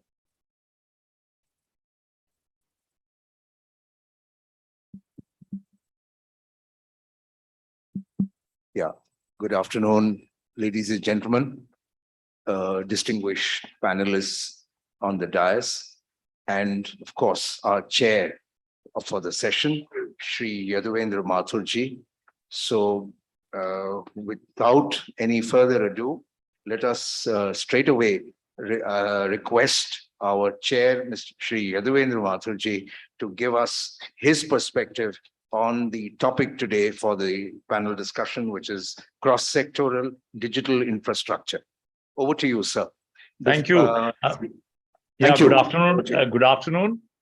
Really, I'd like to thank BIF and even Bharat Exhibitions for inviting me. You know, it's a real privilege to be in the midst of very distinguished professionals who are directly, delivering this transformation, not only of our economy, but globally and Even I'm sitting in Jaipur right now, and this is amazing the way the whole the whole digital infrastructure is touching all our lives. Coming straight to the issue of what we're going to discuss today, this cross-sectoral digital infrastructure, and is there a debate around it? Yes, there is. And the reasons we all are aware. This is a very erudite, knowledgeable audience, so I need not speak anything about the background. But definitely, we can start straight away by talking about what steps are being taken by the government, or what steps need to be taken by industry and other stakeholders to ensure that we are able to actually impact lives and the ease of living. I think that large issue of impacting ease of living is probably at the center stage of policy making. The PM Gati Shakti, which was launched a couple of months ago, I'm sure some of us have been tracking this initiative, where the ease of getting clearances, and I'm told the number of clearances is, the pace of clearances for right of way really expedited, and even we keep getting good reports emanating. And I was talking to my batchmate and dear friend, Mr. Vagela, the distinguished chairman of TRAI, and he was mentioning how state governments have kind of taken up, and they're also doing their bit. Of course, more needs to be done to ensure that all pending applications for right of way, for rollout of digital infrastructure, and now particularly the challenge for 5G as the rollout is going to begin, has begun, auctions are over. So actually, I think the country, we're all looking very eagerly to see where are the gaps, where is there still either a regulatory gap, or there is an implementation gap, or there is still some confusion about revenue sharing models, and are we able to actually train not only inside governments, state governments, municipal governments, this whole issue of sharing of infrastructure. And if you do not share infrastructure, then definitely the rollout and the delivery, the impact would not happen. So this would need probably a lot of capacity building. And I'm delighted that we are sitting here today to look at this. So what are we doing as a body to actually bring in a little more communication, information, training, capacity building of all stakeholders? So the private sector with the government definitely should design more intensive programs around the challenges that would be there when we are sharing infrastructure, not only on the CapEx side, but also on the OpEx side. And there are issues of market distortion. So how does this cross-sectoral infrastructure sharing, specifically for broadband, where would there be issues around market distortion and legal and regulatory issues together with voluntary or mandatory regulation, and the learnings around the common utility and multiple operators in an open access, that has to be really discussed. And we, I would suggest that we should really get back to the drawing board to design these maybe 2-day, 3-day long programs, delivered across the country, where we actually promote and propagate this whole idea of sharing of the infrastructure to actually deliver enhanced levels of digital services. Particularly in underdeveloped areas, I know there are still challenges. The BharatNet, the rollout is slow.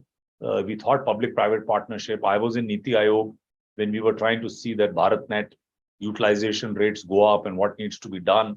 So still the action around the rollout of BharatNet and who will roll out the optic fiber. So those are issues now with SATCOM coming in. And of course, things are moving very rapidly, but capacity building, my sense is still to catch up. So while these around Delhi and other metros and in a smaller group, pretty very well informed, and we are ahead of the curve. But maybe when we come down to the state level, state government level, and the district level, that is where we need to somehow reach out. I would encourage my colleagues here in the discussion to throw their views on this. Without without taking too much time, I once again would like to thank the organizers, specifically my dear friend Debashish. Thank you, Debashish, for remembering me for today's session. I'm sorry I couldn't be there physically because we had a board meeting here in Jaipur and I couldn't travel. But I love to be, maybe come back in the panel. And with these remarks, thank you.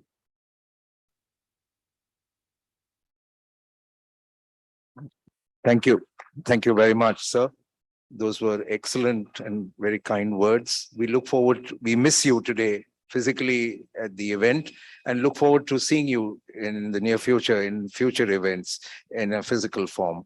Having said that, I think I also wish to thank you for setting the context for today's discussion by giving us a perspective of how many different stakeholders need to get together to be able to deliver what is so critical called the cross-sectoral digital infrastructure, which is required to ensure that broadband permeates to each and every location and corner of this country. Thank you, sir, for setting the context. So with this, I would now invite all our panelists. We have a very distinguished team of panelists who will discuss the issue of cross-sectoral digital infrastructure in greater length. Before we dive into the question and answer session, I would like to introduce all my panelists, co-panelists here. I would like to start from the extreme left, which is Mr. Anubhav, Mr. Anubhav Bhatnagar. He is Associate Director, Private and LTE and 5G Networks with Tata Communications. Mr. Anubhav is currently with Tata Communications and focused on building private LTE 5G network solutions for different industry verticals. He's got 14 years of work experience in technology consulting and strategy, product management, and various large-scale wireless private networks. He has experience in developing strategy for adoption of next-generation technologies, defining technology stack, and implementing various 5G use cases for different industry verticals. To his immediate right, we have Mr. Pradeep Bhardwaj, Senior Strategy Director, Head of Industry Standards with Cineverse. Welcome, Mr. Bhardwaj. Mr. Bhardwaj is, as a Senior Strategy Director and Head of Industry Standards at Cineverse, he serves as a Senior Technology Advisor at overseeing strategic initiatives to advance the adoption of leading-edge technologies and standards such as 5G, IoT, mobile edge computing, LTE, voice over LTE. Mr. Pradeep joined Cineverse in 2005 and has built a career that encompasses more than 26 years of experience with mobile operators and telecommunication companies in the areas of GSM, fixed line, international wholesale, international roaming, messaging, signaling, satellite data, and IP communications. His emphasis is on technology strategy, industry standards, systems engineering, and architecture. Among the leadership roles he has held in the industry, he has served as the chairman of the GSMA Hubbing Provider Interworking Group from its inception to its end. Thank you and welcome. We now have, to his immediate right, I have Mr. Nuno Saraiva, Vice President, Sales Consulting with Oracle Communications. Mr. Nuno Saraiva, I stand corrected, my apologies, is the Vice President of Oracle Communications Global Business Unit, Sales Engineering Team, responsible for leading technical sales globally. Nuno's technical sales responsibility covers the service provider and the enterprise core network portfolio of Oracle Communications, GBU, ranging from 3G, 4G, 5G, SD-WAN, and session delivery network portfolio, as well as steering the product strategy and sales go-to-market for the CGPO portfolio, including the evolution journey into the cloud. Mr. Nuno has been in the industry for over 20 plus years, has worked on the communication service provider side, as well as on various network equipment providers, including Nokia, Nortel, Ericsson, prior to Oracle, and where Mr. Nuno has held various positions in pre-sales and associated management domain. He holds a master's degree on electronics engineering. Welcome once again. To my immediate right, the next panelist is Mr. Saurabh Singh, an old friend of mine as well. He is the head of government affairs and public policy with Nokia India. Saurabh is responsible for driving Nokia's public affairs and policy strategy in India in domains such as 5G, Industry 4.0, telecom security, testing, and Make in India. Saurabh leads Nokia's advocacy and partnerships with senior government stakeholders, industry associations to create a favorable political and regulatory environment, fostering telecom and broadband proliferation and digitalization in the country. Prior to Nokia, Saurabh has led public affairs and strategic initiatives for technologies leaders like Cisco and Hewlett Packard, as well as HP Inc. across multiple domains of digital India, smart cities, and IoT. Saurabh is an ex-entrepreneur, having co-founded an IIM Ahmedabad incubated VC-funded startup in the education sector, implementing innovative SaaS solutions. I presume this is services for governmental and private institutions. He has a bachelor's degree in information technology and a master's in business management from Indian Institute of Information Technology and Management, Gwalior. Welcome, Saurabh. To his immediate right and to the last speaker on this right-hand side is Dr. C.S. Rao. Dr. Rao is the chairman and co-founder of QuadGen Wireless Solutions Private Limited. He also has been the former president and CEO of Lucent Technologies in India, a company which is now merged with Alcatel-Lucent and thereafter got merged with Nokia. Dr. Rao has had a distinguished career in telecom for almost 4 decades, if I'm not mistaken. In addition to holding executive positions with BT India, British Telecom, Intel India, Tel Labs India, CDOT, and Reliance Communications, he was also president of OSPI, chairman of WiMAX Forum in India, and former chairman of the ASSOCHAM Telecom Committee. Welcome, Dr. Rao, to the panel.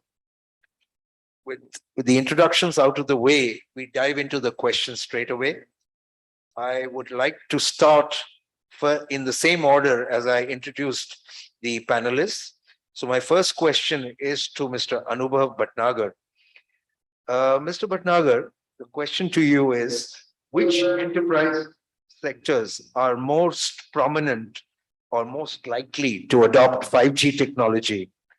And what are the key challenges these sectors are likely to face with the legacy technologies? And what are likely to be the adoptable use cases by these enterprises? Slightly longer question, broken into 3 parts. You have 5 minutes to go ahead. Go for it. Sure. Thank you. So I think I'll start with the very first question that you asked, that what are the major industries what are adopting this private or the public network? So as I'm coming from majorly looking into the private LTE or private 5G network, so the maximum traction what we are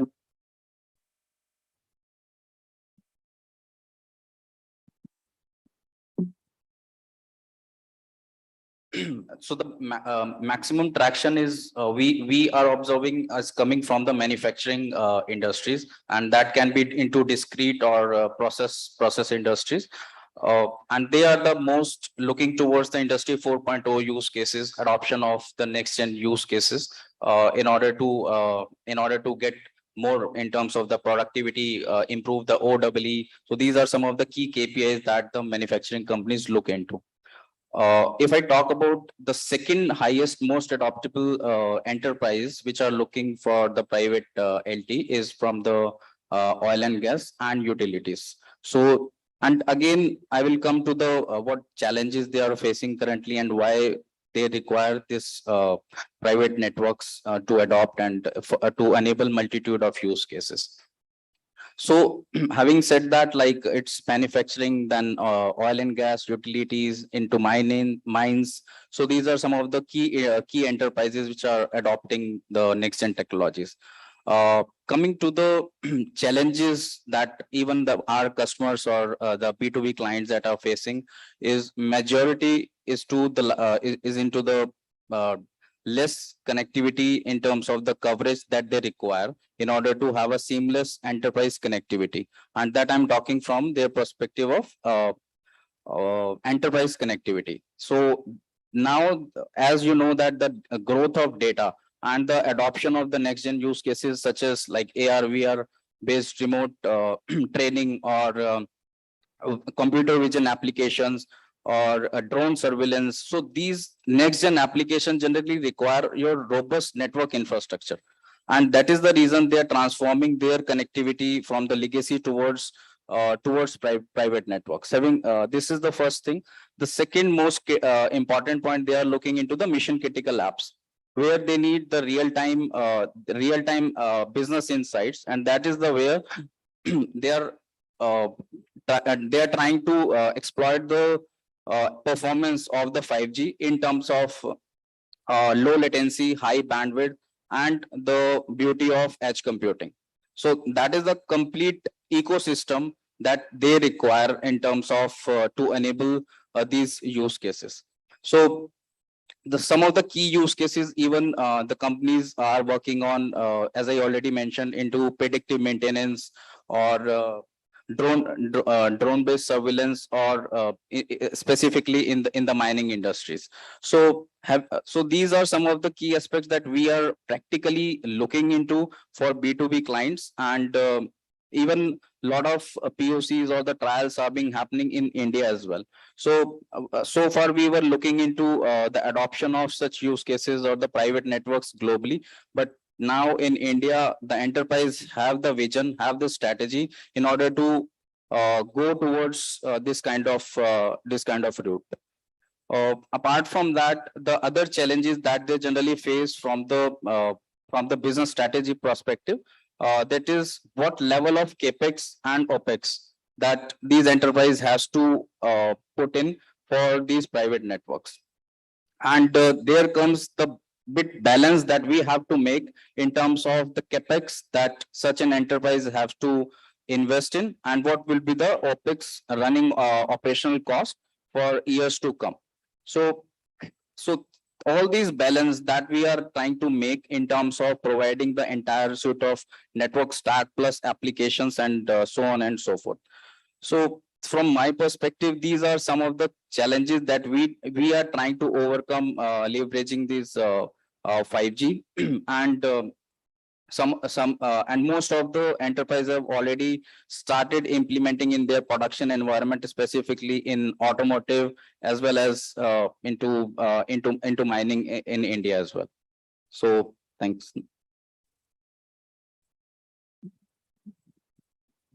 Thank you, Anubhav. I would now pose my next question to the panelist to his right, Mr. Pradeep Bhatnagar. Sorry, Mr. Pradeep Bhardwaj, I stand corrected. The question, sir, to you is, what, in your view, is the importance of ICT in the PM Gati Shakti program, and how should it be planned involving multiple ministries? And do you think it will help in the spread of cross-sectoral collaboration? So there are three parts to this question. Over to you, sir. Thank you, and very good afternoon, everybody. I think, before we, get to discuss the specifics around Gati Shakti, I think, let us look at what 5G is actually in the first place. So I think a few years ago, I introduced we look at 5G just as a technology. We look at 5G just as a system. And given the complexity and given the sheer and vast influence that 5G would bring to the table, I thought let us introduce a definition of 5G around it, which can capture and encapsulate this tremendous influence that it would have on the society. So I said 5G is an ecosystem of systems. It's an umbrella of technologies that would revolutionize not just the mobile industry, but a lot of market and industry verticals. 5G would become the cornerstone for the connected society and digital economy that we are aiming for as a society. So it would dramatically influence all the different aspects of the modern world. Now, the reason I say this is when we discuss Gati Shakti and the role it would play in bringing together operational efficiencies around the objectives that the government has set for these 16 ministries, to be precise, when I was reading more about it. I think 5G is a great example of being a collaboration tool, being a collaboration technology. And if you see in the mobile industry, I'm on the standard side of things. And 5G has been the biggest example of collaboration that the planet has ever seen at an unprecedented scale. So together we collaborate first when we write the standards, we co-create the standards, and then we compete with each other. So it's a great example, and the most complex technology we have ever seen. Together we created this technology in just over 4 years' time, which was again very unprecedented. So I think coming back to the specifics around Gati Shakti and the role ICT can play. So you have to look at it this way. Gati Shakti, what is Gati Shakti? Gati Shakti is precisely a vision for a digital platform for India.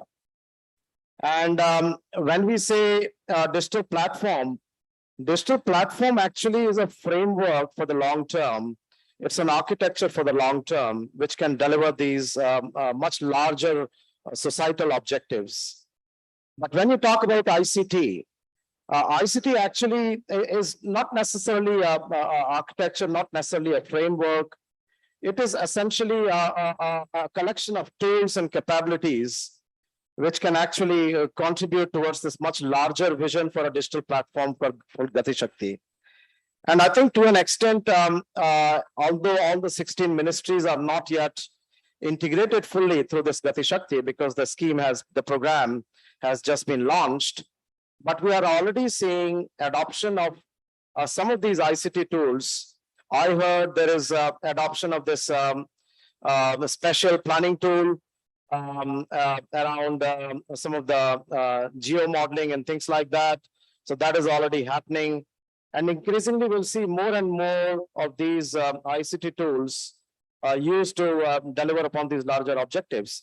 In terms of some of the specifics, what we can look at to make this more productive, I would point you to, so in GSMA many years ago, we had this concept called Global API Data Repository. And what it was trying to do is to harmonize this vastly fragmented world of APIs. We know in 5G, we are talking about not just the mobile technology or mobile service, consumer-based, but we are talking about delivering efficiency gains in mining, in agriculture, in health, and Industry 4.0, which my colleague talked about, and whatnot. Now, all of these are dramatically different verticals. They have their own specifics. So, and they have their own APIs and attributes within those APIs. So GSMA brought about common data sets for agriculture. So what is the soil quality? How much rainfall has happened? What's the weather like? These are traditionally the kind of things that would determine the efficiency gains around agriculture. Similarly, they brought in similar things around transport. So I think Gati Shakti should be looking to embrace and deploy some of these concepts to harmonize the data sets pertaining to each of the the different ministries and their goals that they want to deliver in the Indian society, in the Indian context. And then not just harmonize, but then open up this these repositories to third-party players to create a developer community around it, so people can contribute and innovation can happen and co-creation can happen. And I think that is when we'll start to see that the real fruits from this exercise. Thank you. Thank you very much, Mr. Bhardwaj. That was a great insight into the cross-sectoral work, collaboration work going on under PM Gati Shakti mission. Thank you. And your vision for that future. The next question goes to the person on my immediate left, Mr. Nuno Saraiva. Mr. Nuno, the question for you is, what will be the top 3 IT goals for Indian enterprises? How do you foresee the interconnection of application, businesses, and cloud will bring about readiness of digital infrastructure, thereby enabling agility, resilience, and flexibility? Over to you. Thank you. So let's start with the first part, the top 3 priorities for an enterprise IT. And I would suggest it would be these 3. Number 1, the capability to serve internal customers or external customers faster in terms of innovation speed, with a better user experience. So that would be number 1. Number 2, given what we've heard across various sessions earlier today and yesterday, the sheer amount of data that enterprises will need to process will force enterprises to increase the level of automation and increase the usage of analytics in their IT processes and workloads. And last but not the least, which is becoming a trend in the last years, an increased focus on security. With more data, with the ability to consume data, which is not on-prem, more and more drives the need for a focus on security. So those would be, I would say, the top 3 priorities for any IT on the enterprise side, irrespective of being in India or outside of India. The second part of the question was, how would 5G or how would the infrastructure and the cloud intersect or help in that journey? And maybe starting off with cloud. I think cloud, and we can all relate to that, the expectation from the user has changed in the sense that people are accustomed to consume services from everywhere, right? So no longer I can only consume a certain service if I'm inside my enterprise facility or I'm connected to service provider X or service provider Y. The expectation is I can consume what I need to consume from wherever I am using whatever device I have. And I think cloud has been quite critical to achieve that goal. At the same time, cloud also allows us to explore, for example, I mentioned earlier, scenarios regarding automation and analytics usage. Cloud gives us the power to, rather than invest in very heavy on-prem infrastructure to run high workloads of analytics, for example, which tend to be very CPU intensive. If these are, let's say, occasional in nature, it lends itself very well to be run from the cloud, right? So I truly believe cloud plays a key part on this specific topic. And then in general on the infrastructure, and it's all tied, understanding that the expectation bar setting is higher and higher from the enterprise users, the infrastructure needs to cope with that, right? The expectation is lower bandwidth, faster speeds, extra resilience, right? And 5G in particular, in the context of this conference, does provide all of that. So I do believe they are tightly integrated. One drives the other. I think the enterprise demands will basically drive cloud consumption, will drive the infrastructure.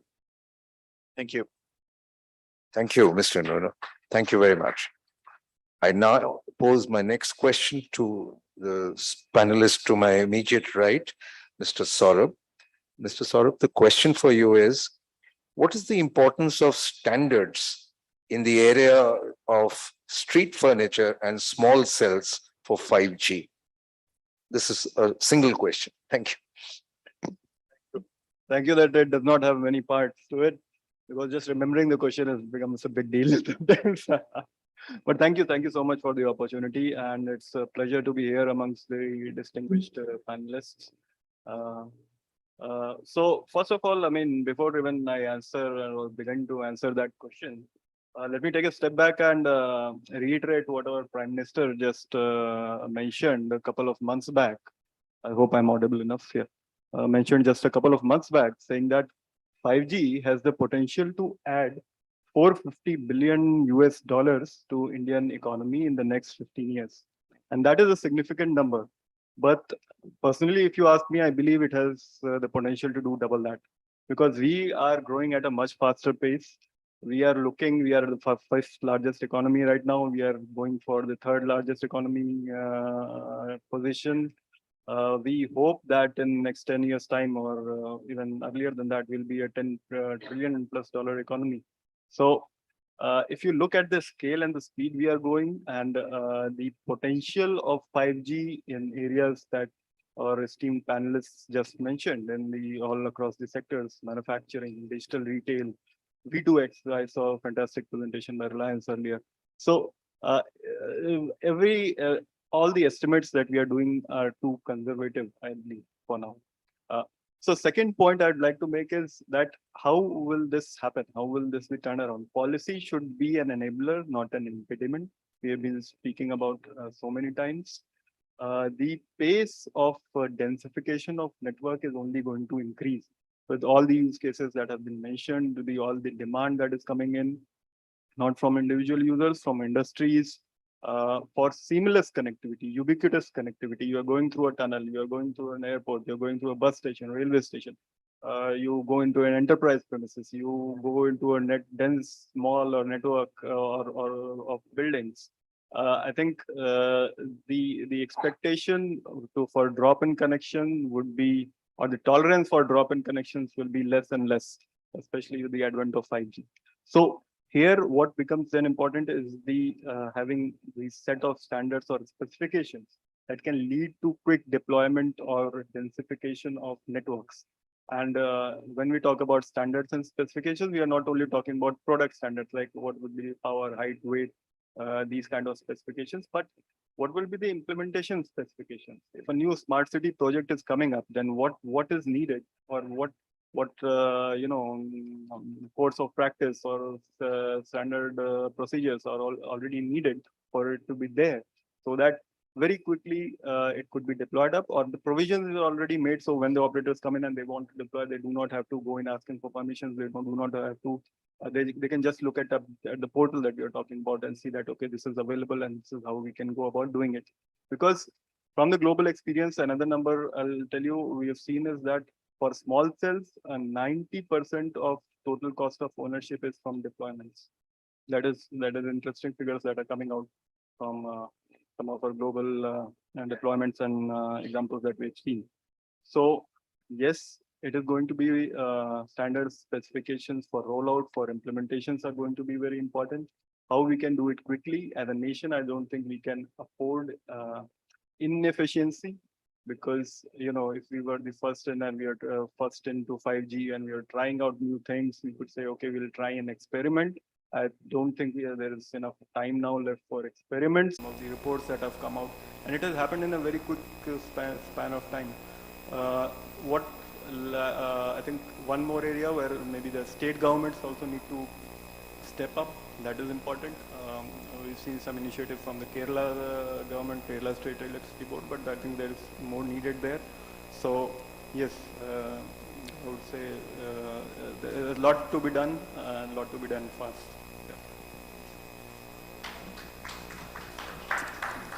Thank you, Saurabh. That was very great insight into the area of street furniture and small cells, which is so important for densification required for 5G. My next question goes to the panelist on the extreme right, Dr. C.S. Rao. Sir, my question to you is, what, in your opinion, can be done in terms of active cooperation from the non-telco or non-telecom actors, such as government departments, both at the center and state, utilities, local and municipal authorities, for ensuring deployment of fibers, tower and power infrastructuring, and also, I repeat what I had asked Mr. Saurabh also, which is small cells and street furniture for efficient 5G infrastructure creation to meet the densification requirements. Over to you, sir.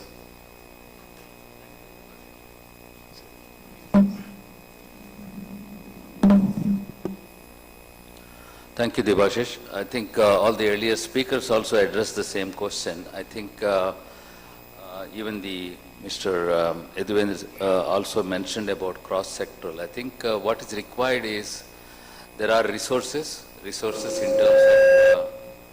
of fiber, resources in terms of spectrum for private networks, the fiberization requirements and the usage of the fiberization. There is a shared infrastructure. Apart from the fiber, the infrastructure of duct laying and how to share the duct. Then the role of the BharatNet from the DOT. And of course the role of electricity departments, highway departments and rural development department of space are all the interdependent departments for resource sharing, giving clarity on interworking, and all that is very much essential. As the cells infrastructure is becoming highly densified, I think the power extension to the lamp pole, where a small cell, just like a Wi-Fi access point, is likely to cover a 200 meters on either side or a 200 meters radius, that needs to be powered up. And that needs to be powered up and that needs to be metered. I think this is the charges for that has to be paid. So how do we have that power utility measurement and payment is another big issue which is very essential. And this I am saying it from our experience of doing an outdoor Wi-Fi in many villages as a part of BharatNet program. There are 25,000. The biggest problem has been the extension of power to those access points in village of 1 by 1 square kilometer. We have 5 outdoor access points, and how do we get the power extended to that? How is it measured and how is it paid for? The programs of BharatNet, we have come across another experience in Telangana where they have laid some duct already and the duct was asked to be used for blowing the fiber and utilized it for various MSI partners like L&T, Starlight and ourselves as implementing that. I think when you do that, the problems of what the duct is, whether the duct is capable of having a duct integrity test to be passed. If it doesn't pass, what is the, who owns the responsibility of taking the duct to be replaced and who pays for it? I think ultimately it's all about a quantified model of evolving a tariff structure which everybody is to pay until unless we do a quantified model evolution for the infrastructure that are being laid, be it NHAI, which is thinking of putting something like 50,000 kilometers is what I'm told of optical fiber. State highways are doing it because everybody is realizing the importance of deep penetration of fiberization. So only way it can happen is to come out with a quantified model of ROI, IRR models, and from that a tariff structure has to be evolved. A publicized tariff structure should be there so that the private networks as well as telcos can utilize that common infrastructure and benefit out of it so that the duplicated investments won't happen. And if a true 5G faster pace in the digital era after all, what is digital era? Digital is all about fast-paced rollout of technology, infrastructure, and solutions.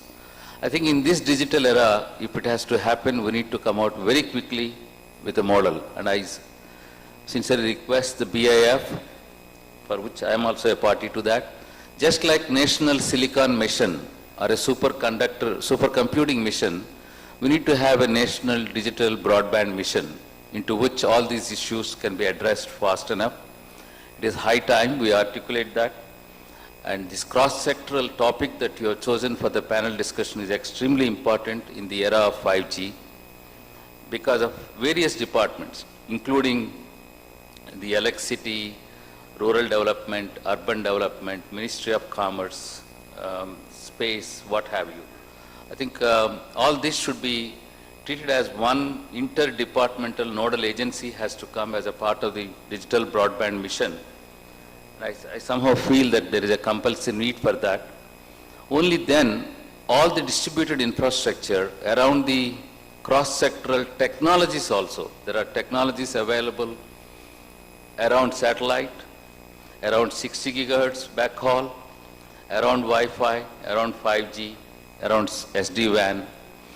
And these are cross-sectoral technologies again, playing different role in access, transport, and core network. I think that cross-sectoral technology exploitation can happen if only we have a very robust infrastructure sharing policy, which is quantified, well publicized, not leading to any litigation. I think that's what is the need of the hour. Thank you. Thank you very much, sir. We now go back to the first speaker on the panel.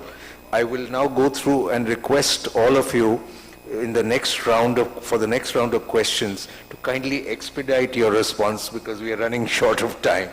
Thank you for your cooperation. So my next, in round two, my first question goes to Anubhav.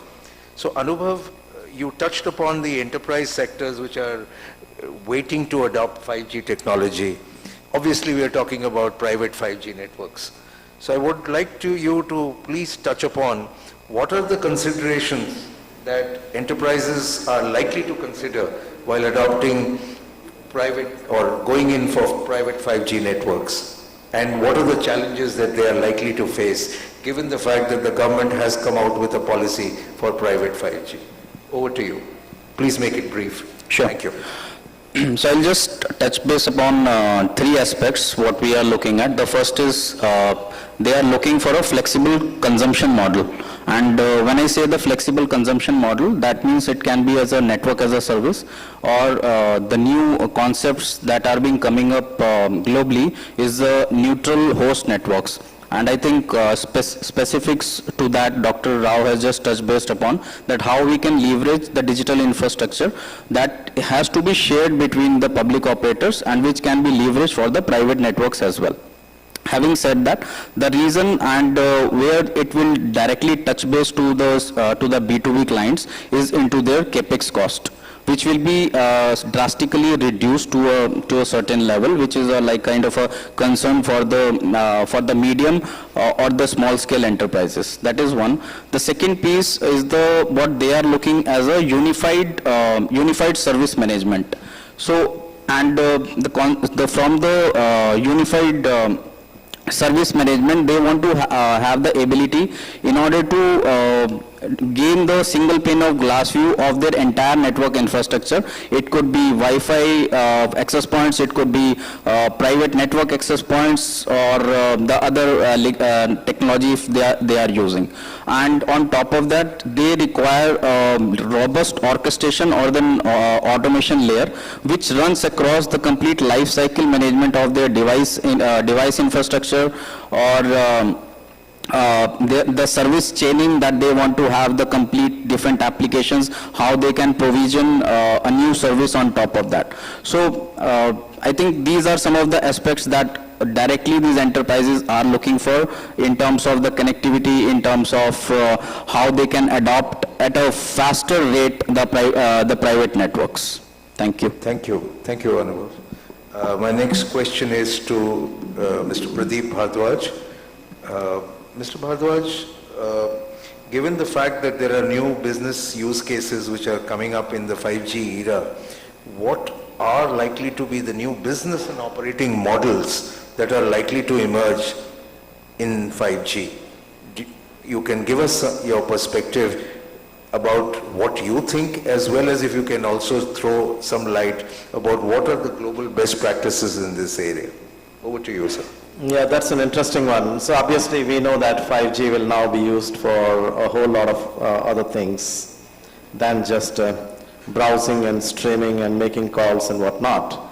And obviously that kind of brings to the fore the fact that all these different verticals, they have their own business models, they have their own operating models.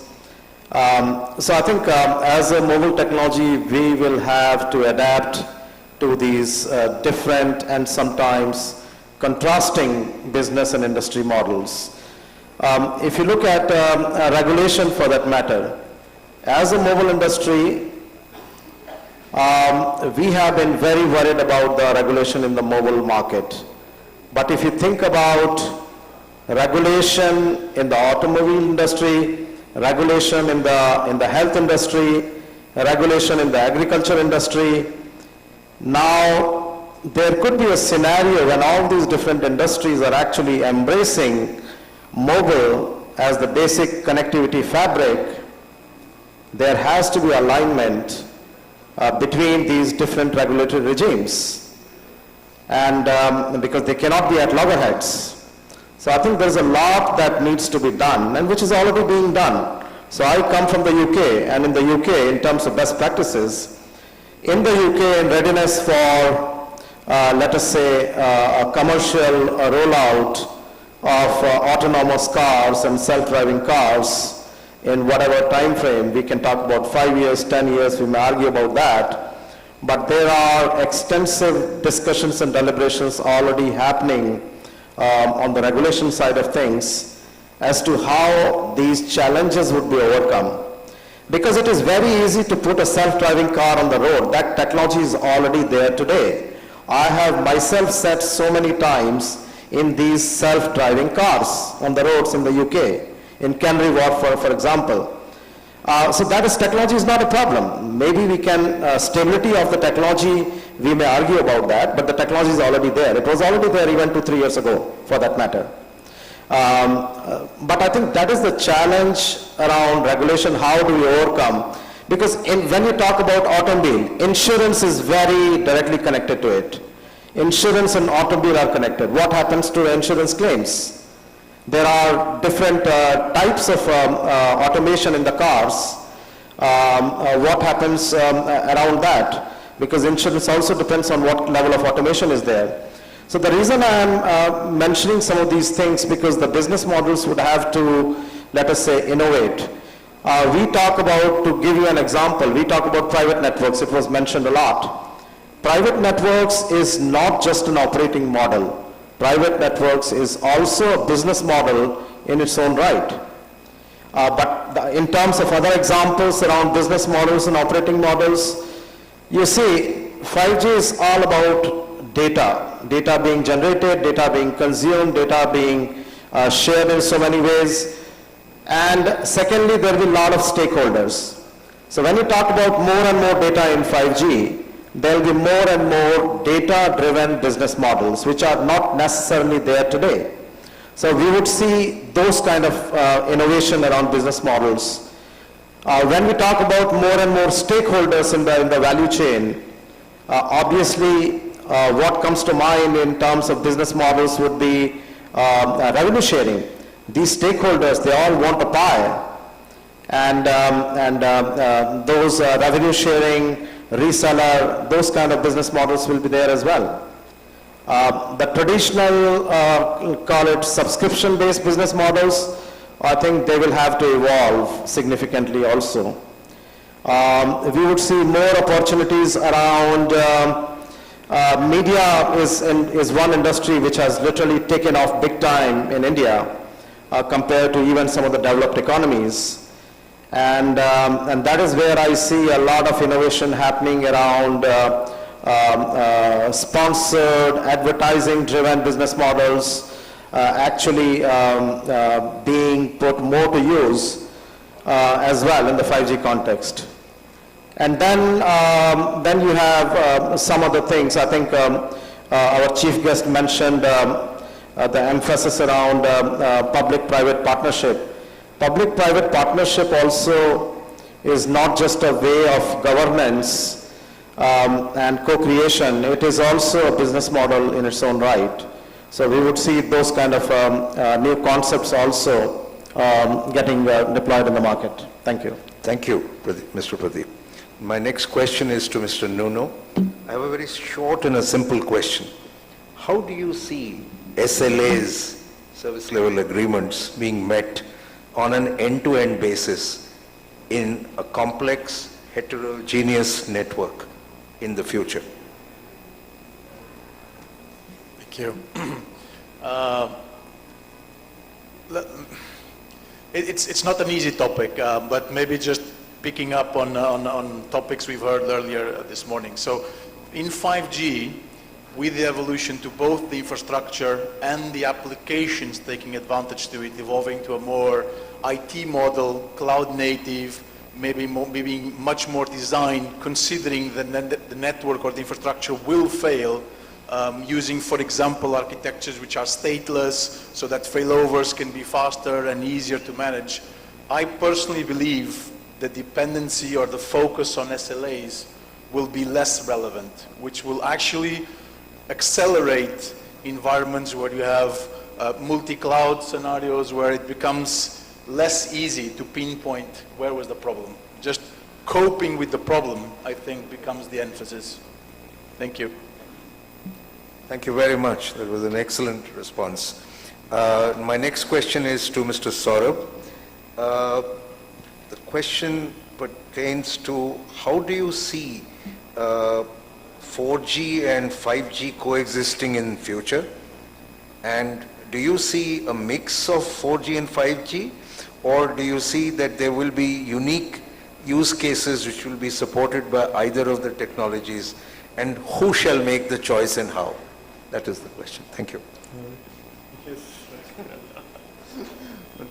Thank you, Debashish. So is it audible? Yeah, I think it is. So, yes, I heard opinions of other panelists also earlier on 4G and 5G coexisting. Some of them were of the opinion that at least it will take 5-6 more years where 4G and 5G will coexist. What I'll do is I'll maybe give an example of our own factory.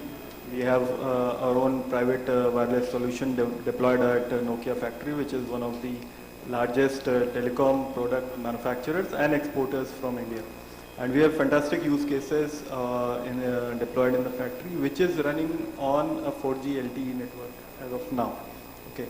So in the 4G LTE network, what we have seen is we are able to bring it up to a very solid foundational level, where use cases on, say, machine-to-machine communication, getting all the data on your handheld devices, on the state of the SMT lines, or if there are some parts shortfall happening, if there is a potential error that is going to happen.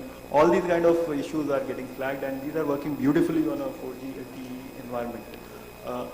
The next level that we will see is what were the use cases that we have implemented on the AR/VR training use cases we have implemented on digital twins. These can be wonderfully enhanced using a 5G solution. Okay, while 4G will continue to serve the needs of a large section of the people for a foreseeable future, because the growth, the use cases, I think that is still to be tapped there at that usage of bandwidth level. But 5G will bring a kind of an urgency, a faster revolution. It will give rise to a wave of new startups. Our Prime Minister is also fond of saying that, you know, it is the third largest startup ecosystem in the world. We have 44 unicorn minted only last year, right? So when the 5G comes, this will be a huge fuel to the next set of use cases, because we have been talking about use cases a lot. to these next level of entrepreneurs and the ecosystem. So both will exist for some time to come, but the innovation, I think there will be a lot more innovation at the edge of the technology, that is 5G, that we'll see, and there will be a lot more consolidation and growth in the 4G side is what we may see. So that is. Thank you. Thank you. So, what, in your opinion, are the enablers and the bottlenecks that you see for 5G network infrastructure to proliferate across the country, and what measures government can take to ensure that this the bottlenecks can be removed so that we have a faster 5G rollout? Yeah, I think the enablers wise, I think one of the fundamental things, as we all know, is the fiber, the spectrum, and I think spectrum auctions are completed. However, in a few bands like the 26 gigahertz or 29 gigahertz, the coexistence of the Department of Space issue has to be resolved so that that band, after all, 5G is all about building a capacity network and not a coverage network. And hence, the emphasis should be more on making the spectrum, which gives high capacity, should be free from all encumbrances and interworking relationships and coexistence studies. That's one of the fundamental things that we require. In addition to that, I think to complement that, because spectrum is a very expensive resource, the second biggest enabler, as I see, on the spectrum side is the Wi-Fi 6 in the 6 gigahertz band to complement and work along with 3.5 or 4 gigahertz. In fact, even the 4 gigahertz is considered a platinum spectrum. It is available in Japan, in countries like that. And fortunately, it is available even here, but being used for very less number of strategic defense needs. If only that can be, reformed and put to use when a country is having a potential of 500 million broadband potential around 5G era, each user expecting something like 100 Mbps speed and a consumption of 600 gigabytes of monthly data packs are likely to be a reality in this world. I think that's very much essential on the spectrum side. The second one, of course, the enabler is no doubt the Gati Shakti and all that has been really well thought out. But the reality is it has to hit faster in embracing that principles, and down the line, the departments like NHAI, state highway authorities, Ministry of Forests. In my example, where I am implementing a BharatNet project in 3 states, we were waiting for more than 16 to 18 months to get an ROW permission for 1,800 kilometers out of a total network that we are building, which is 4,900 kilometers. So you can see the percentage. I think, and this has been brought to the attention of USOF as well as the Department of Telecom Secretary, and they realized it.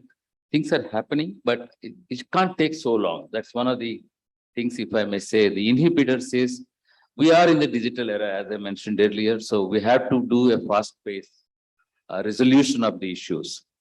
So one is about spectrum, another is about infrastructure sharing, which is already talked about. The other one is about the cloudification and virtualization, exploiting those two technology.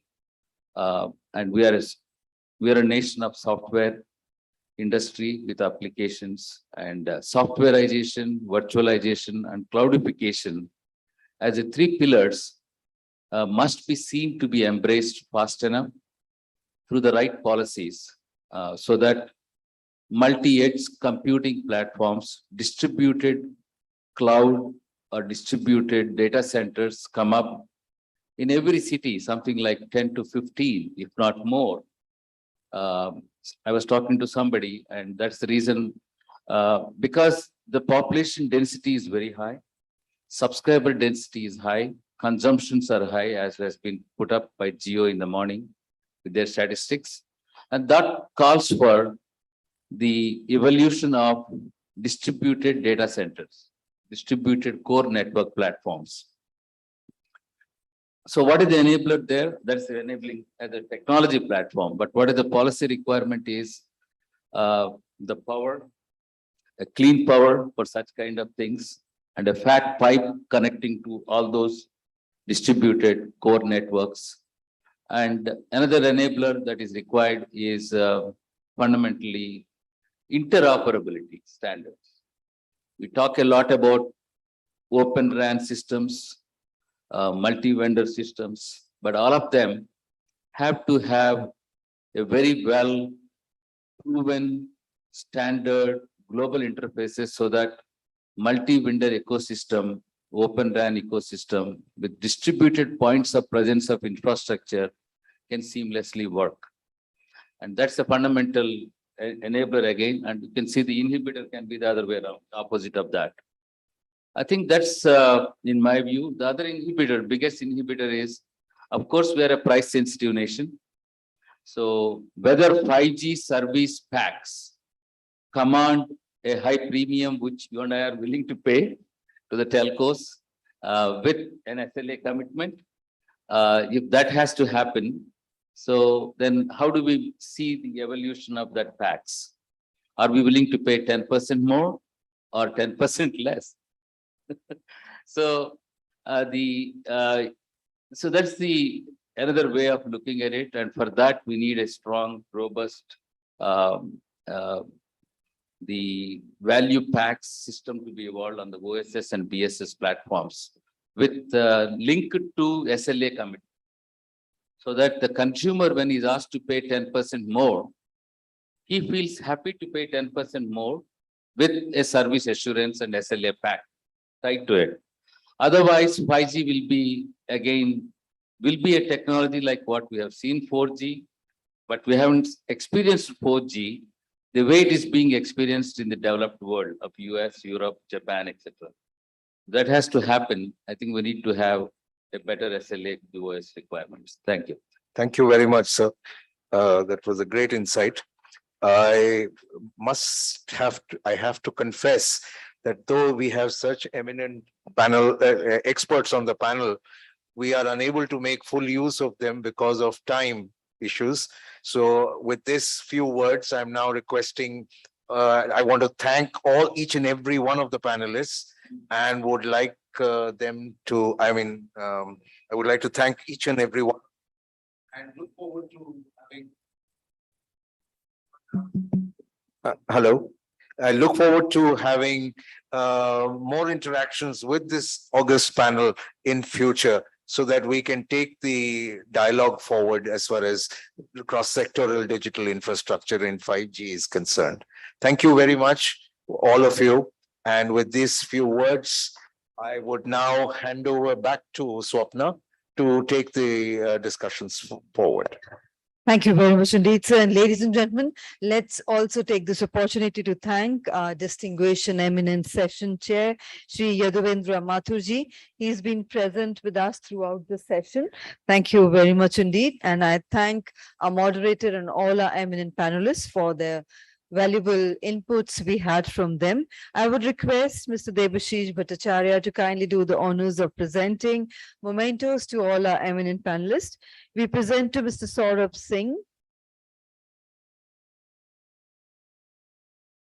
Thank you. To Mr. Pradeep Bhardwaj.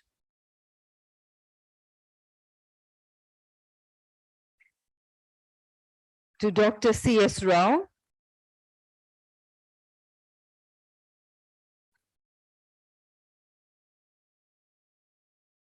And Mr. Anubhav Bhatnagar.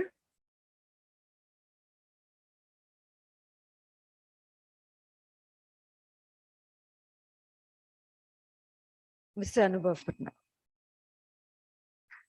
Thank you. And may I invite Mr. Rajat Mukherjee to kindly do the honors of presenting a token of gratitude to our distinguished moderator, Mr. Debashish Bhattacharya.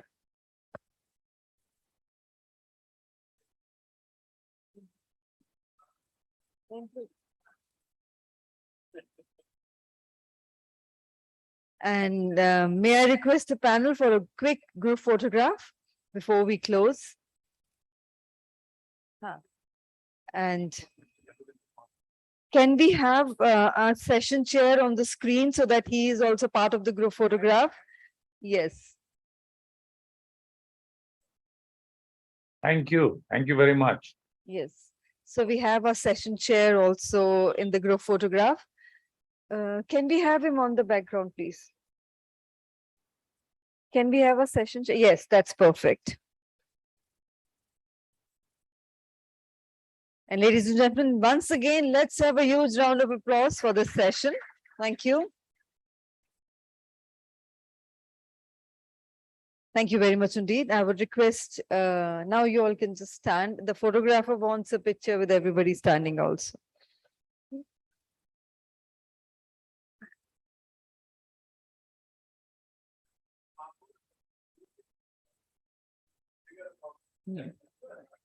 Thank you very much indeed. You may kindly take your seats in the front as we, ladies and gentlemen, move to the concluding session of this international conference, 5G India 2022. And I would request Mr. Mukherjee to also do the honors of introducing our special guest today.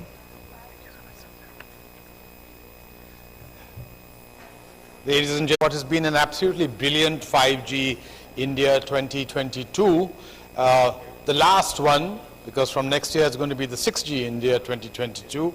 It gives me great pleasure to introduce to you Shri Sunil Kumar Singhal, who is the Deputy Director General at the Department of Telecommunications, Ministry of Communications.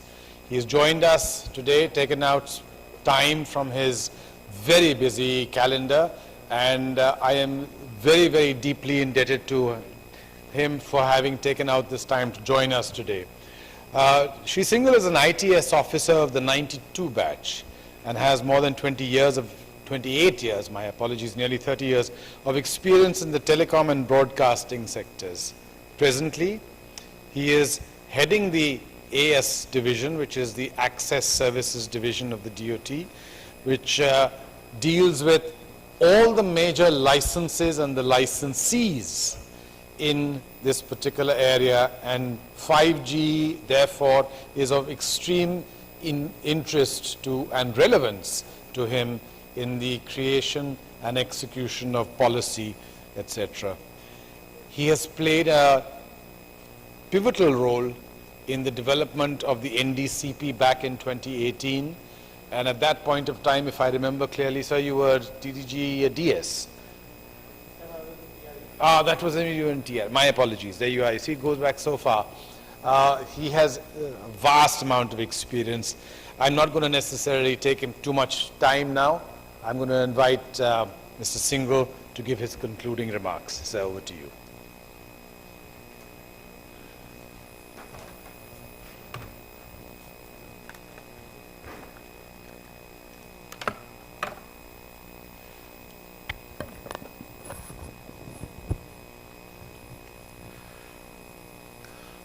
So, good afternoon all, and I know that this is the concluding session, so every one of you must be eager to go back to the work or home, wherever you want to go.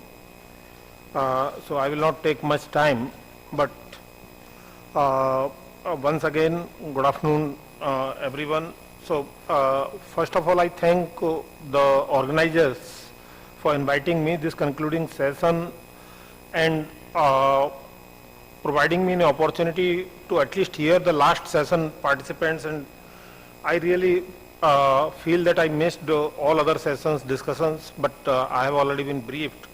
So I have the understanding that all the sessions were very useful to the participants, and the program has covered all the critical issues which are required in the 5G, right from standardization up to the operators issue, and then the cross-sector collaboration, networks, technologies, all the critical issues have already been discussed. as we already know that the India decided to follow the path of Digital India somewhere around 2014, and from then we have progressed with leaps and bounds. Just one example of a good use of mobile broadband, if I can weigh upon, is that in the month of August 2022, more than 6.5 billion UPI transactions have been conducted using the mobiles mostly, and more than 10 lakh crore rupees has got transacted with no delays, no cost to the users, very efficient way of conducting the business. So this is just an example. We can understand how the efficient wireless broadband can transform the India's economy. Now, since we all know that the Digital India is one of the important program of the Government of India, where the government has set the target that let the 1 trillion out of the 5 trillion economy is contributed by the Digital India. There the 5G is likely to play a much bigger role. And reason being is that up to 4G, mostly the services were being used only for the telecommunication purposes. But now the 5G services will range across the sectors. And when it comes to the across the sectors, the DOT's role becomes important, that it get engaged with all other vertical ministries, and DOT has already engaged with all other vertical ministries. Now we are engaging almost with the 20 vertical ministries to identify the use cases, to put in place the proper institutional framework in the respective ministries, to put in place the proper policies so that the 5G could be utilized in those vertical sectors. So that is the one aspect. I will not take you through the whole journey of 5G spectrum auction, which is again one of the milestone in India's telecom history. As in last 12 years, it has never happened that in 6 to 8 months time, the TRAI, from the date of reference to TRAI, the auction get completed. Normally this process used to take more than 2 to 3 years, which has been now completed in 8 months. So that can show the seriousness on the part of the government to facilitate the rollout of the 5Gs. Now the corresponding obligation comes on the shoulders of the vendors and the operators to roll out the network as fast as possible.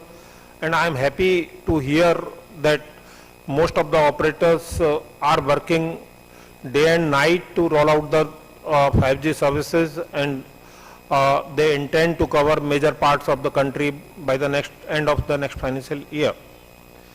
Now the question is, what additional needs to be done? Now when we say additional, probably many issues have been discussed in this 2 days conference, and I am sure the organizers of the conference would share with the department the outcomes of these discussions, which can be used for additional. But some of the interesting things which I just wanted to share with all of you, I have jotted down 3-4 things only. One is that as far as collaboration is concerned, the TRAI as well as DOT is actively collaborating, not only for infrastructure purposes, but in all spheres of use cases, infrastructure, power sector, broadcasting sector, space sector. With all sectors we are collaborating, so that how can we put to use these 5G services for maximum use or good for the country. Recently, what we have experienced over a period of like last 10 years is that as the technology is marching forward, we are moving towards the higher frequencies, and accordingly the last leg or last wireless leg is becoming shorter. So then in those cases we need to have a very good infrastructure which is up to the curb and then inside the buildings. Both the purposes, recently the government has come out with the updated ROW rules, and I'm happy that now all the states have aligned their policies with the DOT's ROW rules. In addition to that, in collaboration with the Ministry of Housing Urban Affairs, in the March 22 itself, we have come out with one of the very good piece of policy paper where the National Building Code has been amended so that the in-building solutions can be mandated inside the buildings at the time of construction itself. I am sure that will go in a long way for rollout of the 5G services.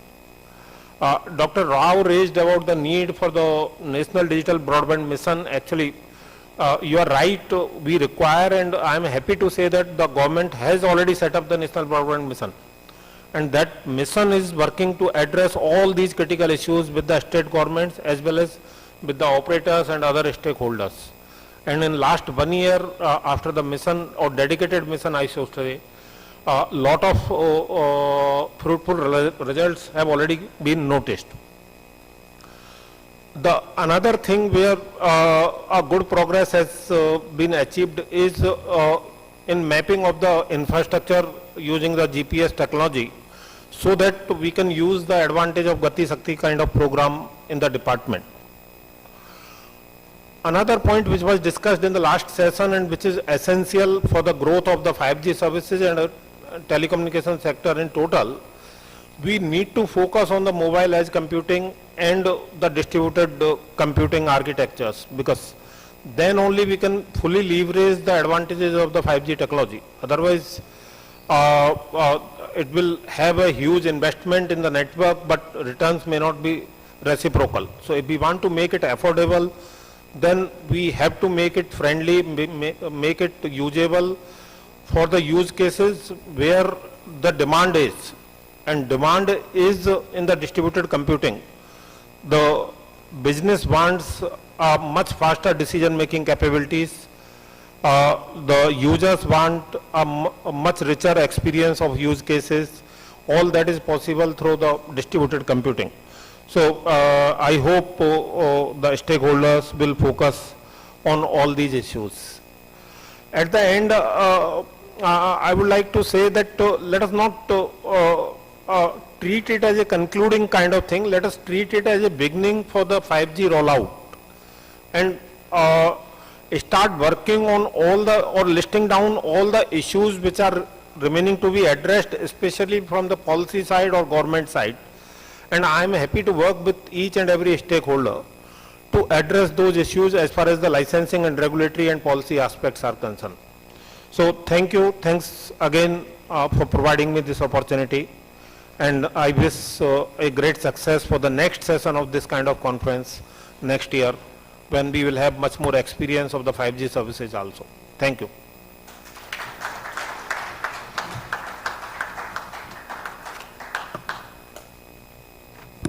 Thank you very much indeed, sir.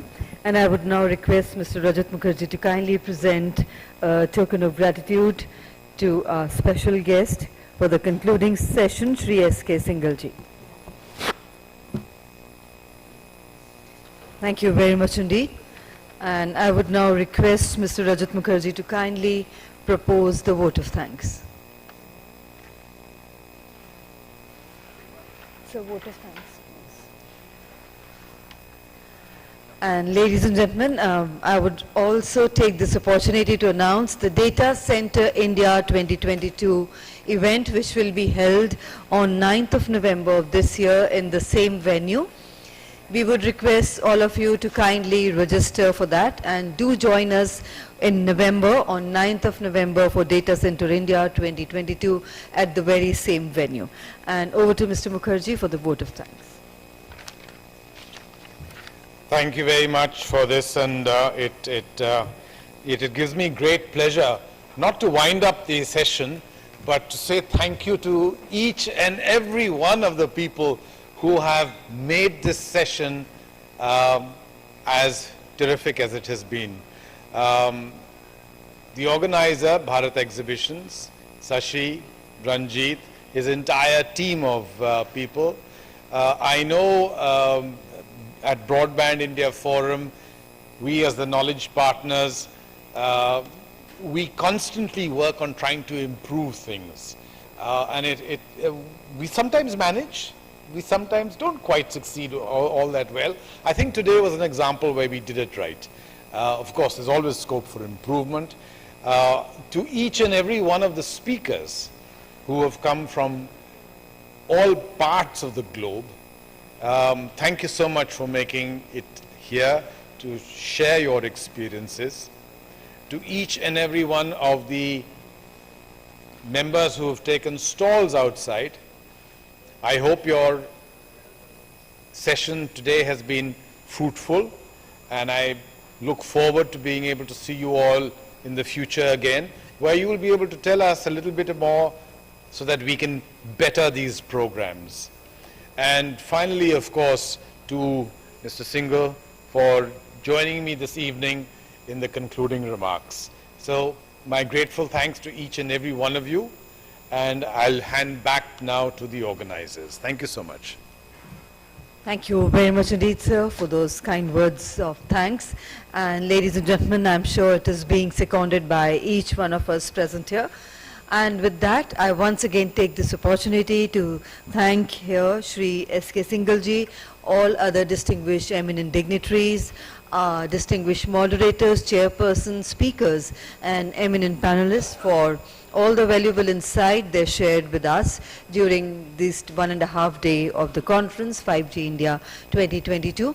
And of course, also thanking all our delegates for your participation in making this event a huge success that it was. Thank you once again to each one of you. And with that, we now close the proceedings. Once again, looking forward to seeing all of you participating in Data Center India 2022 on 9th of November of this year at the same venue. Thank you with that. Have a safe journey home. Good evening and namaskar.